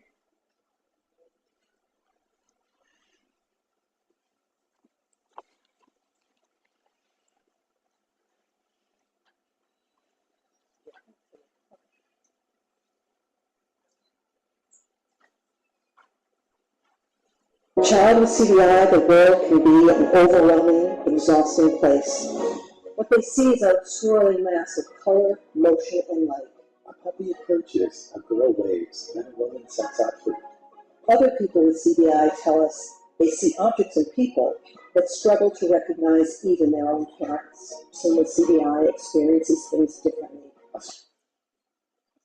So as I'm saying, it is very different from the different children, and you could see that like it is a swirling mass of colors, and it's really not making sense to them. And like this might seem like a smaller problem because we haven't heard a lot about it, but it is already a leading cause of childhood blindness. And it accounts to around 4 million in India alone, and 1 in every 10 children with developmental disorders might have this condition. So it's highly likely that when you are seeing in clinic, you are encountering children with CVI. And a recent study in UK has shown that in the age group of 3 to 12, 1 in every 30 children might have CVI. But why don't we often hear about this? So again, as we have seen before, it gets mistaken with the other conditions. And other possibility also is there, like this condition is a comorbid with other intellectual disabilities. So the reports show that 50% of children might have 50% of children with autism might have CVI, and when it comes to CP, it is like accounts to around 70%. So why addressing CVI is quite essential. I have already shown in the video that it always acts as a limit or barrier, and the studies show if you're like in the therapy, if you're not seeing the therapy session through CVI lens and addressing it well, it could have a long impact on the motor, cognitive, and social development altogether. For example, like when many children cannot even perceive the depth where the object is. So it does affect in their visual guided reach and picking up the objects. The same thing with the language. As speech therapists, you know how important it is to mimic the lips. So even when you're concentrating on the speech, it's important to see through the CVI lens, because for the child, if the vision is impaired and they're not able to make sense and capture the moments, it does become very difficult. And very as we were discussing even before lunch, the emotional and social interaction plays a very key role, and we are targeting many therapies around it for children with ASD. But it is also essential for the children to understand what they are saying, how do you perceive the emotions. It's very visual. And when they are seeing through the CVI lens, it becomes difficult for the child, even in the therapy sessions, to comprehend and even acclimatize to the sessions. So, how do we know if a child has CVI? Of course, it would be very difficult for me to run you through all those characteristics which the child show. But few have, like I'm outlining so that you'll get an understanding and that you can correlate with your children in day-to-day basis. So many of the children with CVI have a tendency to fix on brighter contrasting colors. We call that color preference. So they might like only red color or yellow color. It's like they show better behavior when you're presenting the objects with a particular color. And also the need for light. As I was saying, the child was fixating on light for a lot of time, most of the day. That's because the whole world looks very complex as just a bob of colors, as I was saying. So the light looks like a simpler thing to fixate and have a comfortable vision to have it. And need for movement.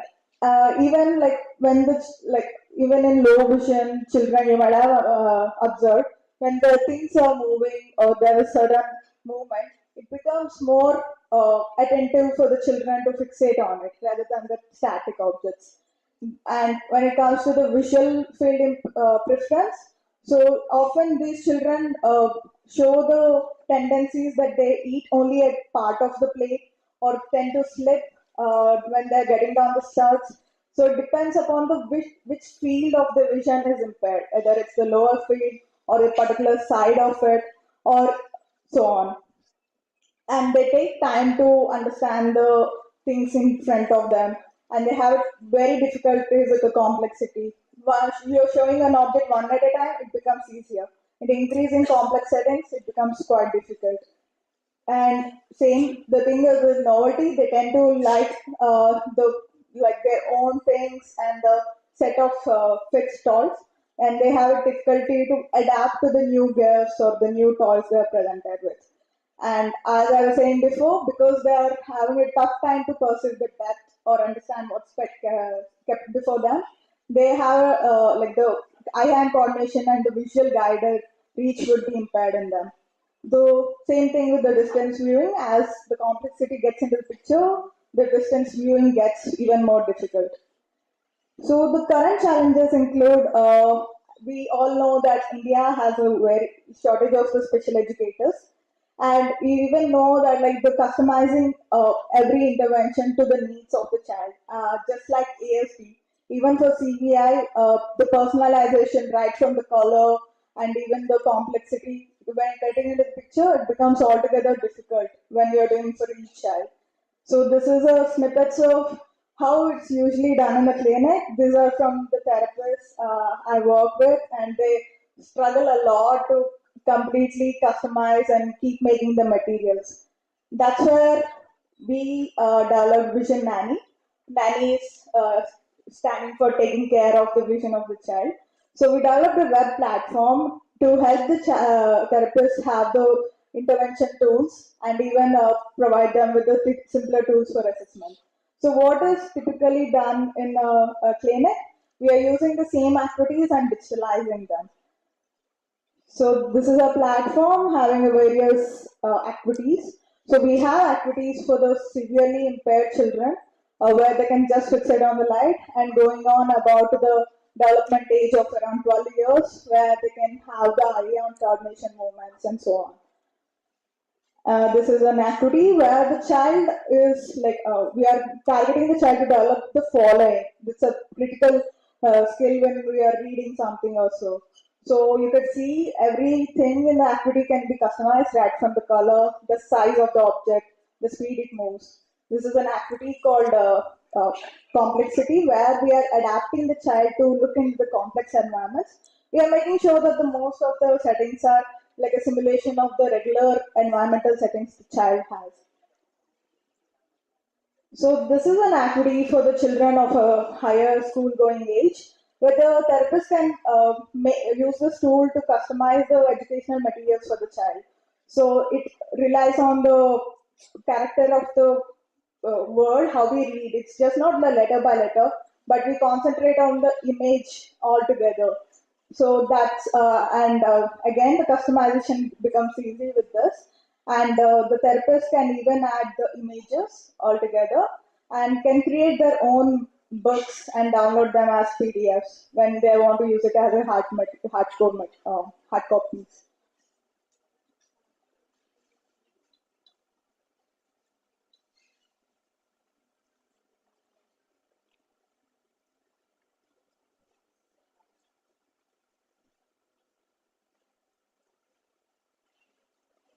So as I was saying, we are providing even the assessment tools, which makes the assessment altogether simpler, just like the neurocognitive tests, which I at IIT are doing.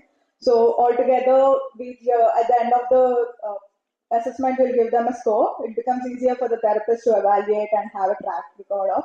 And as the child keep doing the activities, we also give them the report at the end of every activity. So altogether in the timeline, they can easily have a track of the child's performance. So as I'm talking about it, we all know that like the complete development of child might be difficult. So, but we aim to give them an independent level, bring them to that level. So if I could give you the examples, like I do interact with a lot of adults with CVI. I know artists with CVI and even the photographers who go ahead and have done their graduation in Boston University. And so closing with, this is my little friend Veda again. She is down the line after 2 years. She is attending the inclusive school now. And I really like that's the beauty of the special education, which I feel. I'm here talking with you all, and I'm sure that even Veda would reach many more heights. So that's the beauty you hold, and I'm sure that we all together can create a lot of awareness, work in collaboration, and make a world beautiful place for these children. Thank you, Ms. Pratisha, for a very informative and very knowledgeable session, and also introducing us to Veda. Now the floor is open for questions.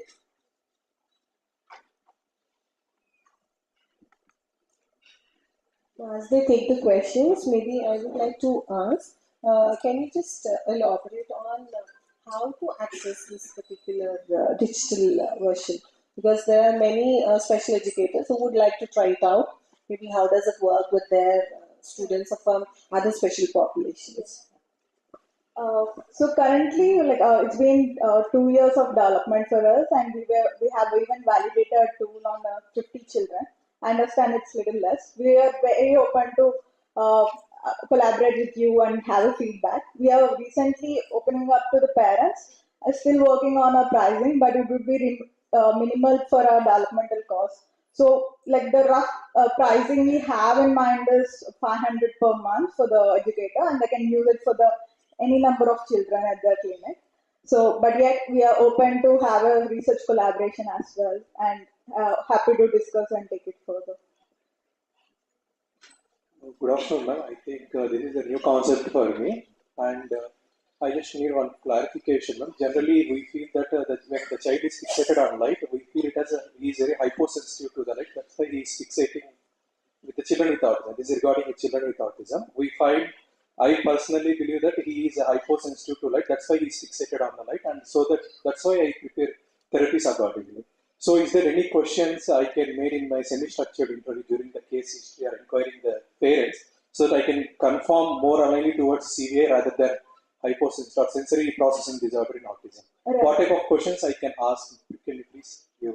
So that's something which, because I understand like you work with ID, I was doing a lot of research on how I can differentiate.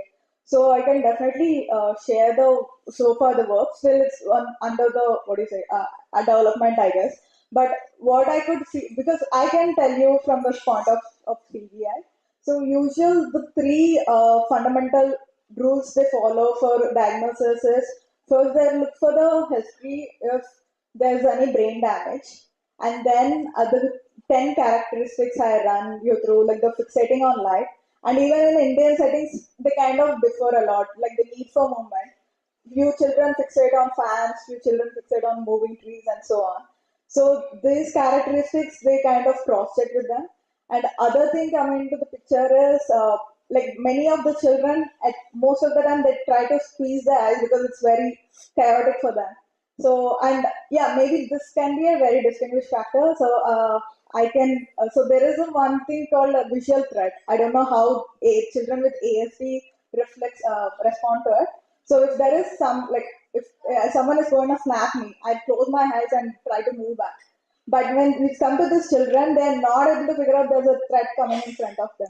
And when you touch on the nose, this is called nose ridge. When you touch on the nose ridge, then also we blink the eyes. But when it comes to children with CVI, they don't often tend to blink. But I'm not saying this is like, for sure it's a diagnosis for that. It's just like a cross check which you could use it. After listening to your lecture, maybe whenever I see this sensory overloading or visual fixation, I need to write differential diagnosis of CVI. Yeah. But then when parents definitely ask how to differentiate, so that I need something to, whether I can refer to any doctor or where I can get help. That is, or it's a vision nanny can help in that. So Vision Nanny, we have an assessment. So screening tool we are still working on. So for assessment, you can definitely, like, we can give you the training session also, how you, like, we have taken the standard international assessment scales and we are just simplifying and giving it as a digital tool. So we can help you in taking that, like having a training for that and understanding more about CVI. And as I was saying, like the children with autism can have a CVI as a comorbid condition. So the misdiagnosis is something which even I'm trying to understand. I may not be the very, like, currently my right person to answer. Sure. Yeah. The final thing. First, you train the child with the cat letter, and then you are introducing the cat picture. Huh. Is it like something like where is the transfer of learning happening from specific to general? No, I mean, okay, so that is something, so whatever I showed, the cat and the cat picture coming, so it's just for the therapist to develop a reading material because just writing the cat would be difficult. So manually how they do it, they take a sketch pen and start writing, like, bubbling around it. So we developed a tool where the therapist can customize the material for the child.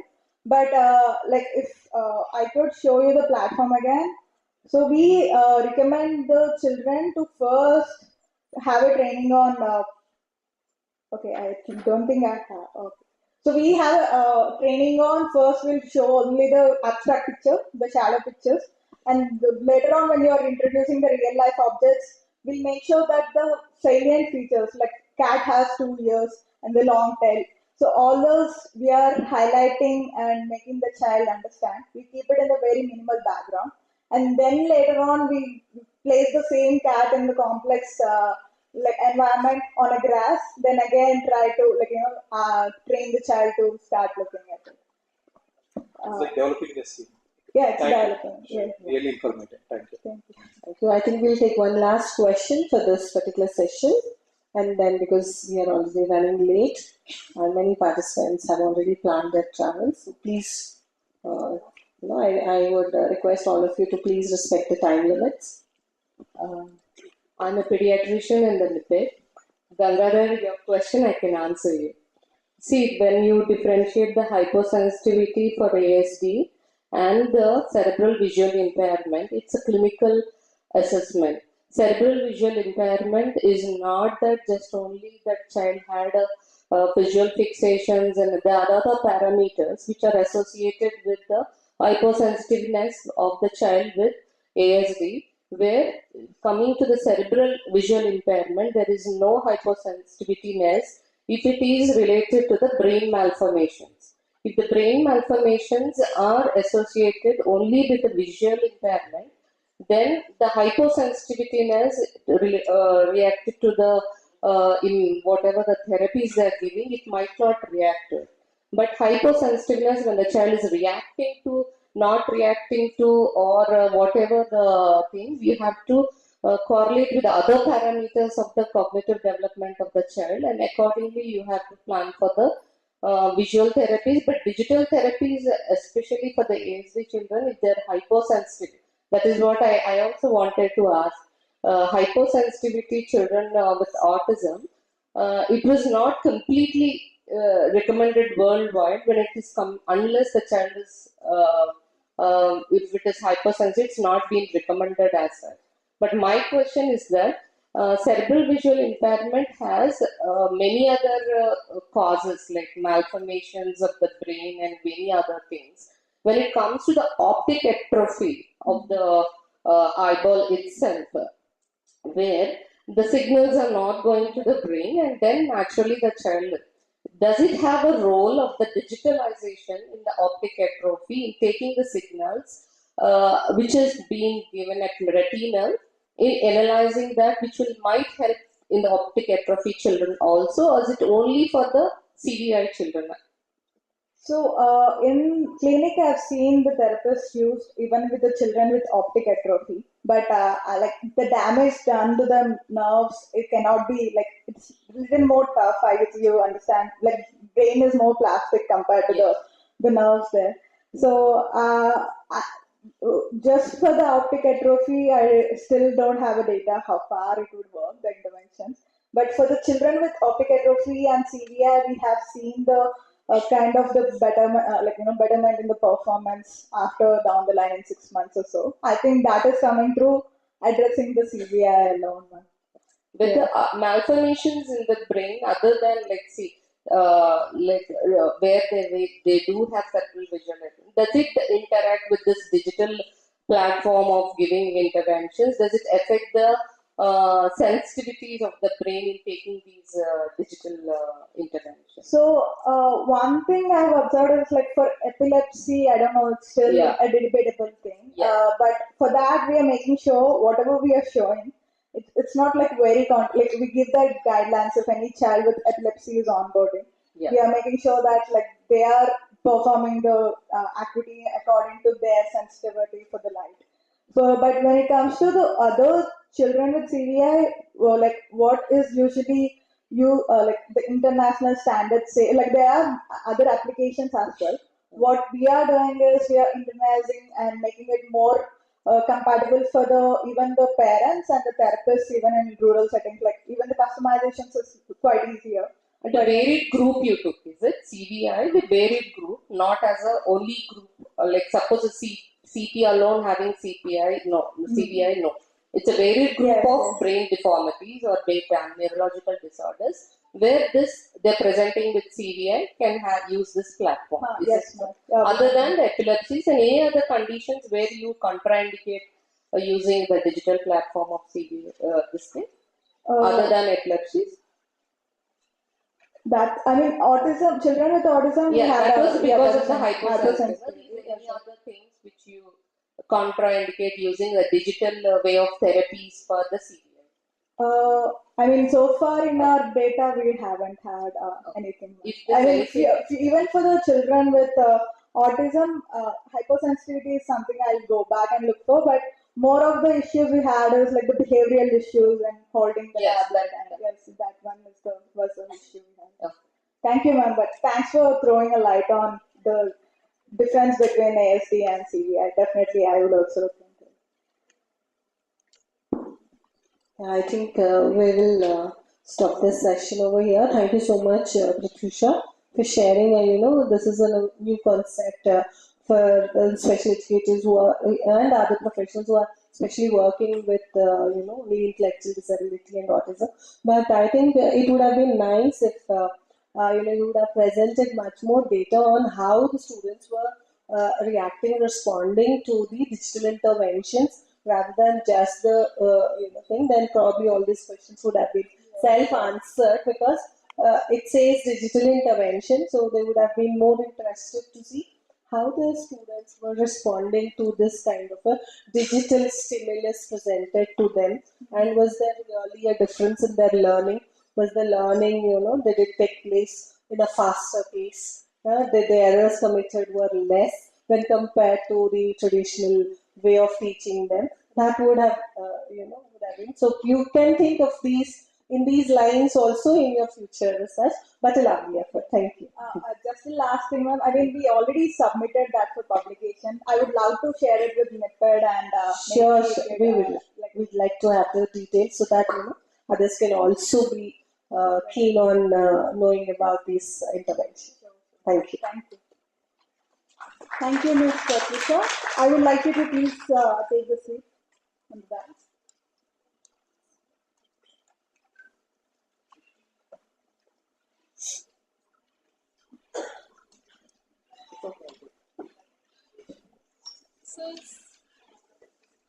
So it's time for the next session.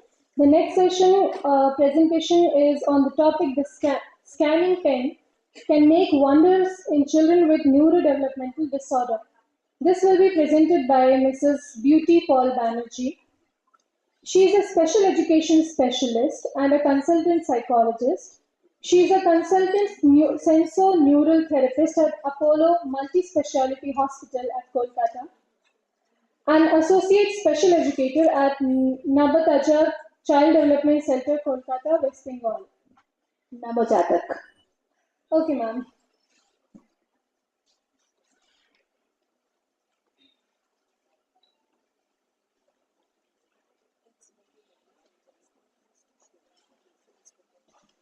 Hello everyone, good afternoon. My name is Beauty Paul Banerjee. I'm a special educator and a psychologist, and I'm an author of that paper, that scanning pen, and my co-author is just standing beside me. She is Amrita Datta. Good afternoon everyone. And we all know why we are here to present the national conference on the Techno-Pedagogic approach in rehabilitation of children with special need rehabilitation too. And my paper name is The Scanning Pen Can Make Wonder in Children with Neurodevelopmental Disorder. And I want to give brief of other co-author like Dr. Ashiman Nandi, Joel Chakraborty, Amrita Datta, she is here, and Dr. Anjan Bhattacharya. So I have submitted the abstract also. I can brief it. Scanning pen is a device. Is a Mrs. Beauty, please go ahead. Abstracts and all, they are already having it. Please, I think it would be nice. Yeah, you can straightaway come to. Okay. All we know what is neurodevelopmental disorder. Neurodevelopmental disorder are multifaceted conditions that affect the neurodevelopment of the nervous system, typically starting in the early childhood, involving impairment in cognition, behavior, speech, language, motor function. This all, and we know that some example of neurodevelopmental disorder is autism spectrum disorder, attention deficit ADHD, attention deficit disorder, and also the global developmental disorder. And so the name are there, but I have covered that three part that neurodevelopmental disorder, that is ADHD, and GD in my research. And we all know that neurodevelopmental disorder are typically lifelong condition, although early intervention and therapy can often help individuals manage their symptoms and improve their quality of life. We have used here a scanning pen to help this kind of children. Scanning pen is an advanced technological educational device that improves the independence and the confidence of the student while they are reading. Not only the child has a neurodevelopmental disorder, also who are so-called normal students, they can also use that scanning pen. Not only the children, we adults can also can use that scanning pen when the scanning pen help us to improve our reading comprehension. Individuals with ASD may excel in some areas. They may have challenges with social communication and repetitive behavior.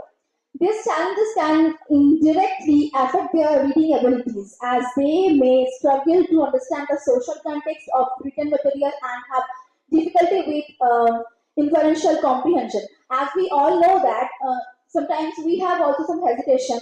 Our class teacher is teaching us that time if we are facing some problem, that time also we feel hesitate to ask him or her that ma'am, I have that problem. And all we know the children who have the autism, they especially have the problem of social interaction. when they having some problem to interact while they are reading. If they have some problem of reading or they are not getting any meaning of any word, that time they feeling the hesitation. I will go to ask or not. That time they make stop themselves. So the scanning pen is this kind of gadget or this kind of equipment while they will feel the hesitation to ask any question regarding their problem. If we are unable to help them, that time they can use that scan pen. They will scan themselves and they can get the solution of their problem. And in case of use of reader pen can indeed be a helpful support tool for autistic learner. It can provide a sense of independence control over the learning process, which can help to reduce the anxiety and stress. We all know, we all have some kind of stress and anxiety while we are getting any new content to read. So autistic child also have same level of stress, and we can say that they have more level of stress. That scanning pen can reduce their stress and anxiety level also while they will use that scan pen while they are reading. Children with ADHD may experience difficulties in sustaining attention and focusing on the reading task. They may become easily distracted and have trouble organizing their thoughts, which can impact their reading comprehension. Additionally, impulsive behavior can lead to careless reading error. The ability to reader pen to read aloud and support the participation without requiring the student to speak can be especially helpful for those who may struggle with verbal communication and social interaction. All we know that the ADHD children have the attention problem. Suppose they have started to reading and a little bit of sound, if they will get, they can distract it.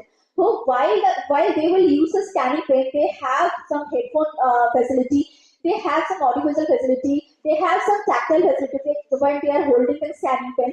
So that will reduce the distraction while they are reading. That you can see in my presentation. I would request to Amrita that when you show the scanning pen.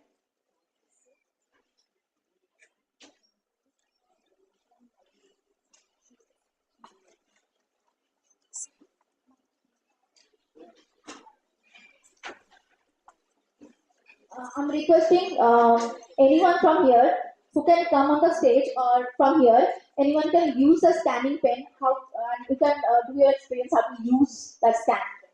Listen.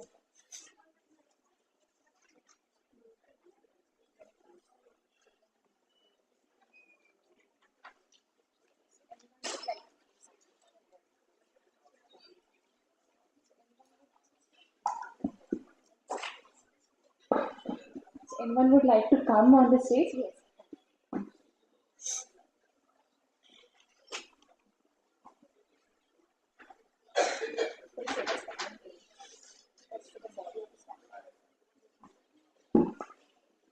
So this is the scanning pen in my hand. You can see all of you. So this is the scanning pen, and so here there are various options in the scanning pen. The first one is text reader.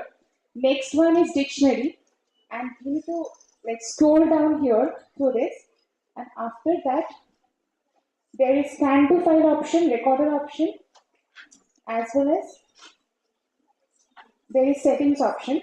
So this is the opening where the word is being scanned, and at the end there is the speaker where the child is able to hear, and here the letters or the word which is being scanned, it is being shown here, so the child can see the word as well as listen to the word simultaneously. So this is the audio visual learning process. So I will just demonstrate here to the book.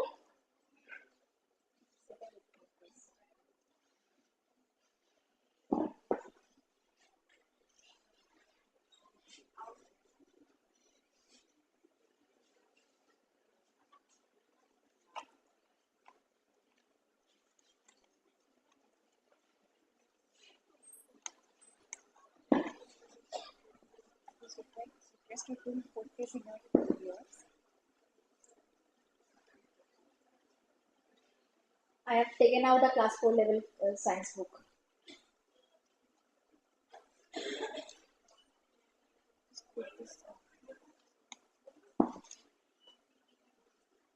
So what I'm doing is scanning the word first.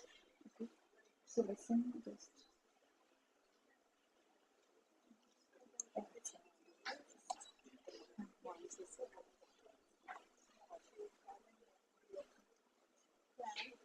Yes. So what I'm doing is, yes, scanning this here, okay, scanning the text. So there's, you can see there is a light one coming when I'm scanning the word, okay. So when the light is coming, so the word is being scanned and the person can listen to the sound. So you can just tell what are the words you're listening. Just a second. Plants. Other.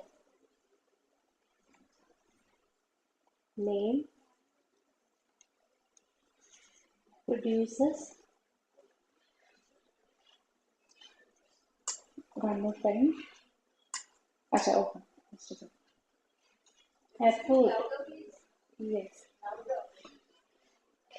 You can scan by yourself also.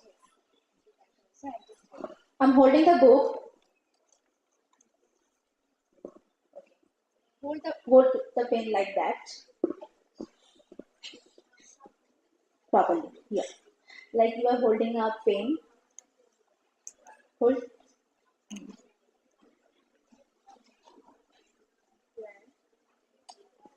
Plant and animals. Can you see here what you have scanned?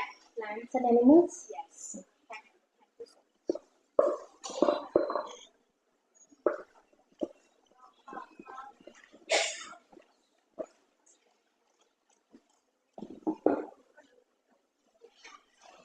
So that's the way a child can learn how to read, how to make sound of any words, how to make sound of any letter.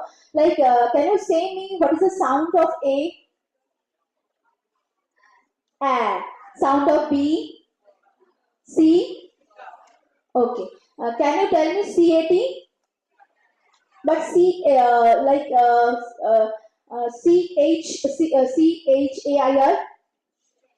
So in case of when I'm telling you C is pronounced C, K, and when I'm telling CH, combination of CH that pronounced Ch.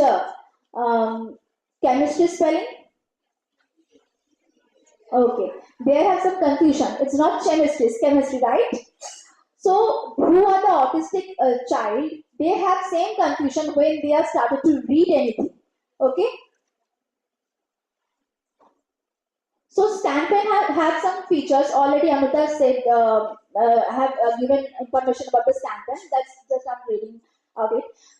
Scan the text. It read out the scan text loudly, and text can be translated into other languages. There are three languages. The three languages available in the ScanPen. One is the English, another one Spanish, another one is French. And whatever the English language they will pronounce in the ScanPen, or they will provide the language's accent will be the Indian accent. All we know the accent of British accent and Indian accent is totally different. So in case of ScanPen, they are providing us the Indian accent. Battery operated so totally portable. Built-in rechargeable battery can be used anywhere, anytime, and it is a mid-set technology. It's not a any children, any kind of person can use that ScanPen easily. And this ScanPen instantly read a word, line, paragraph, or any text. No Wi-Fi requirement. Actually, you can say that why we will use this ScanPen. We have the phone. We can scan through our phone, through our camera also. But think about that. If you will give a mobile phone with internet to your child's hand, what will happen? After a little bit of time, they will be distracted by using the network. They will go they will open another YouTube channel or anything they can do. But in case of ScanPen, they will never use this kind of thing. Because they have no Wi-Fi connection. What you will give the task to read, they only have to do on this thing only. And 2 hours is the recommendation daily screen time according to American Heart Foundation 2018. Means you can use a ScanPen for too long, that is 2 hours. And there are 2,40,000 definition and dictionary lookup also there, and distraction free, as I said that they have no other internet or anything, so that is totally distraction free. And lightweight, very lightweight, Indian English accent is there, left-handed mode is present, increase the front size and for the low vision, and long battery life, charges are very fast, does away with that need for human reader and separate room, makes student independent and self-reliant. My research aim is to evaluate the accuracy, speed, and overall performance of the scanning pen in scanning and recognizing the printed text. And studies on the scanning pen have investigated their effect on learning outcomes, reading comprehension, information retention, productivity in diverse contexts. These studies seek to understand how to scanning pen impact this factor and provide insight into their potential benefit and limitation. I have had some review of literature here. Before that, who has done the research on the scan pen? They have covered the learning disability, but I have covered the ASD, ADHD, and GDD. And another studies have been done that helps to learning process of student with language and writing difficulties. The methodology are chosen for interview the elementary school teachers, whereas my study methodology was chosen for the NDD children of inclusive school who are coming at our CDC. Assessment tool was administered, which include several components such as phonemic awareness. That I have given the example, like A is A, B is B, C is K, is a phonic. Phonetic awareness, like they have some segmentation, blending of many letters, like CH and like coin. What is the spelling of coin? COIN, coin. Mrs. Beauty, we would like you to wrap up in 5 minutes because you are exceeding the time. So after assessment, scanning pen was introduced to the 10 children with multidisciplinary intervention following the Kota developmental model, and reassessment of children with NDD were done following the reading comprehension assessment tool. Reassessment has been done after 8 weeks of intervention. And you can see the result here, pre and post. The growth you can see, and growth percentage you can see here, is a component of reading, rhyme identification, rhyme production is all the component of reading. Syllable deletion, phoneme blending, lowercase letter names, consonant sound is all. Here you can see the statistics and the graph. The result indicate that after using the scan pen, there are a lot of significant improvement in terms of growth percentage. Phoneme segmentation, the growth percentage you can see 80.49%.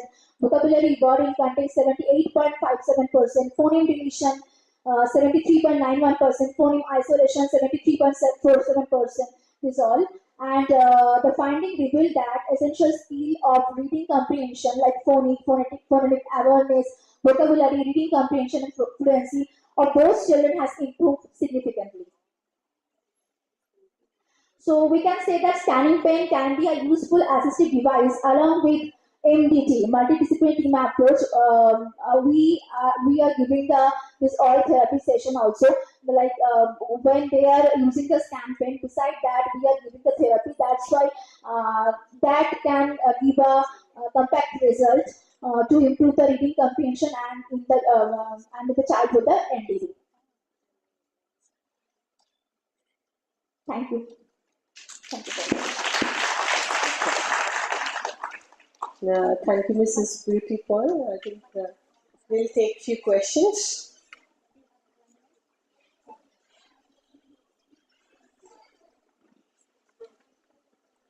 Any questions?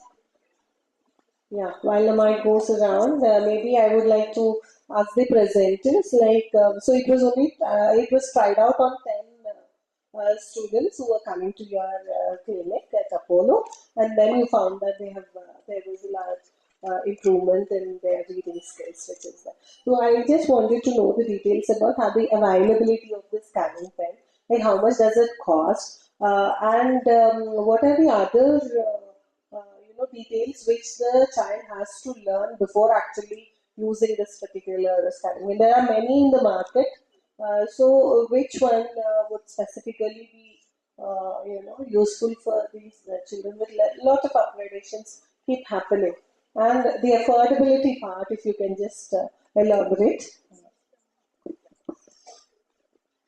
Actually, in the market, you can get 4 type of scanning pen. That is especially C pen, means reader pen is there, but what I have shown you. And another one was exam reader. You can use the exam reader in the examination hall. And the one lingo pen and the connected pen was there. So that you can use. But in case while students are eager to learn, eager to read, that time we can use only the reader pen, and the company is C pen, and it is easily available in the market. They are headquartered in Mumbai, and already scanning pen got so many awards for their education excellency. They have shown that, and this all. And I know that there are so many limitations in my paper. I got a lesson from the morning session that from next time I will keep all this in my mind, that I will take more sample for clarification of this all. And I have taken the sample on our CGC. And next time I will consider the data from urban area as well as a rural area. This is all. Thank you. Thank you. And what about the costing part? Like how affordable? It is a little bit of expensive. 18,000. 18,000 only. Yes. 0 or 1.8. So if you once you will buy, you can use for several children. Yes. I do understand that the price is, at a very higher end, and when it comes to affordability of it, maybe an individual student, it would be difficult. But this is one of the assistive device. When you search for assistive devices for learning disability and neurodevelopmental disability, a scanner pen, a reading pen automatically pops up first. Okay, but again, the limitation is that can the student afford it for an individual use? See, for the purpose of research, the researcher has the pen and is being implemented on 10 students, 15 students is different. But the student would be there only for a limited time period with the researcher. So, but the student has to use it to develop the reading abilities during his or her study hour times. So that's the reason I was asking for the affordability part, whether they'll be able to take it or not. But I'm sure there are different sections, and probably other ministries also trying to consider to give a reader pen or a scanner pen under the flagship program of called ADIP scheme, but it is still in pipeline, not yet finalized. We have an ADIP scheme under which assistive devices are given free of cost to all persons with disabilities. And since learning disability has been added on into this as per the new RTWD Act, so this is one of the recommended assistive device, but it is going to take some time before it gets actually into the policy that it can be given, looking at the costing pattern. Okay. Thank you for joining us. Any questions? Good evening. In the first part, it was already asked by Dr. Shilpa, the cost part and how it can be useful to the children with ASD and ADHD. And my concern is the screen size, what you are showing. I think it's very, very minimal. What I feel, I don't know, it's maybe my subjective feeling. I think they can focus the child by looking into such a small screen. Even for me, I think it's very difficult. I can't read or I can't see what I feel. And the results, and the other question is, your results you have shown only the 10 lines.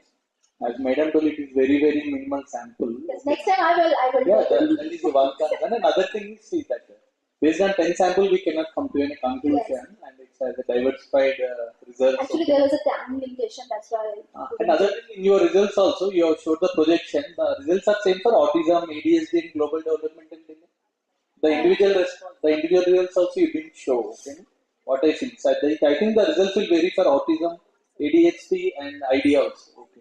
Sure. Based on the level of cognition or based on the percentage of disability, and also the grading you have not done. That is also very, very important. When you are publishing your results, you should categorize the disability, whether it is mild autism, moderate, or autism with ID, or autism with ADHD. I think these are very, very important when we are presenting it and promoting these kind of assistive devices. What I feel, okay? Sure. From next time I will mention all this. A small announcement. I would like you all to go and sign the attendance register, afternoon attendance.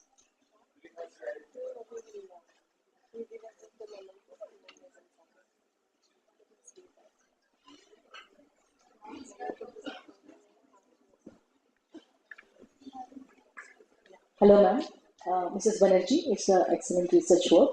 As sir suggested rightly, you had to categorize the age ones and whether it is mild or moderate and what type of actually disorder they have. Accordingly, if the sample size is increases, definitely it will be a very feasible solution to implement it. But as a technical person, I can just suggest you, sir, is telling that it cannot be readable here.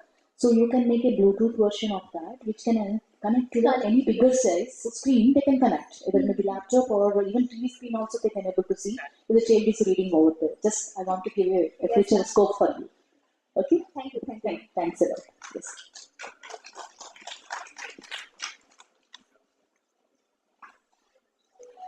I think we'll close the session, the technical session over here. Dear audience, please bear with us while we set the stage and all. We are going to very soon start the valedictory function. Okay.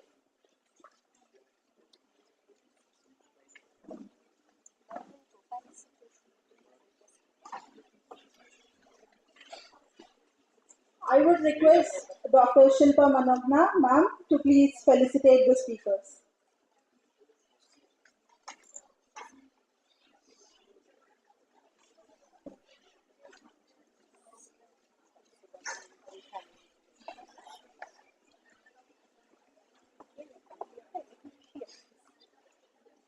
Center of the stage so that we can.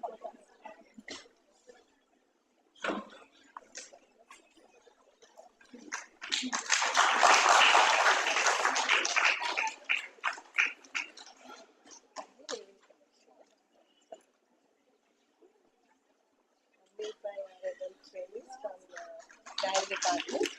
They have done this one.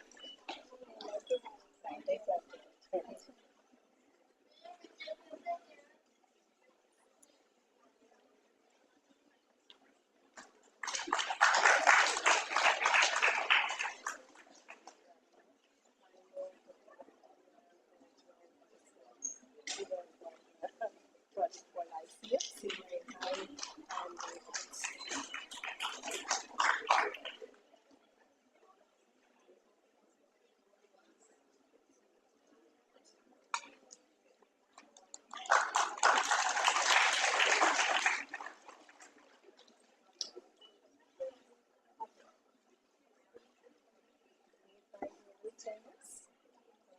intellectual development.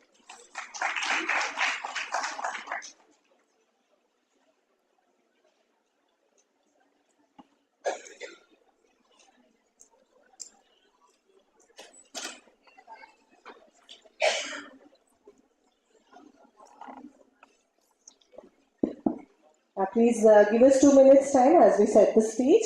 Meanwhile, since the conference is coming to a conclusion and all the technical paper presentations and the poster presentations have concluded, we can have feedback while the stage is being set. So participants from different parts of the country have come here. So we would request any one of you to please voluntarily come and share your experiences during these 2 days, the technical sessions, the paper presentations. I know you have all come all the way far in curious to know the latest developments and what's happening in the field. So we will have to hear from you. Anybody from the audience who would like to come and share the feedback?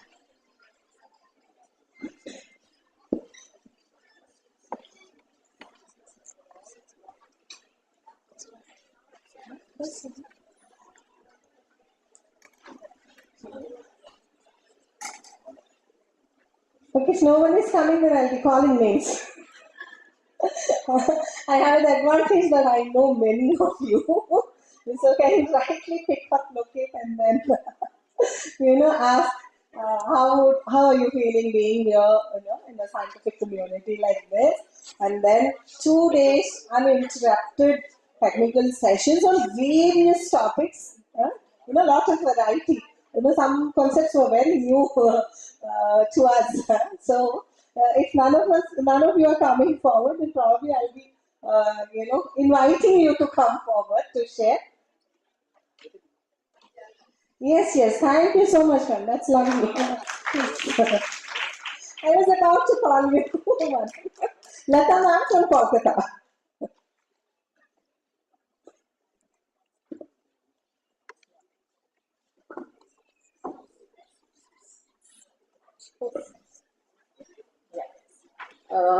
A very good afternoon to all of you. I'm Lata Bhatia from Mentate, Kolkata. I'm attending this session as a non-CRE person. I did my CRE special ed training 40 years ago. So that's and I worked in the field of special education many years. Then for many years in between, I left special education, moved away, and came back to Mentate. I've been associated with Mentate for 30 years now. I joined there as a first teacher of Mentate, and I came back this year as a administrative person. So all this was very, very new to me. Technology in pedagogy was totally a new subject, and because our teachers at the moment going in for evaluation of the students, so I was the only person who could come. A lot of learning, and I hope to learn a lot more in the near future. Thank you so much.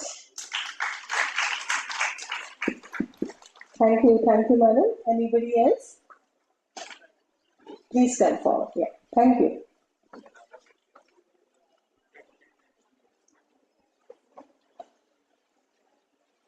I think we'll have one more person. So if somebody is hesitating, thinking, this is the time to make the decision. We'll have one more feedback. Later we'll start with the valedictory section. A very good evening to one and all. My name is Sarah Sheikh. I'm a special educator at DAV Public School, Sapalgoda. While coming a day before or two, trust me, what I was searching online was like how AI can help a special educator. So, being in an inclusive school, although we try so hard to help one and all of them, but it is very difficult, very, very difficult. It's so challenging. Every day, yesterday when I was looking at the IEP session where you can actually fill in all the details online, when you do it on pen and paper, today I'm writing something, tomorrow I'll have to literally erase it and put something else. So coming to this conference, a lot of my questions and queries were answered, and I would say I'm taking along with me a lot of things and a lot of hope for all those children who are waiting back at my school for me, for all the sessions.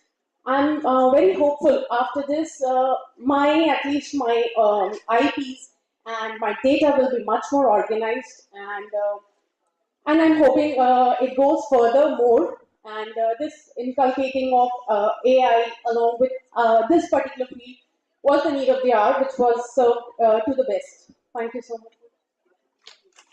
Thank you so much for sharing the input. I think that's where technology comes in rescue for us, so that we can be much more organized, systematic, and then support the students with special needs in a bigger way.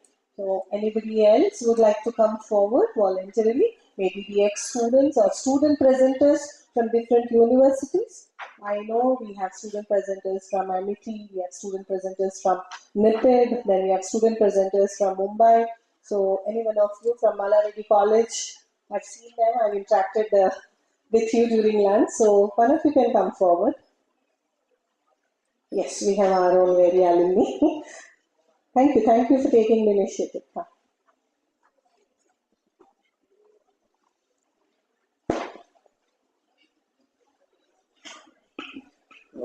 Good afternoon, everybody. We all know that being a pediatric psychologist, me working in a hospital, still we are more tuned to using paper pencil test only. Even every child, when the parent comes, we have this much data she gives, presenting complaints, we write this much, and while the diagnosis will be very less. And while going on the therapy, we forget a lot of information, there is no tracking of the data. Even when the therapies are going onward and we forget a lot of the data. And yes, because of this conference, I came to know how to organize the data. There are web portals and cognitive robotics, many apps, which makes our therapy very useful, and it will help it to run very smooth. And it is one of the best thing I found. Yeah, we all know that personally, I feel this paper pencil test administration is very painful and scoring and interpretation. But this automatic and the use of AI, it makes us lives very useful, and it will also help us to reach many more people very easily. And that's the main advantage I found from this. Thank you so much. Thank you. And just for the information, we'll have the group photo after the valedictory function. So all the CRE participants who are intending to get the CRE points, please stay back for the group photo, and also the non-CRE participants, we would love to have you in the group photo. This is not mandatory for you, but for the CRE participants, it is mandatory to be in the group photo. So you can collect the certificates later on. Now I would hand over the mic to Dr. Dayashini Lahari, my colleague, to take it forward to the valedictory section.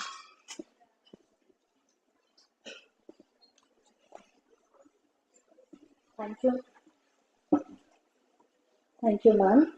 Good evening, on and all. I, Dr. Dayashini Lahari, lecturer of Rehabilitation Psychology, very honored for this opportunity to present the valedictory ceremony of 2 days program, that is the National Conference on Techno-Pedagogic Approach in Rehabilitation of Children with Special Needs.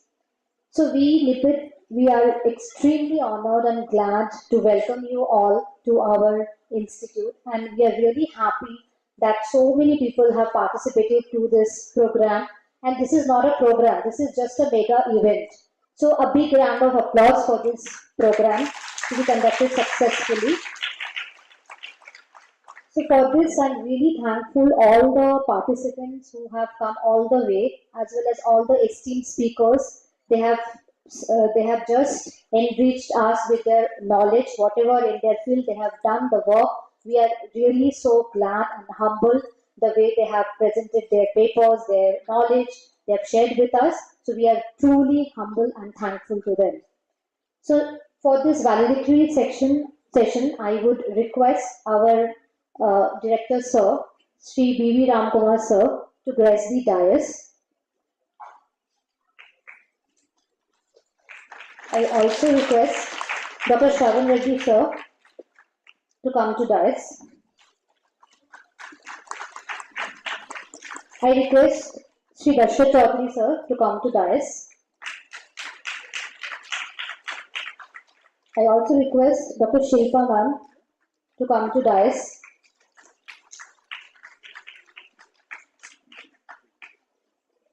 I request if Danish Sir is there, I think he is not there. So I also request our coordinator, Dr. Sunita Devi Ma'am, to come to dais. I request the convener of the conference, Dr. Ambari, to also come to dais.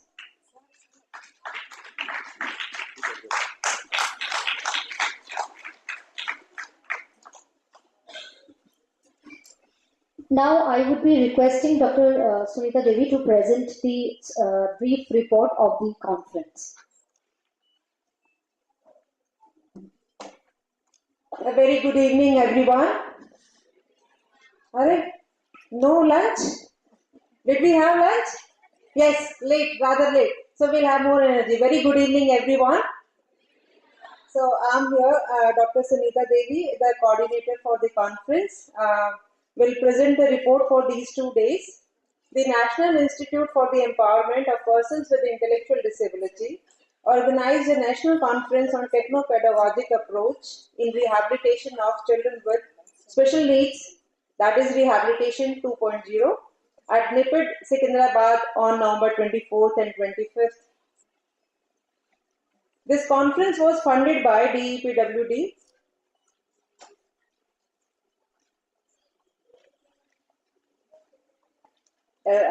Sorry for the interruption in between. I would request Dr. Sarika to come on the dais, please.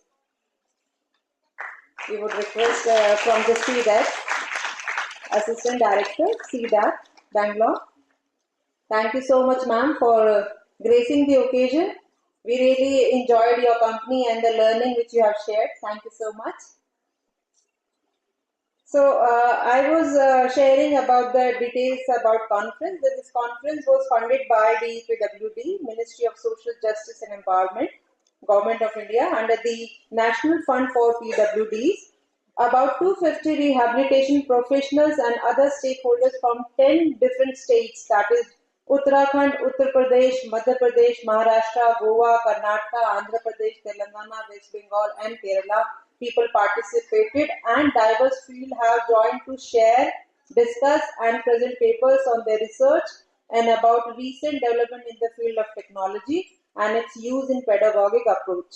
Total 46, we received total 46 papers, out of which 29 papers were selected for the presentation and 12 for poster presentation to motivate the young researchers and the students.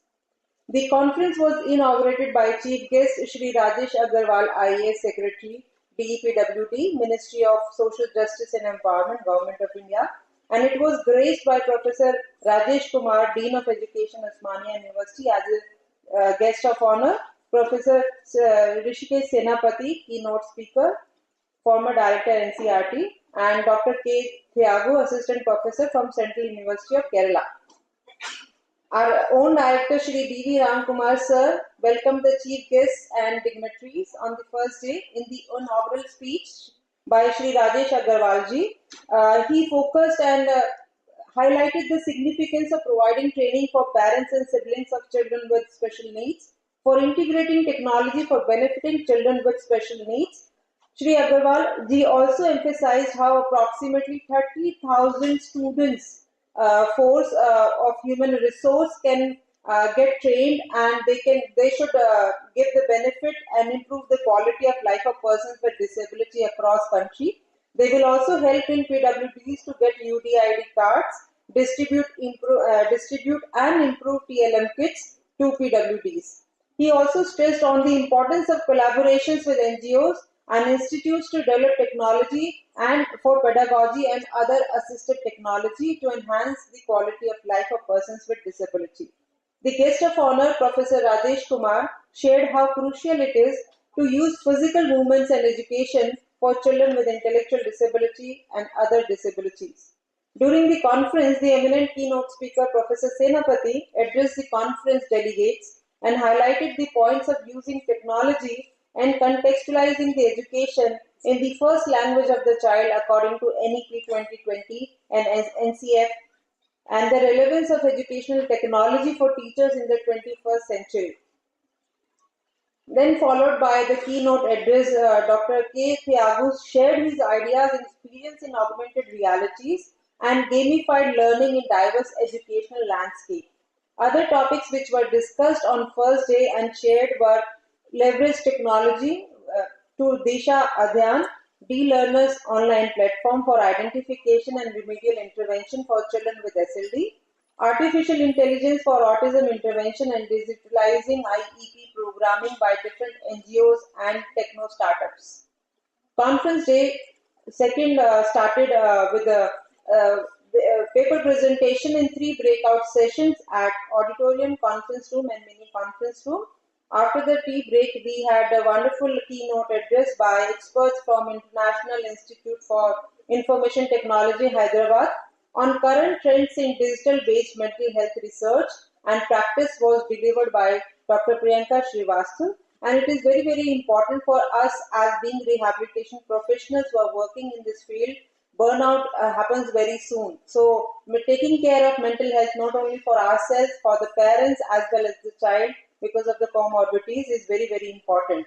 Dr. Vinu Alluri also discussed about the role of music in people with illness and disability, with also Dr. Bhakti, who focused on digitalizing the neurocognitive test for unilateral spatial neglect. So the areas were very wide and covered almost all the points related to the rehabilitation of persons with disability. Technical session 3 covered digital intervention tool for children with cerebral visual impairment. Vision Nanny, Grail Maker Innovation, Hyderabad. Another session in the technical session 3 was technology enabled TOT module for eSadha platform, which was shared by CDAC Bangalore and NIPIT Secunderabad. And the last technical session was the scanning pen can make wonder in children with neurodevelopmental disorder by Apollo Multispeciality Hospital, Kolkata. We also have the best part at the end. Best paper presentations awards will be given in 3 categories separately for faculty and students and for paper presentations, which we will have right now, and poster presentation. Certificates will be distributed to all the CRE and non-CRE participants. It was a delight to watch intellectual and insightful discussions, question on both the days. And I really wish that the time can stop and we can continue our deliberations and discussions and collaborations. To all of you, thank you for being here. Your presence added immense value to this gathering and insightful discussion connections that unfolded in these 2 days. Thank you once again for making this conference a memorable and enriching experience for everyone. I would take this opportunity to thank our director, sir, whose constant support and the push to make everything out more than 100%, not only 100%, more than 100% that we could do it. Sir, thank you so much for being that force always behind us.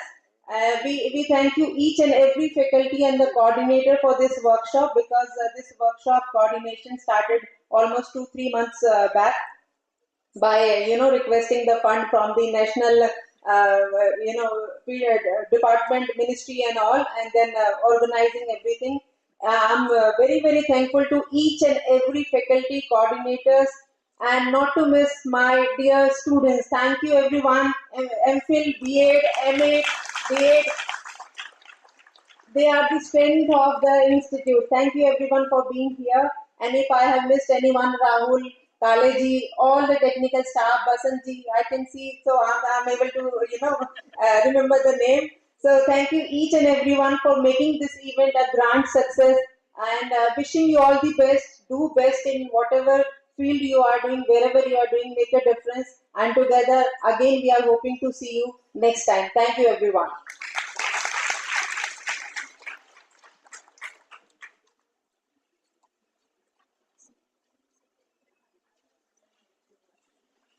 Thank you so much, ma'am. Now I would request Dr. Sarita ma'am to speak few words about this conference and to share her experience.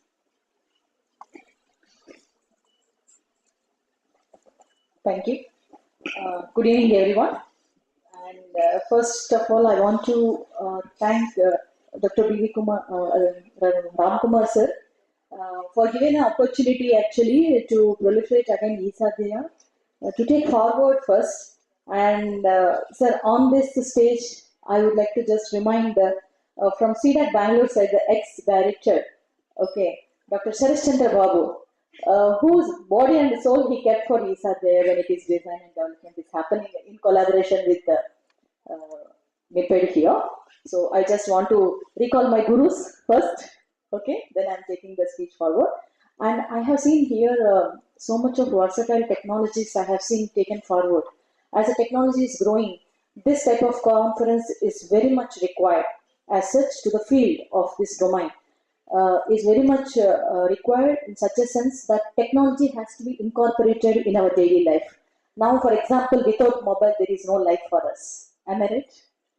Okay. Either if partner is not there, life partner is not there, also no problem. But we don't want to miss the mobile with us. Such a situation we are living right now. But similar type of assistance has very much required for our spectrum, ASD spectrum too. But it is not at all cornered anymore, because from long being I have seen so many national institutions taken it forward and forward with either national schemes division also people are taking forward from the government side as well as NGOs. And I have seen a vibrancy from parents. Yesterday I have seen from so many softwares they are developing because their children are affecting with autism, and they have taken forward, and through mouth spread most of the technologies are taken into in our daily life actually. So that is first I have to hats off to the parents for their patience, and the special educators especially.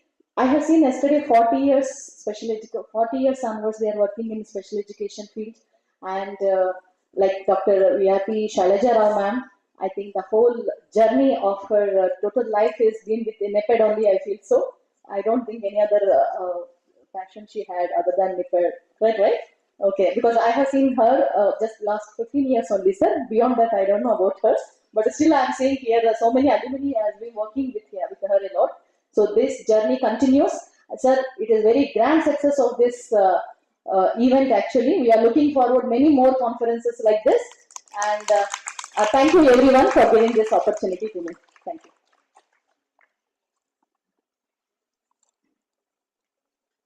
Thank you so much, ma'am, for your so encouraging words, because that maybe give us some strength to to conduct more conferences like this. Thank you so much. Now I would request our director sir to say a few words.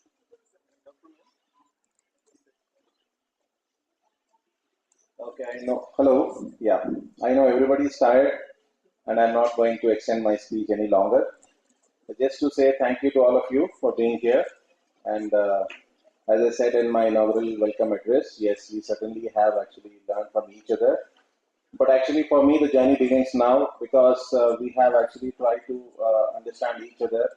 And I was in discussion with many organizations, and the next step is taking them forward. So the major task of the learning process and translating it into something for the betterment of lives of PWDs actually starts today and now onwards. And I'm very sure, and I assure you people, that we will be working with all the organizations, and we are open to further collaborations. That much I want to say. And I'm very happy that this conference has a lot of participation from the students.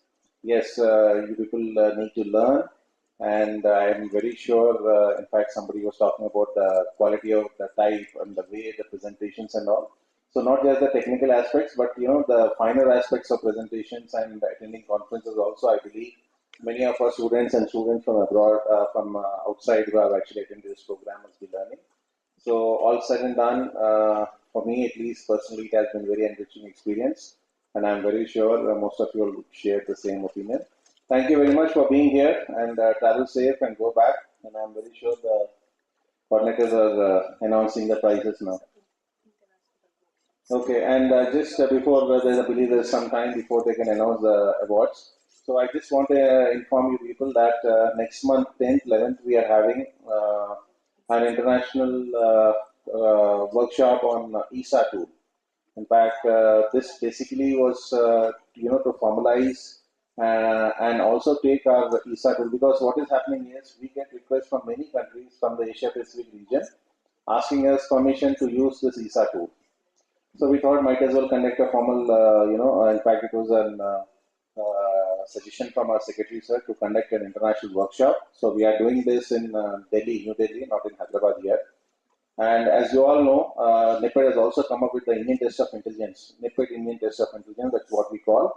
And it has got all the formal clearances passed through many peer review committees, including the DGHS. And we have been running a lot of programs to certify professionals. And as you all know, as the Secretary Sir has said, Indian Test of Intelligence would be an open source test. So it will be open for all, but again, the only requirement is they need to be certified by NEPED or trained by one of our approved trainers and the certificate they need to hold.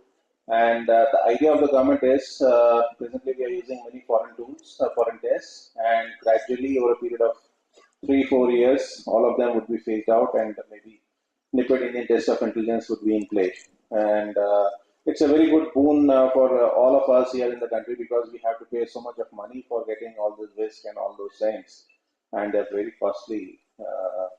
So that is one. So we are holding one international workshop on Indian Test of Intelligence again in January in Delhi, and this is basically to target the larger audience. Apart from that, we are conducting multiple programs and for to train the professionals, and you can get all the details on our website. One program we are having in Delhi on 13, 14, 15 December, and one we have towards the end. January also we have, and we will be conducting some programs in Lucknow, and we are receiving requests from across the country. In fact, recently we conducted one program for the association for the. We have done that. Huh? 6, 7, 8 December we are doing one for the Association for Clinical Psychologists, which we received from them. So we are doing that. Anybody interested, kindly latch on to our website where all the details are there. And also kindly follow our Facebook. In fact, we post all our happenings and even these programs, anything happening in NIPID, we are putting on a Twitter account and Facebook. So that would give you all the details. That's all about it from me. Thank you once again for coming here and making this program great success. Thank you very much. Thank you so much, sir. Now I would again request our director, sir, to distribute certificate for paper presentation.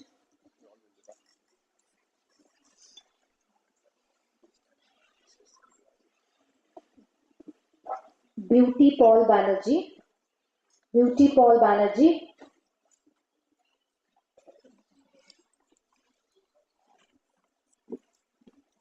Next is Asima Rawat.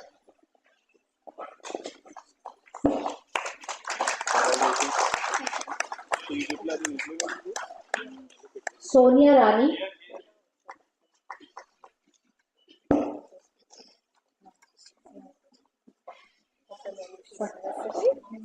This is a participation certificate. Bhumika.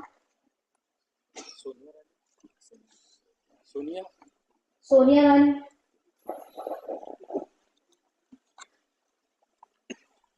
Gargi Sharma.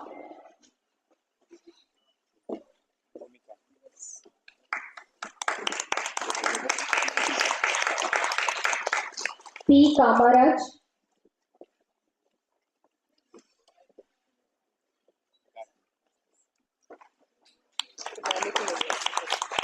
N. Ramya. N. Ramya.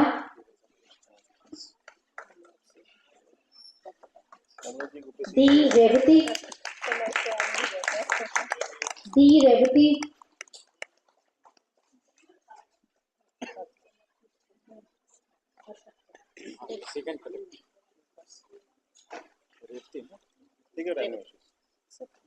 Evangeline.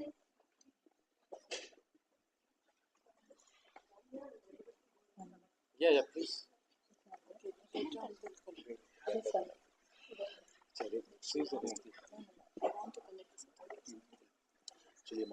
Turin Martina. Turin Martina.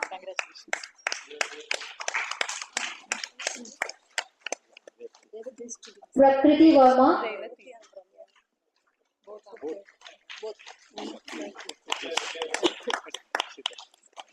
Sharda Priyadarshini. Come. You are not Ramya. No, she is collected for others. Achha, you are saying. Chalo, I surround you. Thank you. Gora Sai Lakshmi.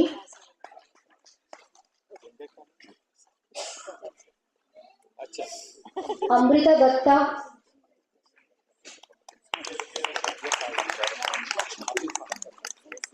Lakshmi. Gaurav. Alex, elimination, I know. Lotu Mary. I think she's not there. Lotu Mary. G. Sukanya. G. Sukanya.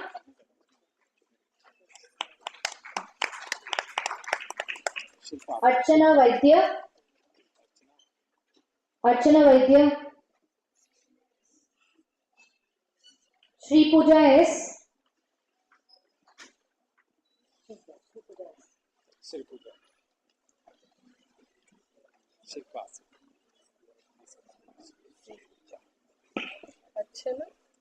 अर्चना अरे अर्चना का देना पड़ेगा अर्चना ये अर्चना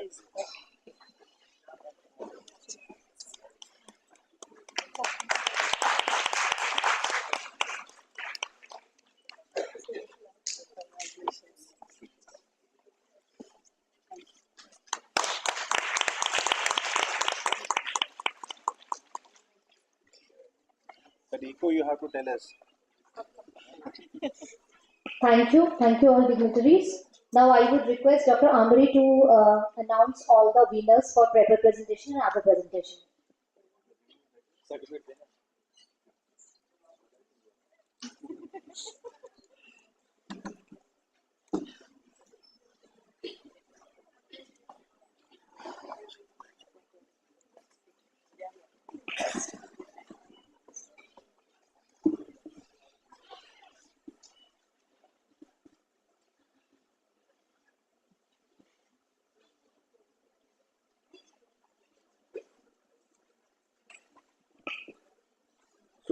Good evening, everyone. Our Dr. Sunita Devi was giving a brief report about the conference, what all events has happened, and how regarding the proper presentations, proper post presentation, and all. So today I'm very excited to be here, like successfully completing 2 days of national conference, especially on technology related aspects. That was like a very difficult task to organize, because we in classroom using technology in classroom, we consider it as something like we should not promote technology in classroom. Like that of perception is still prevailing in our society.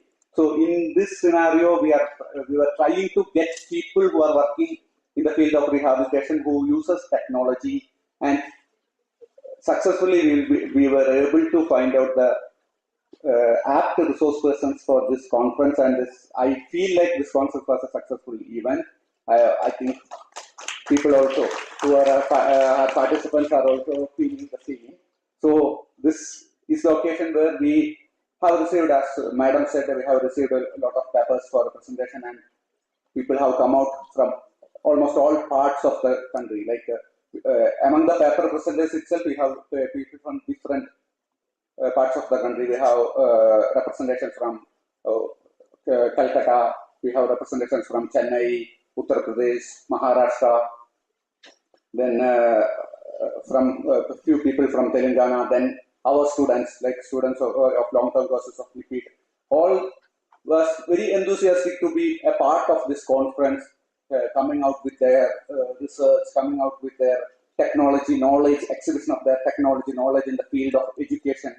So this event is like, we are just like encouraging the researchers to do more research, more use of more technology in the classroom. For just encouraging, we are giving prizes for best paper presentation among students.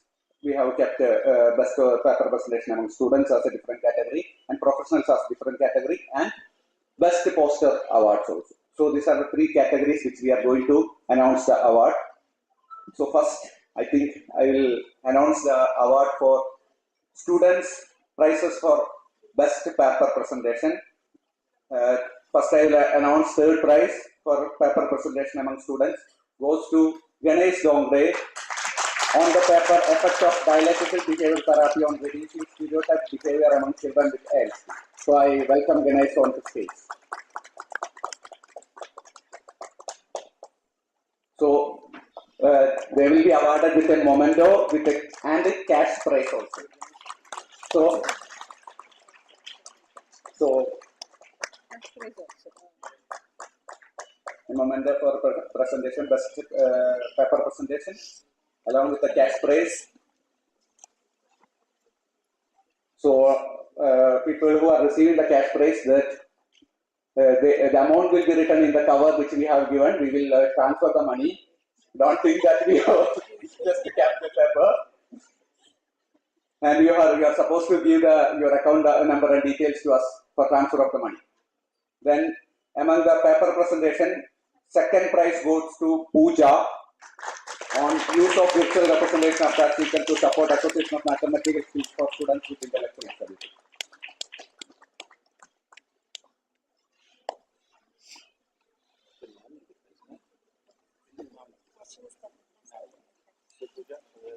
Thank you, sir.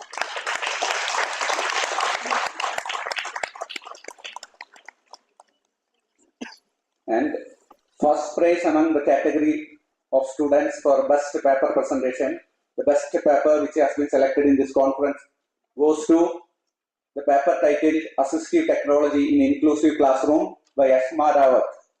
So I welcome Ashma Rawat to the stage. So congratulations, give her a big round of applause. She has come all the way from Uttar Pradesh to be here, a part of this conference. So, You have to give your account details. Yeah, digital India, so no cash transactions, only bank transactions. Thank you so much. Thank you. then the next category of paper presentation goes to faculty category. Among faculty, the third prize goes to the paper titled Universal Design for Learning Physical Science at Secondary Level to Kamaraj P. So I welcome Kamaraj for on stage along with his team.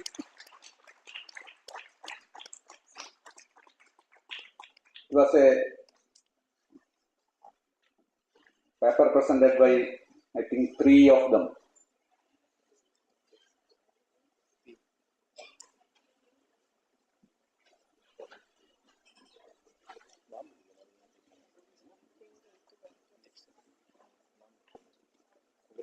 Congratulations, sir.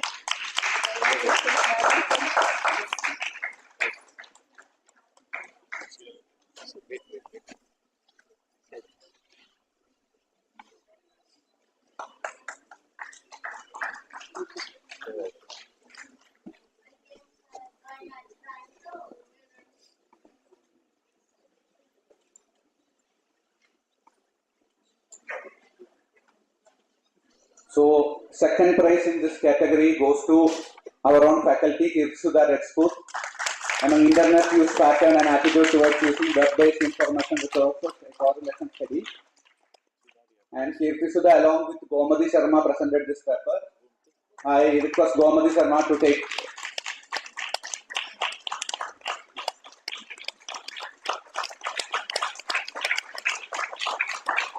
You have to send this to Akshay also.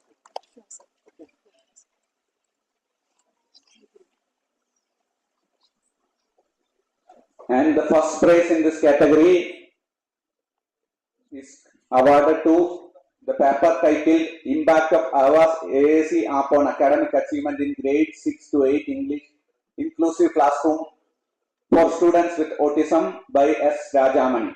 I request Rajamani to come over stage to receive the prize. Madam is not there. Okay, we can move. So next we will announce prizes for poster presentation. So poster presentation, third prize goes to Archana Vaidya.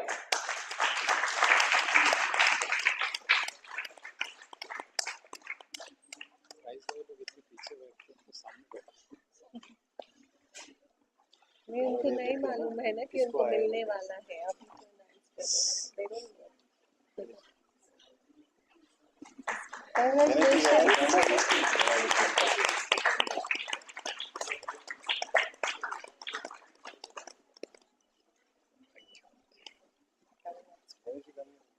And second prize in the category of poster presentation goes to Mohammed Ajmal and team.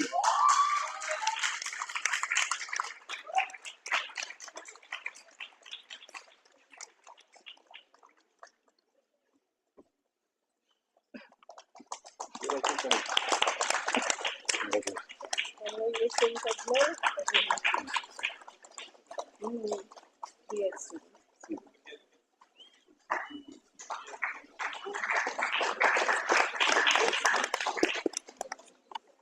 And first prize in this category goes to Nidhi Kaushik.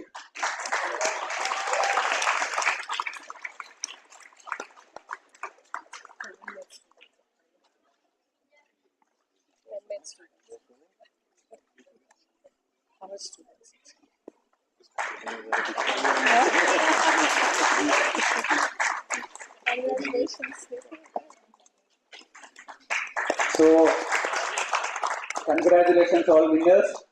Please give them a big round of applause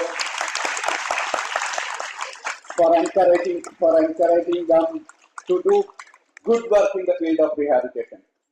So thank you so much, and I thank everyone being a part of this conference and making it a successful one. Thank you.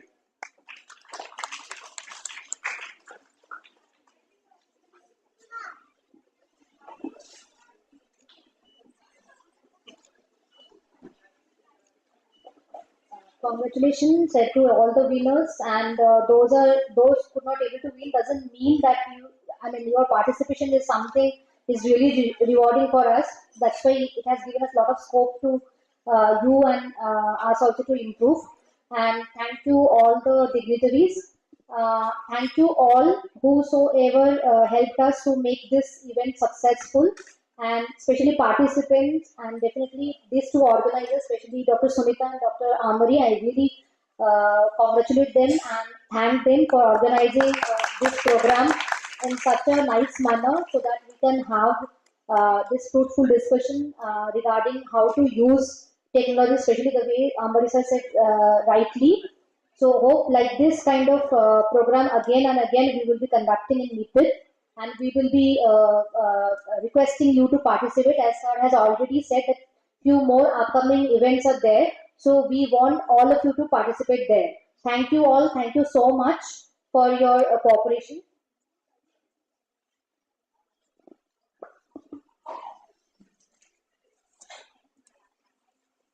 One more small announcement.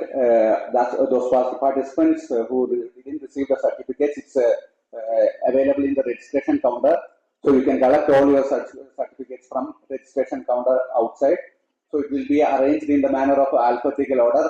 So counters will be there for different alphabetical order. So without making much rush, you can collect it from there, because this used to be a much chaos during the conference. Last people will be rushing for certificates. So this is just a request.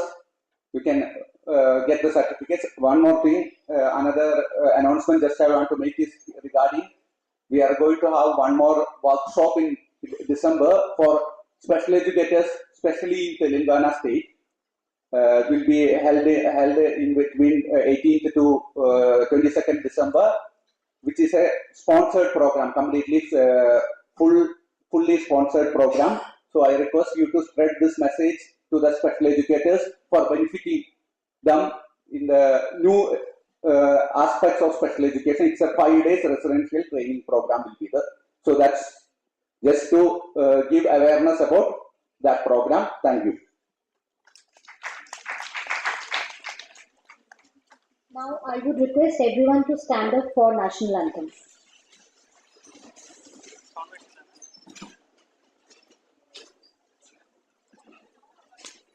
जनगण मन अधिनायक जय हे भारत भाग्य विधाता पंजाब सिंध गुजरात मराठा द्राविड़ उत्कल गंगा इंद्र हिमाचल यमुना गंगा उच्चल जगति तरंगा तव शुभ नामे जागे तव शुभ आशीष मांगे गाहे तव जय गाथा जन गण मंगलदायक जय हे भारत भाग्य विधाता जय हे जय हे जय हे जय जय जय